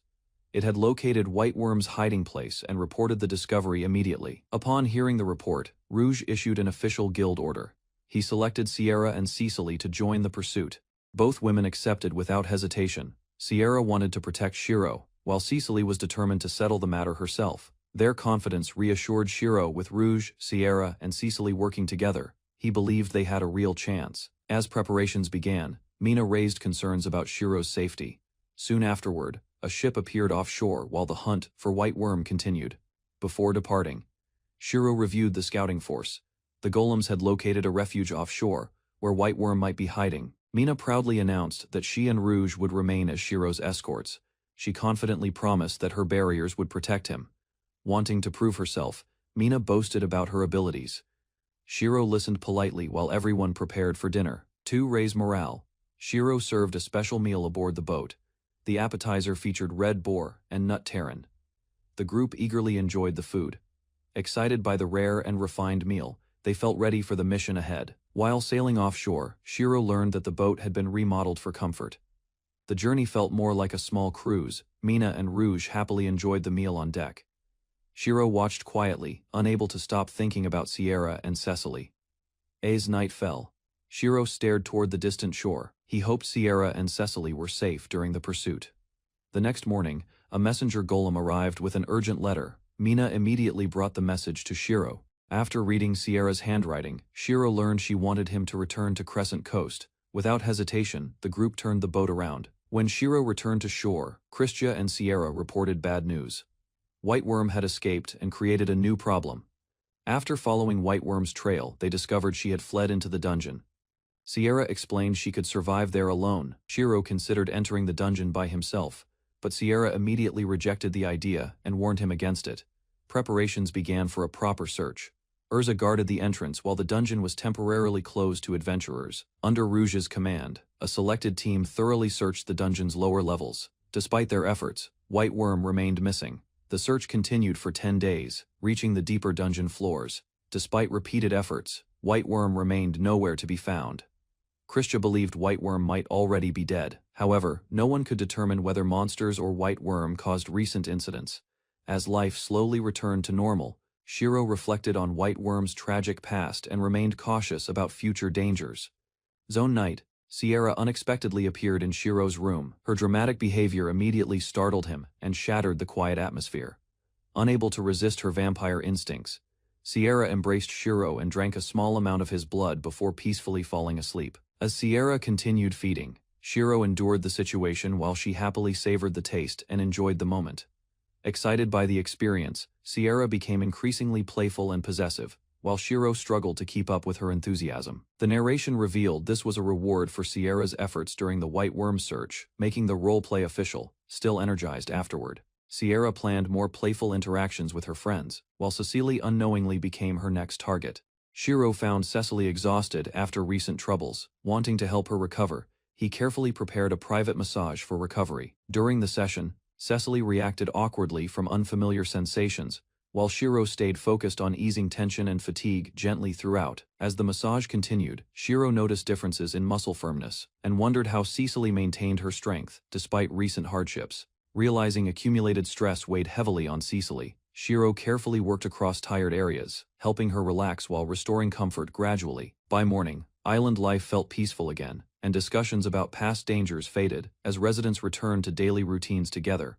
After recent events, Shiro noticed a major change. Sierra joined Cecily's party and began exploring deeper levels of the dungeon. While discussing their progress, Sierra revealed she planned to retire eventually. Her group continued searching beyond familiar dungeon floors. Sometime later, Cecily's team returned safely. Shiro welcomed them back and was relieved to see everyone unharmed. The adventurers shared rewards with Shiro, appreciating his support. Their successful expedition greatly increased the party's earnings and confidence. As cooperation strengthened, Sierra officially became part of Cecily's team. The entire group moved into Shiro's inn together. After settling into the inn, Cecily's team explained how rewards were shared equally. Sierra appreciated the group's fair system. The adventurers reviewed their duties. Cecily led combat, others handled protection and navigation, while Sierra gathered overlooked items. Proud of her work, Sierra presented recovered dungeon objects. Shiro examined them carefully and found several potentially useful pieces. Using his abilities, Shiro identified a light-emitting artifact. The item could temporarily blind enemies and support future expeditions. Sierra revealed more discoveries from the dungeon. Among them was an unusual cup, encouraging Shiro to investigate further. While inspecting the recovered cup, Shiro discovered it could instantly create carbonated water. Cecily suggested selling drinks using it. Cecily and her companions refused payment for the artifact. Instead, they offered it to Shiro as a gift. Grateful for their generosity, Shiro promised future rewards. The adventurers became excited, wondering what he planned next. Soon, many townspeople approached Shiro seeking massages. News of his successful treatment for Cecily had spread widely. However, Shiro had another idea. Using the special cup, he introduced carbonated water and attracted everyone's attention immediately. After introducing carbonated water, Shiro offered a special hair washing service. Cecily's teammates immediately became interested and volunteered first. Seeing the excitement, another member requested priority treatment. Cecily watched silently as attention gradually shifted toward Shiro's new idea. When someone questioned Cecily's feelings, she reacted strongly. The suggestion caught her off guard and left her flustered. Shiro calmly explained he only wanted to provide a useful service. Cecily's reaction convinced everyone something deeper existed. Determined to avoid misunderstandings, Shiro planned carefully. He hoped the hair-washing service would succeed, without creating unnecessary rumors. That night, Shiro prepared the new service area. Sierra arrived first, curious about the promised carbonated water hair treatment. When Sierra approached, Shiro noticed her unusual outfit choice. Embarrassed, she hesitated while he explained the procedure carefully. Sierra remained nervous, but Shiro encouraged her to relax. After calming down, she agreed to begin the experiment. Following Shiro's instructions, Sierra positioned herself comfortably. He prepared the special water and started washing her hair gently. As the treatment continued, Sierra felt refreshed and deeply relaxed. The successful result convinced Shiro the service had potential. After the wash finished, Sierra felt completely refreshed. Shiro explained how carbonated water helped remove dirt and oil effectively. Encouraged by the result, Sierra happily left the room. Shiro realized demand for the new service was growing rapidly. The next customer arrived with high expectations. While receiving treatment, she hoped Shiro would react more noticeably to her. Instead, Shiro remained focused on his work. He asked about the experience, and she admitted she enjoyed it greatly. As another customer waited outside, Shiro prepared for the next session. The hair washing service quickly became a popular attraction. The new customer compared her experience with the previous guest. After trying the carbonated water wash, she quickly relaxed and enjoyed it. When Cecily's turn arrived, she became flustered after noticing Shiro's wet clothing. Her reaction amused the others nearby. Trying to repay Shiro's kindness, Cecily eagerly followed his instructions. The lively atmosphere continued as another successful session ended. As the inn grew busier, Shiro served popular highballs to customers. The special carbonated water drinks quickly gained attention everywhere. Encouraged by success, Shiro considered creating more products. He explored ideas inspired by foods and drinks from Japan. While planning future projects, Shiro discussed ingredients he still lacked. Then Sierra arrived carrying a message from afar. The message came from a scouting bird sent to explore nearby waters. Sierra reported an important new discovery. Hearing the report, Shiro became excited. Another island had been found, and he prepared for a new expedition. After hearing about the new island, Shiro announced a temporary closure of the inn and prepared for exploration. Cecily volunteered to accompany him as protection. Sierra also insisted on joining the investigation of the discovery. Although tired from recent events, the group became interested in the search. Shiro explained the purpose of the trip. Another teammate quickly decided to participate as well. The expedition team gradually grew larger than expected. With preparations nearly complete, everyone gathered around Shiro. The journey already felt like an exciting adventure together. The next morning, Shiro completed preparations for departure. The island guardians received instructions while the expedition boarded the ship. Before leaving, Shiro assigned tasks to the creatures protecting the island. Everyone ensured the settlement would remain safe. With preparations finished, Cecily took charge of navigation. Trusting her experience, the crew eagerly began their voyage. As the ship moved forward, Shiro praised Cecily's leadership. Embarrassed by the compliment, she still guided everyone confidently. Following the scout bird's direction, the expedition sailed southwest. Their search for the newly discovered island officially began. As the voyage continued, Cecily and Shiro discussed the journey. The ship maintained steady speed across calm waters. Cecily reflected on her past and admitted she preferred adventuring. Traveling with Shiro's group felt far better to her. The expedition enjoyed a peaceful trip. While some rested, the scout bird continued guiding the ship forward. After some time, Cecily spotted land in the distance. The bird's route appeared to be correct. Excitement spread across the ship as the island came into view. Shiro confirmed they had finally reached their destination. After arriving, the group surveyed the island from offshore. Shiro estimated the coastline and evaluated the unexplored territory. Sierra reported no signs of settlements or large animals. Excited by the discovery, she asked Shiro to name it. Since the island lay west of Monte Christ Island, Shiro chose the simple name, West Island, which everyone accepted. With the naming settled, Shiro ordered the expedition ashore. The group eagerly prepared to begin exploration. After unloading supplies, the team discussed their next steps. Cecily suggested fishing, while others planned a barbecue lunch. While preparing lunch, Cecily confidently took charge of fishing. Growing up in a coastal town had given her valuable experience. Inspired by Cecily, Sierra and another teammate offered to help. Everyone enthusiastically joined the island's first fishing activity. The group rushed into the water together. Their excitement quickly created playful chaos as they stumbled and splashed around. Watching from shore, Shiro enjoyed the lively scene. Soon he joined the others, making the outing even more energetic. Even Sierra decided to participate fully. Seeing her openly enjoying the beach surprised Shiro and highlighted the team's growing closeness. As the beach outing continued, Shiro became overwhelmed by excitement. His carefree enthusiasm made the entire group laugh together. The fun grew even livelier when Shiro floated peacefully in the water.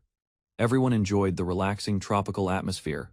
Before lunch, Shiro encouraged the group to spend more time at the beach. Nobody wanted the enjoyable moment to end. Eventually, the excitement faded and exhaustion took over. After playing for hours, the entire expedition fell asleep beside the shore. When Shiro awoke, he noticed how peaceful everyone looked. Surrounded by trusted companions, he quietly appreciated the happiness they shared. As the group rested on the beach, Mina quietly reflected on Shiro's kindness. His words lingered in her mind, noticing her reaction. Shiro explained his thoughts honestly. Mina became increasingly aware that he viewed the world differently. Encouraged by the peaceful atmosphere, Mina tried expressing her feelings more openly. Shiro listened, unsure of her intentions. Before the moment could continue, Sierra suddenly interrupted. Her unexpected arrival instantly shattered the quiet mood between them, claiming Mina was in danger. Sierra dragged Shiro away. Cecily watched the scene while everyone laughed at the confusion. The group finally remembered their original purpose and suggested lunch. Shiro found himself carried along by their enthusiasm. While preparing the meal, Sierra openly praised Shiro. Embarrassed by the attention, he quickly redirected everyone toward cooking. As the sun moved lower, the expedition spent the rest of the day relaxing and playing together on West Island. After returning from the beach, Shiro reviewed his progress.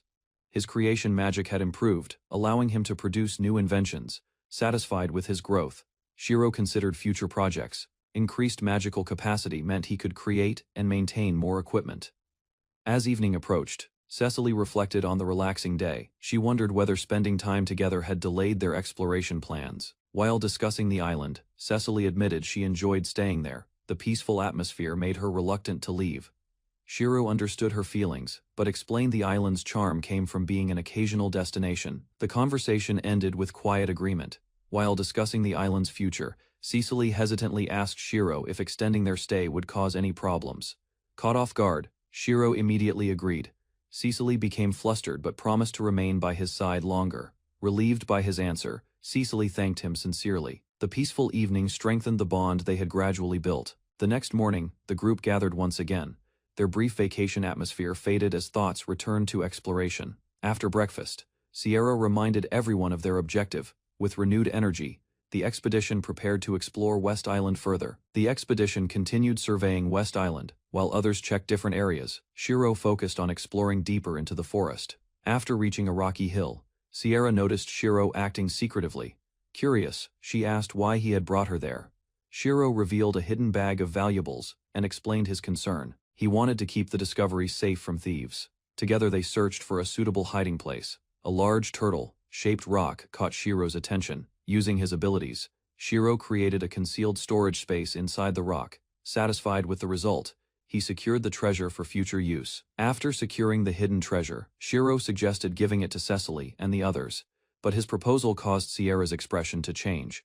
Sierra admitted that being entrusted with important things felt painful, because trust often led to attachment, while separation always followed afterward. Remembering centuries of farewells, Sierra explained that humans aged and disappeared while she remained behind, carrying memories long after everyone departed. Shiro listened and apologized, but Sierra accepted her circumstances, explaining that such loneliness was simply part of her reality. After sharing their thoughts, Sierra suggested returning to the others, while Shiro resolved to value present friendships rather than distant futures. While returning from the rocky hill, Shiro slipped and scraped his arm. Seeing him injured, Sierra rushed over in concern. Trying to ease her worries, Shiro joked about finding a snack. However, Sierra's expression revealed emotions he did not expect. Unable to contain herself, Sierra held Shiro's injured arm and drank from the wound. Tears appeared as she clung to him. Sierra confessed that his blood brought her comfort rather than hunger. As a vampire, the experience filled her with joy. Realizing what had happened, Shiro understood Sierra's attachment more clearly. He reflected on how much his kindness had meant to her. After drinking his blood, Sierra gathered her courage and proposed becoming Shiro's retainer, revealing feelings she had concealed for a long time. Shiro cared deeply for Sierra, yet hesitated because accepting her proposal meant creating a lifelong bond carrying serious responsibilities. Seeking another path, Shiro suggested becoming a couple instead. But Sierra explained that vampire traditions required strict rules and commitments. Sierra described how retainers and relationships were connected within vampire society, admitting she had accepted friendship because she expected rejection. Though uncertain about the future, Shiro chose not to turn away. Together, they agreed to face those feelings. After Shiro accepted her feelings, Sierra became overwhelmed by happiness. Excitement replaced hesitation, and she struggled to control her growing emotions, unable to hide her feelings any longer. Sierra moved closer to Shiro. He comforted her and tried easing her anxiety. For a moment, Sierra wondered whether they should simply follow their hearts. The possibility of crossing that boundary tempted her. Shiro paused and considered the consequences. Questions about vampire customs, future obligations, and their friendship filled his thoughts. Facing each other in silence, Shiro and Sierra regained their composure. Both understood that their relationship deserved careful consideration moving forward. After their private conversation ended, Shiro returned to the group. Cecily, Mina, and Sierra greeted him while hiding curious expressions. Reflecting on recent events, Shiro admitted that leaving West Island felt bittersweet. The adventure brought happiness, regret, and lingering emotions. 3 days later, the expedition departed West Island and sailed home. Everyone promised themselves they would return again someday. Back at the inn, Shiro searched for Sierra during a break. Entering her room, he discovered she was missing. While looking around the room, Shiro noticed a sealed letter resting nearby. Realizing it belonged to Sierra, concern quickly grew. Opening the letter, Shiro learned that Sierra had chosen to leave. Rather than watching another farewell, she departed first this time. Through the letter, Sierra confessed her love once more. She explained that those left behind often suffered as much as those departing, traveling alone beneath the open sky. Sierra accepted that humans and vampires followed different paths, despite wishing they could remain together. Sierra reassured Shiro that rejecting her retainer proposal had been correct. She wanted love freely given, never affection created through obligation. Before ending her message, Sierra promised she would always support him and hoped fate would allow them to meet again. As she disappeared beyond the horizon, Sierra left one last wish behind, hoping Shiro would remember the vampire who loved him. Standing alone inside her room, Shiro reread the letter. Though Sierra had gone, traces of her presence remained. Lying across the bed, Shiro reflected on everything. Regret filled his heart as he wished he had treated Sierra more warmly. Cecily arrived carrying fresh meat, offering it to Shiro while maintaining her usual warmth, despite the lingering absence of Sierra lately. Mina handled fieldwork beneath the summer sun, urging Shiro to rest indoors for everyone around the island. Natalie helped manage the inn and stored supplies, showing greater kindness toward Shiro as the group adjusted to life, while practicing smiles before a mirror. Shiro realized Sierra's departure affected him deeply, though he had scarcely noticed the change within himself until now. Looking at Sierra's memory, Shiro admitted she was the woman he loved most, understanding his feelings only after losing her.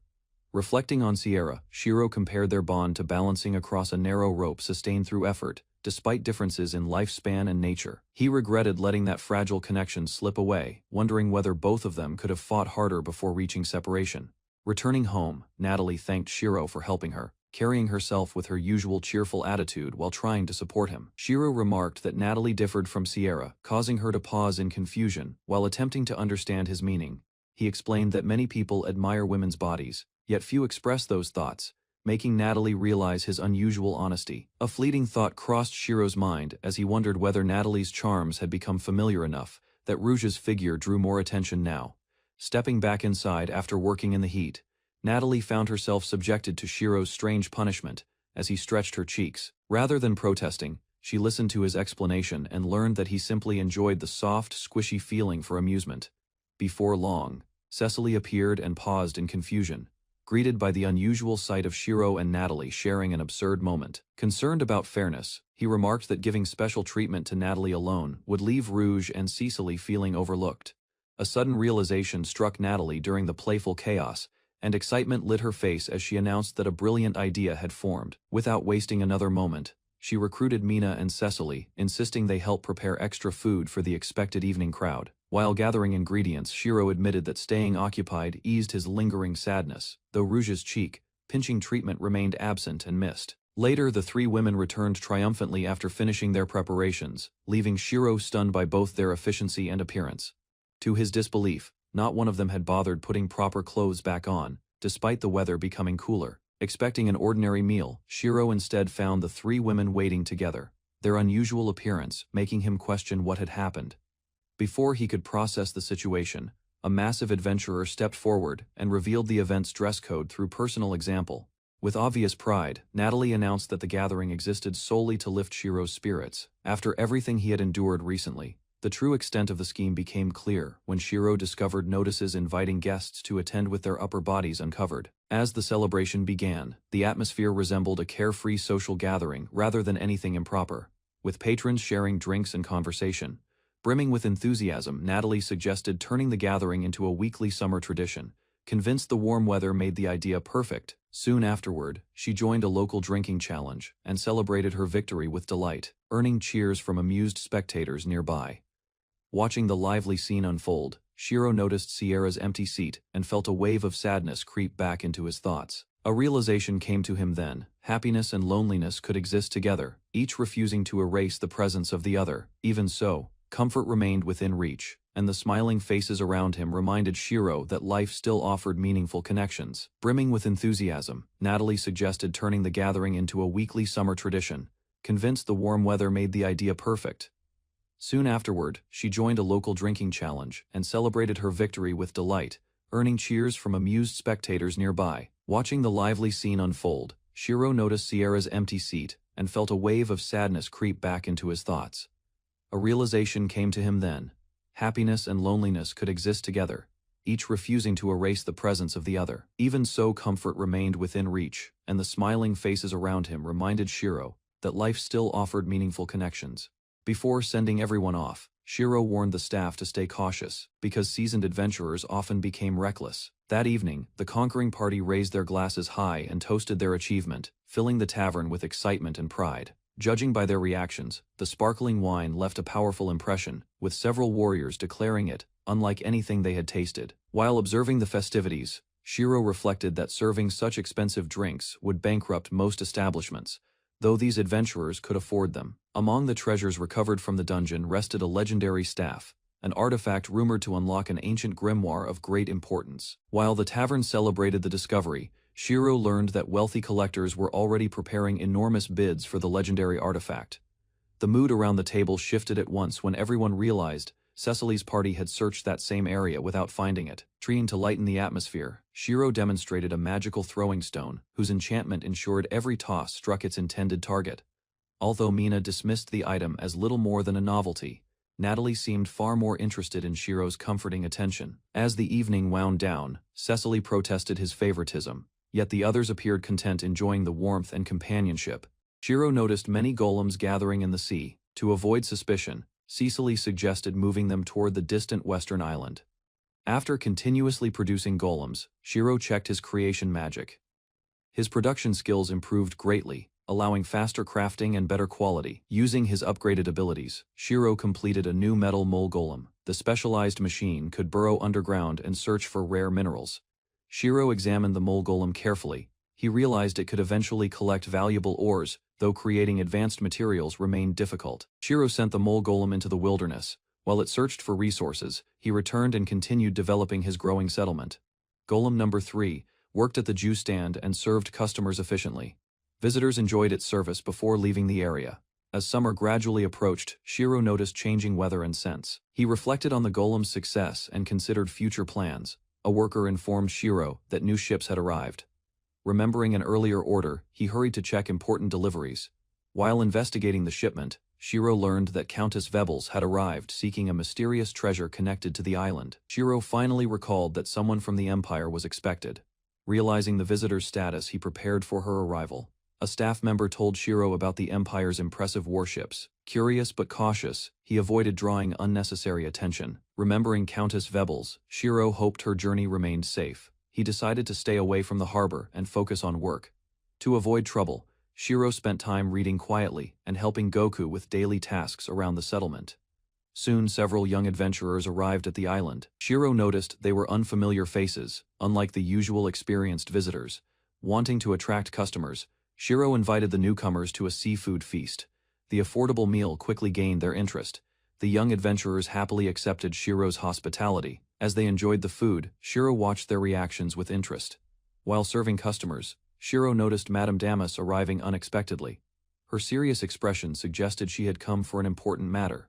Madame Damas hesitated before explaining her purpose. Her unusual behavior made Shiro suspect that something significant was happening. After some hesitation, Madame Damas requested that Shiro visit her establishment immediately. The unexpected demand left him uneasy and suspicious. Later, Madame Damas returned with Countess Vebles and her attendants. However, she appeared disappointed, leaving Shiro wondering what occurred. News soon spread that Madame Damas wanted Cecily to accompany Countess Vebles. The unexpected proposal left everyone surprised. According to the Countess, previous candidates failed to meet her expectations. As a result, Cecily became the preferred choice. Drawing from his experience, Shiro believed Cecily could easily handle noble etiquette, but she had already turned down the offer. A worried expression remained on Cecily's face, while the others tried to understand her reasoning. The atmosphere quickly grew tense. Rather than feeling relieved, Cecily feared she had offended an influential noble. To avoid further trouble, she wished Madame Damas success in settling the matter.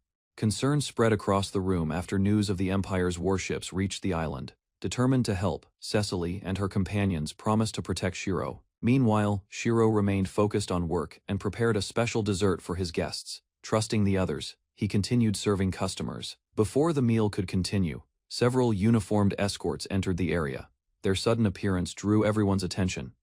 Leading the group was a stern butler named Wolf. Without wasting time, he began searching for a man called Shiro. After stepping forward, Shiro introduced himself to the visitor. Realizing the Countess had truly sent someone, he listened to Wolf's purpose. Wolf confronted Shiro and accused him of treating Countess Vebles. The serious allegation created a tense atmosphere. Caught off guard, Shiro explained that he had merely declined an invitation arranged through Madame Damas. Confusion replaced his initial surprise. To support the accusation, Wolf repeated a statement made by Shiro. Hearing those words left him completely bewildered. Firmly denying the claim, Shiro insisted he had never spoken so rudely. At that moment, he realized someone had likely distorted the story. Rather than backing down, Wolf declared that the Countess would not tolerate such behavior. The misunderstanding continued to grow, despite Shiro's explanation. Refusing to accept another excuse, Wolf insisted that Shiro accompany the group. Although compensation was offered, work at the inn remained Shiro's priority. Before Shiro could respond further, Cecily stepped forward with a fierce expression and took control of the situation. Accepting that resistance was pointless, Shiro agreed to prepare himself first. As he headed inside, he asked Mina to lend him a special ring. Mina handed over a ring along with several light balls. Those items would provide valuable protection during an emergency. Shiro returned wearing his best clothes. Once the preparations were complete, he apologized for the delay and met the waiting visitors. Soon, Shiro departed in a carriage, alongside Wolf and the escorts. During the journey, he learned that Countess Vebles preferred brief conversations. To avoid creating another misunderstanding, Wolf advised Shiro to answer honestly and refrain from saying anything that could offend the Countess. An unexpected question about marriage then arose when Wolf noticed the ring on Shiro's hand. Fortunately, the confusion was quickly cleared up. As the carriage continued forward, Shiro confirmed the purpose of the visit once more. The simple explanation eased some of his concerns. Shiro shifted the conversation elsewhere. Curious about his host, he politely asked about Countess Vebles herself. By the time the carriage reached Madame Damas's residence, Shiro had learned that Countess Vebles was 31 years old. The information improved his mood. The moment he arrived, Madame Damas rushed forward to greet him. Instead of a calm welcome, she immediately drew Shiro into an argument. Confused by the commotion, Shiro listened as Damas struggled to explain herself. Before the misunderstanding could continue, Wolf dismissed the matter. Security procedures followed shortly afterward, leaving Shiro thoroughly embarrassed. Although nothing suspicious was found, he quietly endured the uncomfortable inspection. At last, the long-awaited meeting began. seated confidently before him, Countess Vebles finally received Shiro in person. Facing Countess Vebles at last, Shiro observed her appearance. The noblewoman's imposing presence left a strong impression on him. As the meeting continued, Vebles discussed her preferences and opinions. Meanwhile, Shiro studied her behavior from across the room. Wine was soon brought out for the conversation. Although the Countess encouraged him to drink, Shiro remained cautious and attentive. Rather than being captivated by her beauty, Shiro noticed traits that made her difficult to approach. A closer inspection of the wine revealed something suspicious. Realizing it contained a sleeping medicine, Shiro discreetly prepared a countermeasure before taking a sip. While maintaining a calm expression, Countess Vebles continued observing Shiro. Gradually, he became convinced that she had prepared the situation. Shiro pretended to drink it without hesitation. To support the act, he claimed that alcohol affected him easily. For the first time since their meeting, a satisfied smile appeared on Vebles' face. The reaction convinced Shiro that his performance had worked. Encouraged by what she believed was success, the Countess moved closer and urged him to relax. Meanwhile, Shiro prepared for whatever came next. Rather than accepting his compliments, Vebles dismissed them with confidence. Even so, her attention remained fixed on Shiro. Shiro offered to pour another glass for the Countess. Believing her plan was succeeding, Vebles lowered her guard. Without warning, the situation suddenly spiraled out of control. Before Shiro could react, Vebles lunged forward and pinned him onto the sofa. Trapped beneath the Countess, Shiro desperately searched for a way out. Unfortunately, his emergency tools remained out of reach. Rather than responding to his protests, Vebles continued moving closer. Her unfocused behavior convinced Shiro that she was no longer thinking clearly. As panic set in, an old memory unexpectedly resurfaced in Shiro's mind. The strange recollection briefly distracted him from his current predicament. Every attempt to escape ended in failure as Vebles tightened her hold. Meanwhile, Shiro realized the situation was becoming dangerous. Rather than panicking, he forced himself to think. A desperate plan soon began forming in the back of his mind. Among the available options, one unusual solution stood out. Using his creation magic, Shiro prepared a small object without drawing attention. At the same time, a loose button fell from his shirt. The unexpected distraction gave him a brief opportunity to act. Moments later, a strange liquid splashed across Shiro's chest. Staring at the unfamiliar substance, Vebles paused in confusion for the first time. To Shiro's astonishment, Vebles lowered her head toward the liquid on his chest. Her unexpected action left him speechless. Several tense moments passed, while Shiro waited for the sleeping medicine to take effect. Fortunately, the drug had not yet influenced him. Vebles continued until exhaustion finally caught up with her. Moments later, she drifted off to sleep against Shiro once. He confirmed that she was unconscious. A wave of relief washed over him. The dangerous situation had finally come to an end. Standing beside the sleeping Countess, Shiro could only shake his head in disbelief. Her reckless behavior had shattered his image of noble dignity. Although the crisis had passed, Shiro still felt irritated by everything that had happened. For a moment, thoughts of petty revenge crossed his mind. His attention soon shifted to a locked door inside the residence. Suspecting something valuable was hidden there, he decided to investigate. Shiro discovered a treasure chest tucked away in the corner. Excitement grew as he realized it likely belonged to Ramus. Using his repair magic, he bypassed the chest's security measures. Inside rested an ornate staff that appeared extremely valuable. A mischievous grin spread across Shiro's face. Carrying the staff away for a night seemed like the perfect revenge. After leaving the residence, Shiro put his revenge plan into motion. Using the invisibility ring, he followed the Countess's ship. Back at the inn, curiosity got the better of him. While examining the stolen staff, Shiro activated repair and uncovered hidden information. The newly revealed details caught him off guard. Rather than being an ordinary artifact, the staff possessed a mysterious armor-related ability. Unable to resist testing it, Shiro activated the staff's power. Dark energy erupted around him and began taking shape. Within an instant, the transformation was complete. Standing where Shiro had been moments earlier was a sleek suit of magical armor. The magical armor exceeded all of Shiro's expectations. Testing its strength for the first time, he felt powerful enough to accomplish anything. Curiosity soon replaced caution as Shiro lifted the sleeping Countess. Seeing her up close, he admired her beauty. Not wanting to remain there any longer, he released the armor and prepared to leave. Before departing, Vebles was carefully returned to the sofa. Holding the staff once more, Shiro considered his next move and decided to returning. It seemed like the safest option. Trouble arrived before he could act. As Wolf and the others suddenly appeared nearby, Shiro panicked and burst into tears. Wolf and the guards found Shiro in a miserable state. Between his tears and unusual appearance, the group struggled to understand what had happened. The guards showed unexpected sympathy. From their perspective, Shiro looked more like a victim than a suspect. Wrapped in a blanket, Shiro regained his composure. The awkward ordeal seemed to be coming to an end. Once the opportunity appeared, he slipped away from the residence. All Shiro wanted now was to return home and forget the incident.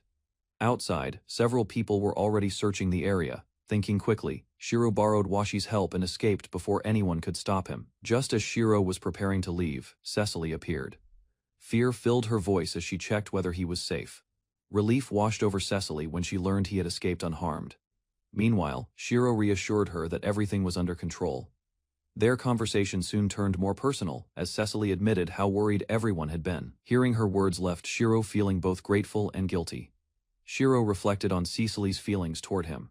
Despite understanding her emotions, he knew he was not ready to respond. As the night came to an end, Cecily walked away. Shiro wondered why things between them never seemed to work out. Back at the inn, Wonder rushed forward to welcome Shiro home. Her relief turned to confusion when she noticed his condition. After hearing the full story, the others were stunned. Fortunately, Shiro assured them that the ordeal ended safely. Meanwhile, the inn remained lively despite his absence. Wonder explained that everyone had worked together to prepare meals for the guests, rather than resting. Shiro began thinking about the people who had helped protect the inn. A small celebration seemed appropriate. Determined to express his gratitude, he decided to prepare food and drinks for everyone, and hurried off to make arrangements. A sudden reveal from Shiro left the girls stunned. Their shock only grew when they realized what he planned to wear. Ignoring the protests, Shiro headed for a private room. To avoid interruptions, he ordered the golems to guard the entrance. Once the door was secured, the mysterious staff was activated again. Moments later, the black magical armor materialized around his body. Instead of feeling heavy, the armor moved as lightly as clothing. Every motion felt smooth and natural, surprising Shiro even further. Excitement took over as he began testing its capabilities. Shiro grew impressed with the armor's performance. Experimenting further, Shiro discovered that the armor's gauntlets could generate powerful light-based attacks. The new ability sparked his excitement. A moment later, glowing blades formed in his hands. Swinging the weapons around, Shiro enthusiastically tested every feature he could find. Eventually, practicality replaced his excitement. Although the armor felt incredible, its constant mana consumption quickly became impossible to ignore. Reluctantly, Shiro abandoned plans for a larger test outside. Drawing unnecessary attention would only create more trouble for him. After removing the armor, a troubling realization settled in. Since the staff belonged to the Countess, suspicion would inevitably fall on him if it disappeared. The following morning, Shiro approached Mina with an unusual request. To his surprise, she willingly let him keep the invisibility ring. Encouraged by her generosity, Shiro prepared for the worst. If the Countess came looking for him, he intended to escape. Hers passed in complete silence around the island. As noon approached without incident, Shiro began wondering if the danger had already passed. That hope faded when he reconsidered the missing staff. Since the chest still appeared untouched, nobody had realized the artifact was gone. Before he could think further, an unexpected visitor arrived. The sudden appearance of a familiar figure caught Shiro off guard. Later that day, a weary visitor arrived at the inn seeking a drink. Curious about the unexpected visit, Shiro invited him inside. As they settled down, Shiro noticed how exhausted the man looked. The conversation soon shifted toward the recent turmoil involving the nobles. Bit by bit, the visitor explained the situation surrounding the Countess and the missing treasure. Listening, Shiro pretended to know very little, to help his guest recover. Shiro prepared a simple meal. The gesture noticeably improved the man's mood. Learning that Countess Vebles had already returned home, Shiro felt a huge weight lift from his shoulders. During their discussion, the visitor revealed that Countess Vebles had been searching for Shiro. The warning only deepened his concerns about the stolen staff rather than making a decision. Shiro chose to postpone the problem. For now, he planned to wait and see how events unfolded. Later that evening, an unexpected voice called out to him. Startled by the sudden interruption, Shiro nearly spilled the drink he was pouring. Turning around, he discovered Cecily standing nearby. Her unexpected appearance replaced his surprise with curiosity. After noticing his troubled expression, Cecily asked what was wrong. Faced with her concern, Shiro considered telling her the truth. After everything that had happened, Shiro remained fascinated by the stolen staff. The temptation to test Amanstock's full abilities was simply too strong. While discussing future plans, Shiro considered traveling to the western island. Hearing this, she immediately offered to accompany him as protection. Cecily then explained that the island's defenses had weakened recently. With fewer capable fighters available, everyone had been forced to work harder. The conversation shifted to new discoveries from the dungeon. Among the recovered items were powerful explosive tools. Their effectiveness had already changed local battle tactics. Rather than fighting, adventurers now trapped enemies with overwhelming magical attacks. Faced with several possible companions, Shiro struggled to make a decision. Meanwhile, Wonder and Mina volunteered to join the trip. Evening soon arrived. While weighing his options, Shiro worried that revealing his secret might place others in danger.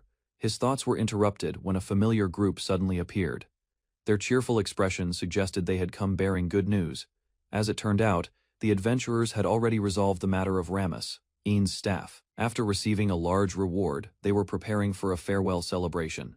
The announcement surprised everyone. Having earned enough wealth, the group decided to leave adventuring behind and return home. The farewell party began with loud cheers. Surrounded by friends, the retiring adventurers celebrated the end of their dangerous careers. Laughter and memories filled the inn throughout the night. Although everyone enjoyed, the thought of saying goodbye left many feeling emotional. Several days later, Shiro resumed testing Amanstock's armor. Under the cover of darkness, he headed toward the mountain. Unable to suppress his curiosity, he activated the invisibility ring and pushed the armor to its limits. Moments later, he reached the mountain summit. Shiro gazed across the vast landscape. The breathtaking view before him revealed just how extraordinary the armor's power truly was. Reaching the summit at last, Shiro gazed across a vast landscape stretching beneath the heavens and found himself captivated. Once the excitement faded, he returned home, feeling refreshed, believing the recent troubles had ended and peaceful days awaited ahead. Deep within the dungeon, a gravely wounded female adventurer collapsed against the stone floor, desperately calling for help as darkness closed around her. Before her fading consciousness disappeared completely, a strange humanoid figure emerged from the shadows and repeated a single unfamiliar name. Confusion filled her expression as she struggled to identify the mysterious speaker, yet exhaustion prevented any meaningful response from forming. Without warning, the creature seized a nearby sword and charged into a battlefield littered with monsters, carving a path ahead. Standing before an enormous sealed gate, the strange being sensed overwhelming power beyond it and contemplated consuming nearby creatures. Before the massive sealed gate, the strange creature examined carvings depicting countless monsters, then became obsessed with whatever awaited beyond. Stretching both hands against the enormous doors, it declared its desire to claim the hidden power resting inside. Meanwhile, far from the dungeon depths, Shiro enjoyed a peaceful rainy morning, savoring the soothing rhythm against his home. Leaning beside the window, with a warm drink, he compared the rainfall's gentle sound to a beautiful musical performance. His moment of relaxation ended abruptly when Mina burst inside, warning that a dangerous monster stampede was approaching fast. Shiro learned that thousands of ogres and many other monsters had begun pouring out from the dungeon across the island. The emergency alarm spread quickly. Everyone feared the island would be overrun unless Master Elsa successfully contained the monsters. Shiro immediately organized evacuations toward the western island. Rouge joined Master Elsa's operation while civilians prepared to leave. 1 hour earlier, Cecily and her companions reached the gate leading to the dungeon's third floor with adventurers. As they advanced deeper, Cecily sensed something unusual. The monsters behaved differently than normal, making the group increasingly cautious. Cecily's group encountered panicked adventurers rushing through the passage. A man warned that a horde of 1,000 ogres was coming. The fleeing adventurers revealed the monsters had split into groups and were already heading toward multiple dungeon routes. Confused, the younger girl asked about 1,000 ogres. Cecily explained they were dangerous ancient demons that multiplied endlessly. Cecily realized something was terribly wrong. 1,000 ogres normally appeared only as rare floor bosses, never in large numbers. Moments later, the truth emerged. Countless monsters flooded the corridor, forcing adventurers to retreat as the dungeon overflowed. As adventurers retreated through the corridor, monsters suddenly appeared behind them, trapping the group and causing panic throughout the dungeon passage. Recognizing the crisis, Cecily ordered Rouge and Mina to contact Master Elsa immediately while the remaining adventurers continued retreating. Cecily chose to stay behind and block the advancing monsters, instructing Rouge to warn Shiro and begin island evacuation efforts. Although worried about Cecily's safety, Mina accepted her decision, and promised to assist Master Elsa in handling the emergency. After entrusting everything to her companions, Cecily watched them leave and prepared to face the approaching monster horde alone. Mina understood Cecily's reasoning, knowing that if monsters escaped from the dungeon, adventurers across the island would lose every route. Rouge realized Cecily intended to protect the island's people above all else, then promised to continue the sealing mission. Before departing, Mina approached Shiro and confirmed his knowledge of the dungeon structure, then requested an important favor from him.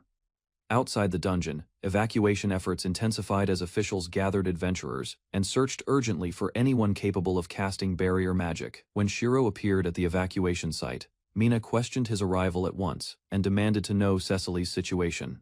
After hearing Mina's request, Rouge made an outrageous promise, offering her future to Shiro if he returned alive with Cecily. Shiro accepted the challenge without hesitation, declaring his intention to rescue Cecily while Rouge struggled to understand his confidence.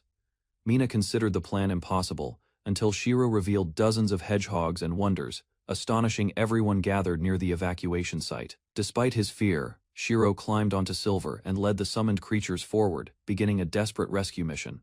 As the creature army advanced toward the dungeon, Shiro ordered the entrance sealed, shocking the general and nearby adventurers. Rouge equipped the powerful sacred armor and mounted Silver, trusting the treasure's strength as the rescue team prepared to advance. Although she had never used the armor in battle before, Rouge admired its power and believed it could protect them. With everyone assembled, Rouge encouraged the group forward while the armored guardian Emislok prepared to lead the assault. As 1,000 ogres emerged from narrow passages, Emislok intercepted them first, overwhelming the monsters and clearing a path ahead. Following Shiro's directions, the group advanced through branching corridors while Emislok unleashed powerful attacks against larger monsters blocking progress. Despite Emislok's overwhelming strength, Shiro remained cautious, understanding that a single mistake could end the rescue mission instantly. Determined to reach Cecily before the situation worsened, Shiro pressed onward through the dungeon while his companions guided him ahead. Yu rushed through the dungeon, unleashing relentless magical attacks against overwhelming monster hordes while forcing countless enemies back relentlessly. After 15 exhausting minutes, Yu realized monsters continued emerging without stopping, making him worry Cecily had already reached danger. Looking beyond the collapsing monsters, Yu discovered another passage concealed ahead, realizing the dungeon still hid threatening secrets deeper. Meanwhile, Cecily reached the upper doorway leading toward the third floor, cautiously advancing after sensing a powerful boss waiting. Recognizing Cecily nearby, Yu charged forward, cutting through pursuing monsters while refusing every obstacle blocking his desperate rescue attempt. Yu reached Cecily, discovering her gravely injured beneath scattered rubble, while overwhelming despair threatened his determination to continue fighting. Refusing defeat, Yu summoned Wonder Hedgehogs for protection, preparing every remaining resource before attempting an impossible rescue, despite overwhelming circumstances. After restoring his magical power with a recovery potion, Yu steadied himself and prepared the dangerous repair spell. Accepting every consequence beforehand, Yu strengthened his resolve. Knowing Cecily's survival depended entirely upon completing the restoration magic, Yu activated repair, surrounding Cecily with brilliant light before her damaged body vanished, leaving everyone awaiting the restoration process's completion. Exhausted after saving Cecily, Yu collapsed onto his knees, reassuring everyone she would recover, despite completely draining his magical strength. Yu explained repair reduced his magic level, then restored his mana, because another dangerous battle still awaited ahead. Cecily reported the entrance had collapsed after a massive explosion, leaving Yu concerned because escaping the dungeon became far more difficult. Sensing countless monsters approaching again, Cecily insisted their only option required destroying the 1,000 ogres' true body before reinforcements arrived. Cecily revealed the main body possessed bronze skin and a third eye, but identifying the correct monster remained challenging. Yu concluded the three-eyed bronze ogre guarded the hidden passage leading toward the 6th floor where the true mastermind awaited. Cecily guided everyone toward the 5th floor while Yu prepared to strike every ogre emerging from the monster spawning route. Wonder Hedgehogs charged into the horde, creating an opening that allowed Yu and Cecily to continue advancing. The brave companions held countless monsters behind, sacrificing themselves so Yu could reach the sealed chamber before another wave arrived. Breaking through the entrance, Yu discovered the three-eyed bronze ogre waiting inside, realizing the decisive battle would begin at last. Yu faced the enormous three-eyed bronze ogre, realizing its merged body offered the perfect chance to strike every hidden core. Gathering magical power, Yu unleashed a devastating attack that engulfed the gigantic monster before crushing its massive fused body. As the dust settled, the defeated creature collapsed across the chamber, leaving Yu and Cecily convinced the dangerous enemy had fallen. Cecily threw an explosive stone at the remaining fragment, ensuring the monster disappeared before both companions relaxed with great relief. Yu thanked every Wonder Hedgehog for their sacrifice, recognizing their determined support made the difficult victory possible. Cecily celebrated defeating the floor boss before discovering a hidden treasure chest, giving Yu hope their dangerous expedition had paid off. Yu checked the treasure chest for traps, then opened it while Cecily watched with great excitement beside him throughout. Inside the chest, Yu found precious gold ingots and a mysterious angel statue, realizing both treasures possessed remarkable value and importance. Examining the statue, Yu discovered a teleportation artifact capable of carrying 2 people, offering the perfect escape from the dangerous dungeon. After activating the artifact, Yu and Cecily returned outside, astonishing waiting adventurers who never expected their sudden appearance. Yu explained their unexpected return resulted from accidental teleportation, assuring everyone the terrifying dungeon stampede had finally ended for good. Cecily announced Yu defeated the Thousand Ogre's main body, causing relieved adventurers to celebrate their survival and praise his remarkable achievement. Embarrassed by the praise, Yu rejected becoming a hero, while Cecily insisted she would accompany him wherever he traveled next. Cecily accepted becoming a fugitive beside Yu, believing adventurers often lived beyond kingdoms and ordinary rules without regret. Before leaving, Cecily decided to invite Rouge, but waiting adventurers surrounded Yu and requested the complete story behind their victory. Yu promised to meet everyone later after cleaning himself, escaping the celebrating crowd while recovering from the exhausting dungeon expedition. As Yu departed, Shiro stopped him and insisted on joining, refusing to let him continue traveling without dependable companions.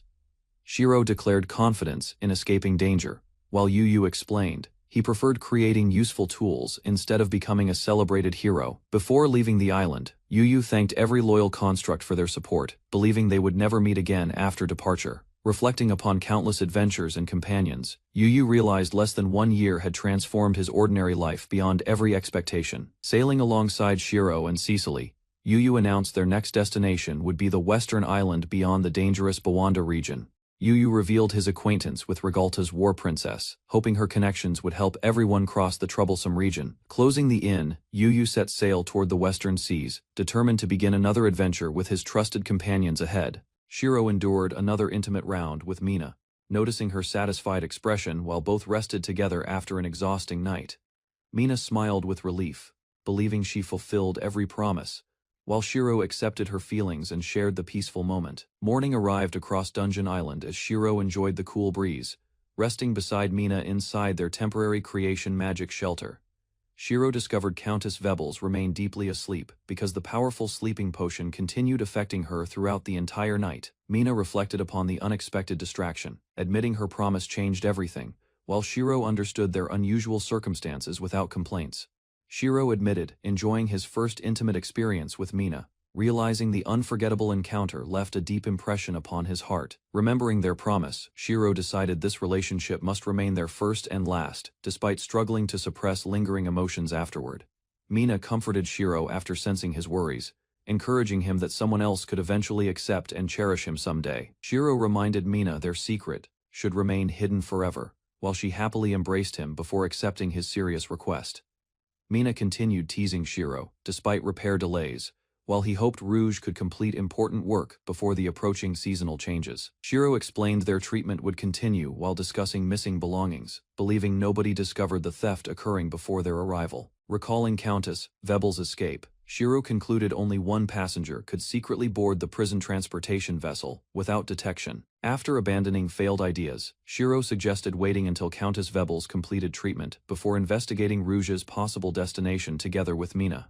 Mina surprised Shiro by requesting another intimate encounter, making him question her sudden decision despite promising their previous time was final. Shiro used a rejuvenation potion before accepting Mina's determined feelings, realizing her hopeful expression made refusing completely impossible for him. Mina described her future wishes to Shiro, while he listened carefully and accepted every request without showing hesitation or embarrassment. After awakening, Shiro learned Mina visited the nearby river, while Rouge noticed both companions finally recovered from exhausting treatment together.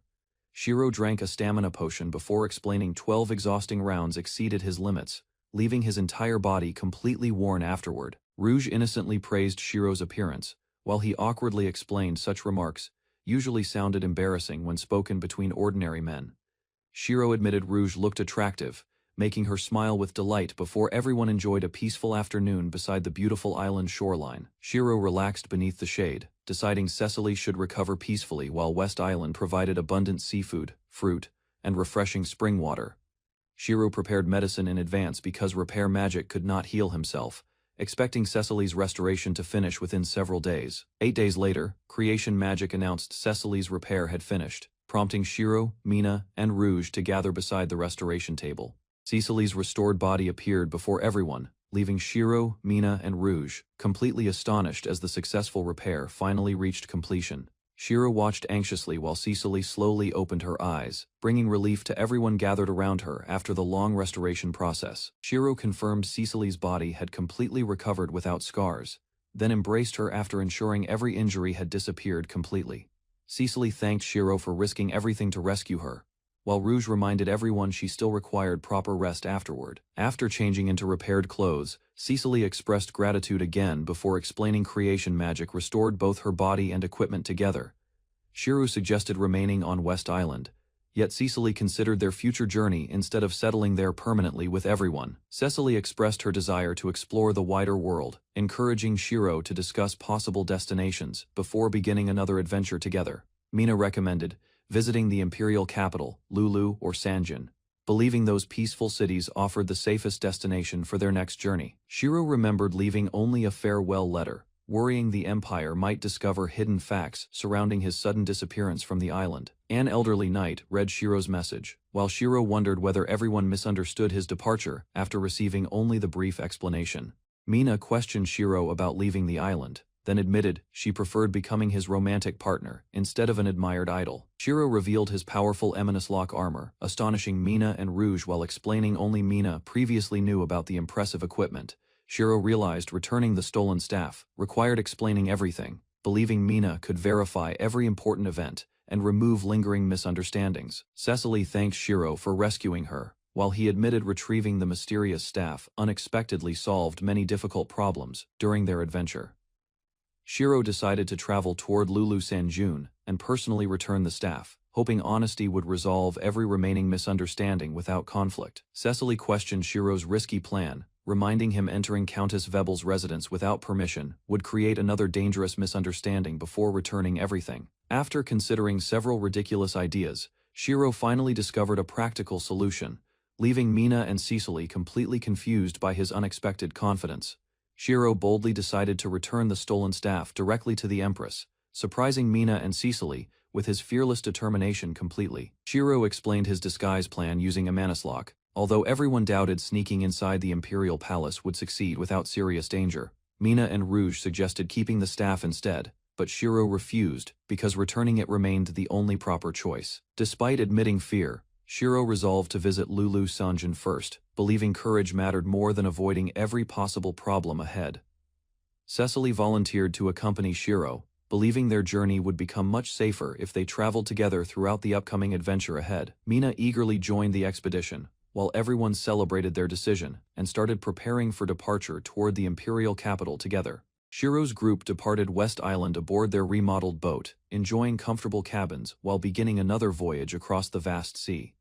Their treasure rewards exceeded expectations, but Cecily and Rouge refused larger shares, insisting every companion deserved equal payment for their efforts. While everything progressed smoothly, Cecily prepared to reveal her own plans as Shiro relaxed after resolving the captive angel misunderstanding. Shiro called Cecily over, catching her attention before speaking privately as the peaceful voyage continued beneath the bright afternoon sky. Shiro shyly requested sunscreen for his back, making Cecily smile warmly before accepting the small favor without hesitation or embarrassment. Cecily blushed after Shiro requested sunscreen while he thanked her happily and asked her to cover another difficult area too. Shiro carefully applied sunscreen across Cecily's back after promising to return the favor, leaving both feeling completely satisfied afterward. Several peaceful days passed before Cecily confirmed pursuing ships abandoned their chase because the group's vessel maintained steady cruising speed. Shiro explained ordinary ships traveled slower than magical vessels, making long pursuits impossible, despite brief bursts of impressive speed beforehand.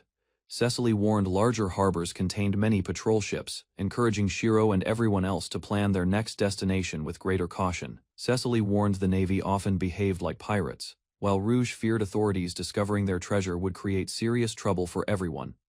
Shiro considered hiding valuable items on West Island, deciding avoiding passing ships remained the safest choice during their dangerous voyage ahead. Shiro planned reaching Lulu Sanjin through a small fishing port, avoiding strict inspections conducted at larger harbors by local authorities.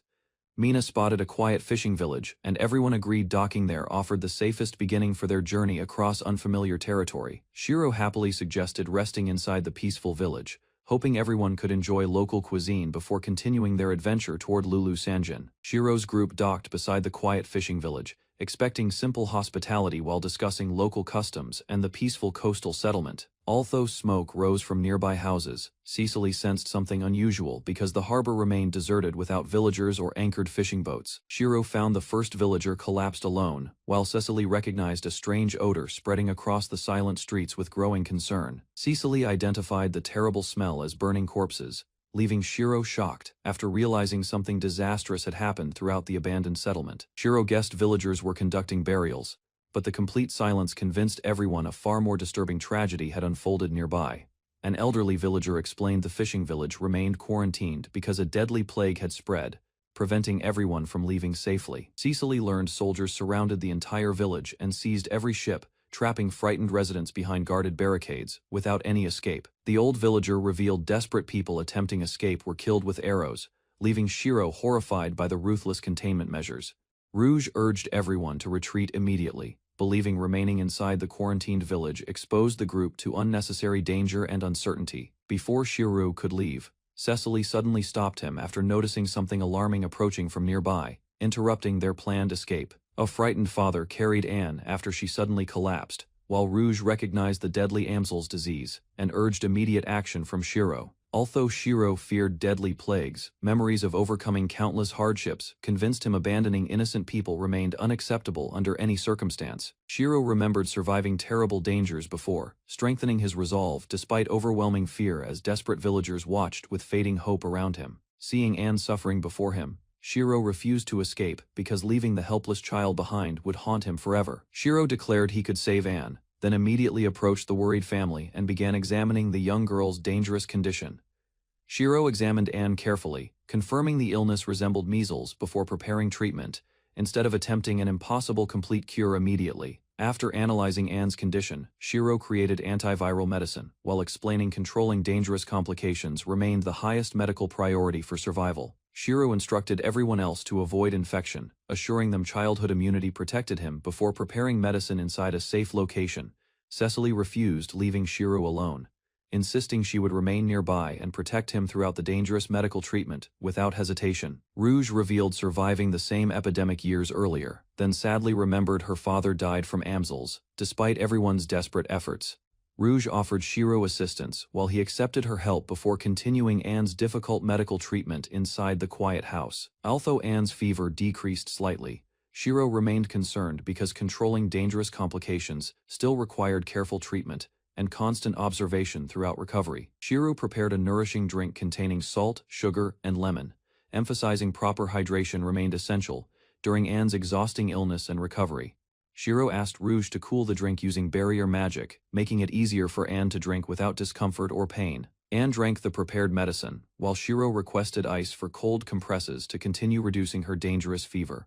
Villagers explained most ice mages disappeared through conscription, leaving only weak users, while Anne's parents also suffered from Amsel's infection. Unable to create medicine and ice together, Shiro wished Sierra were nearby before searching for another practical solution to help Anne.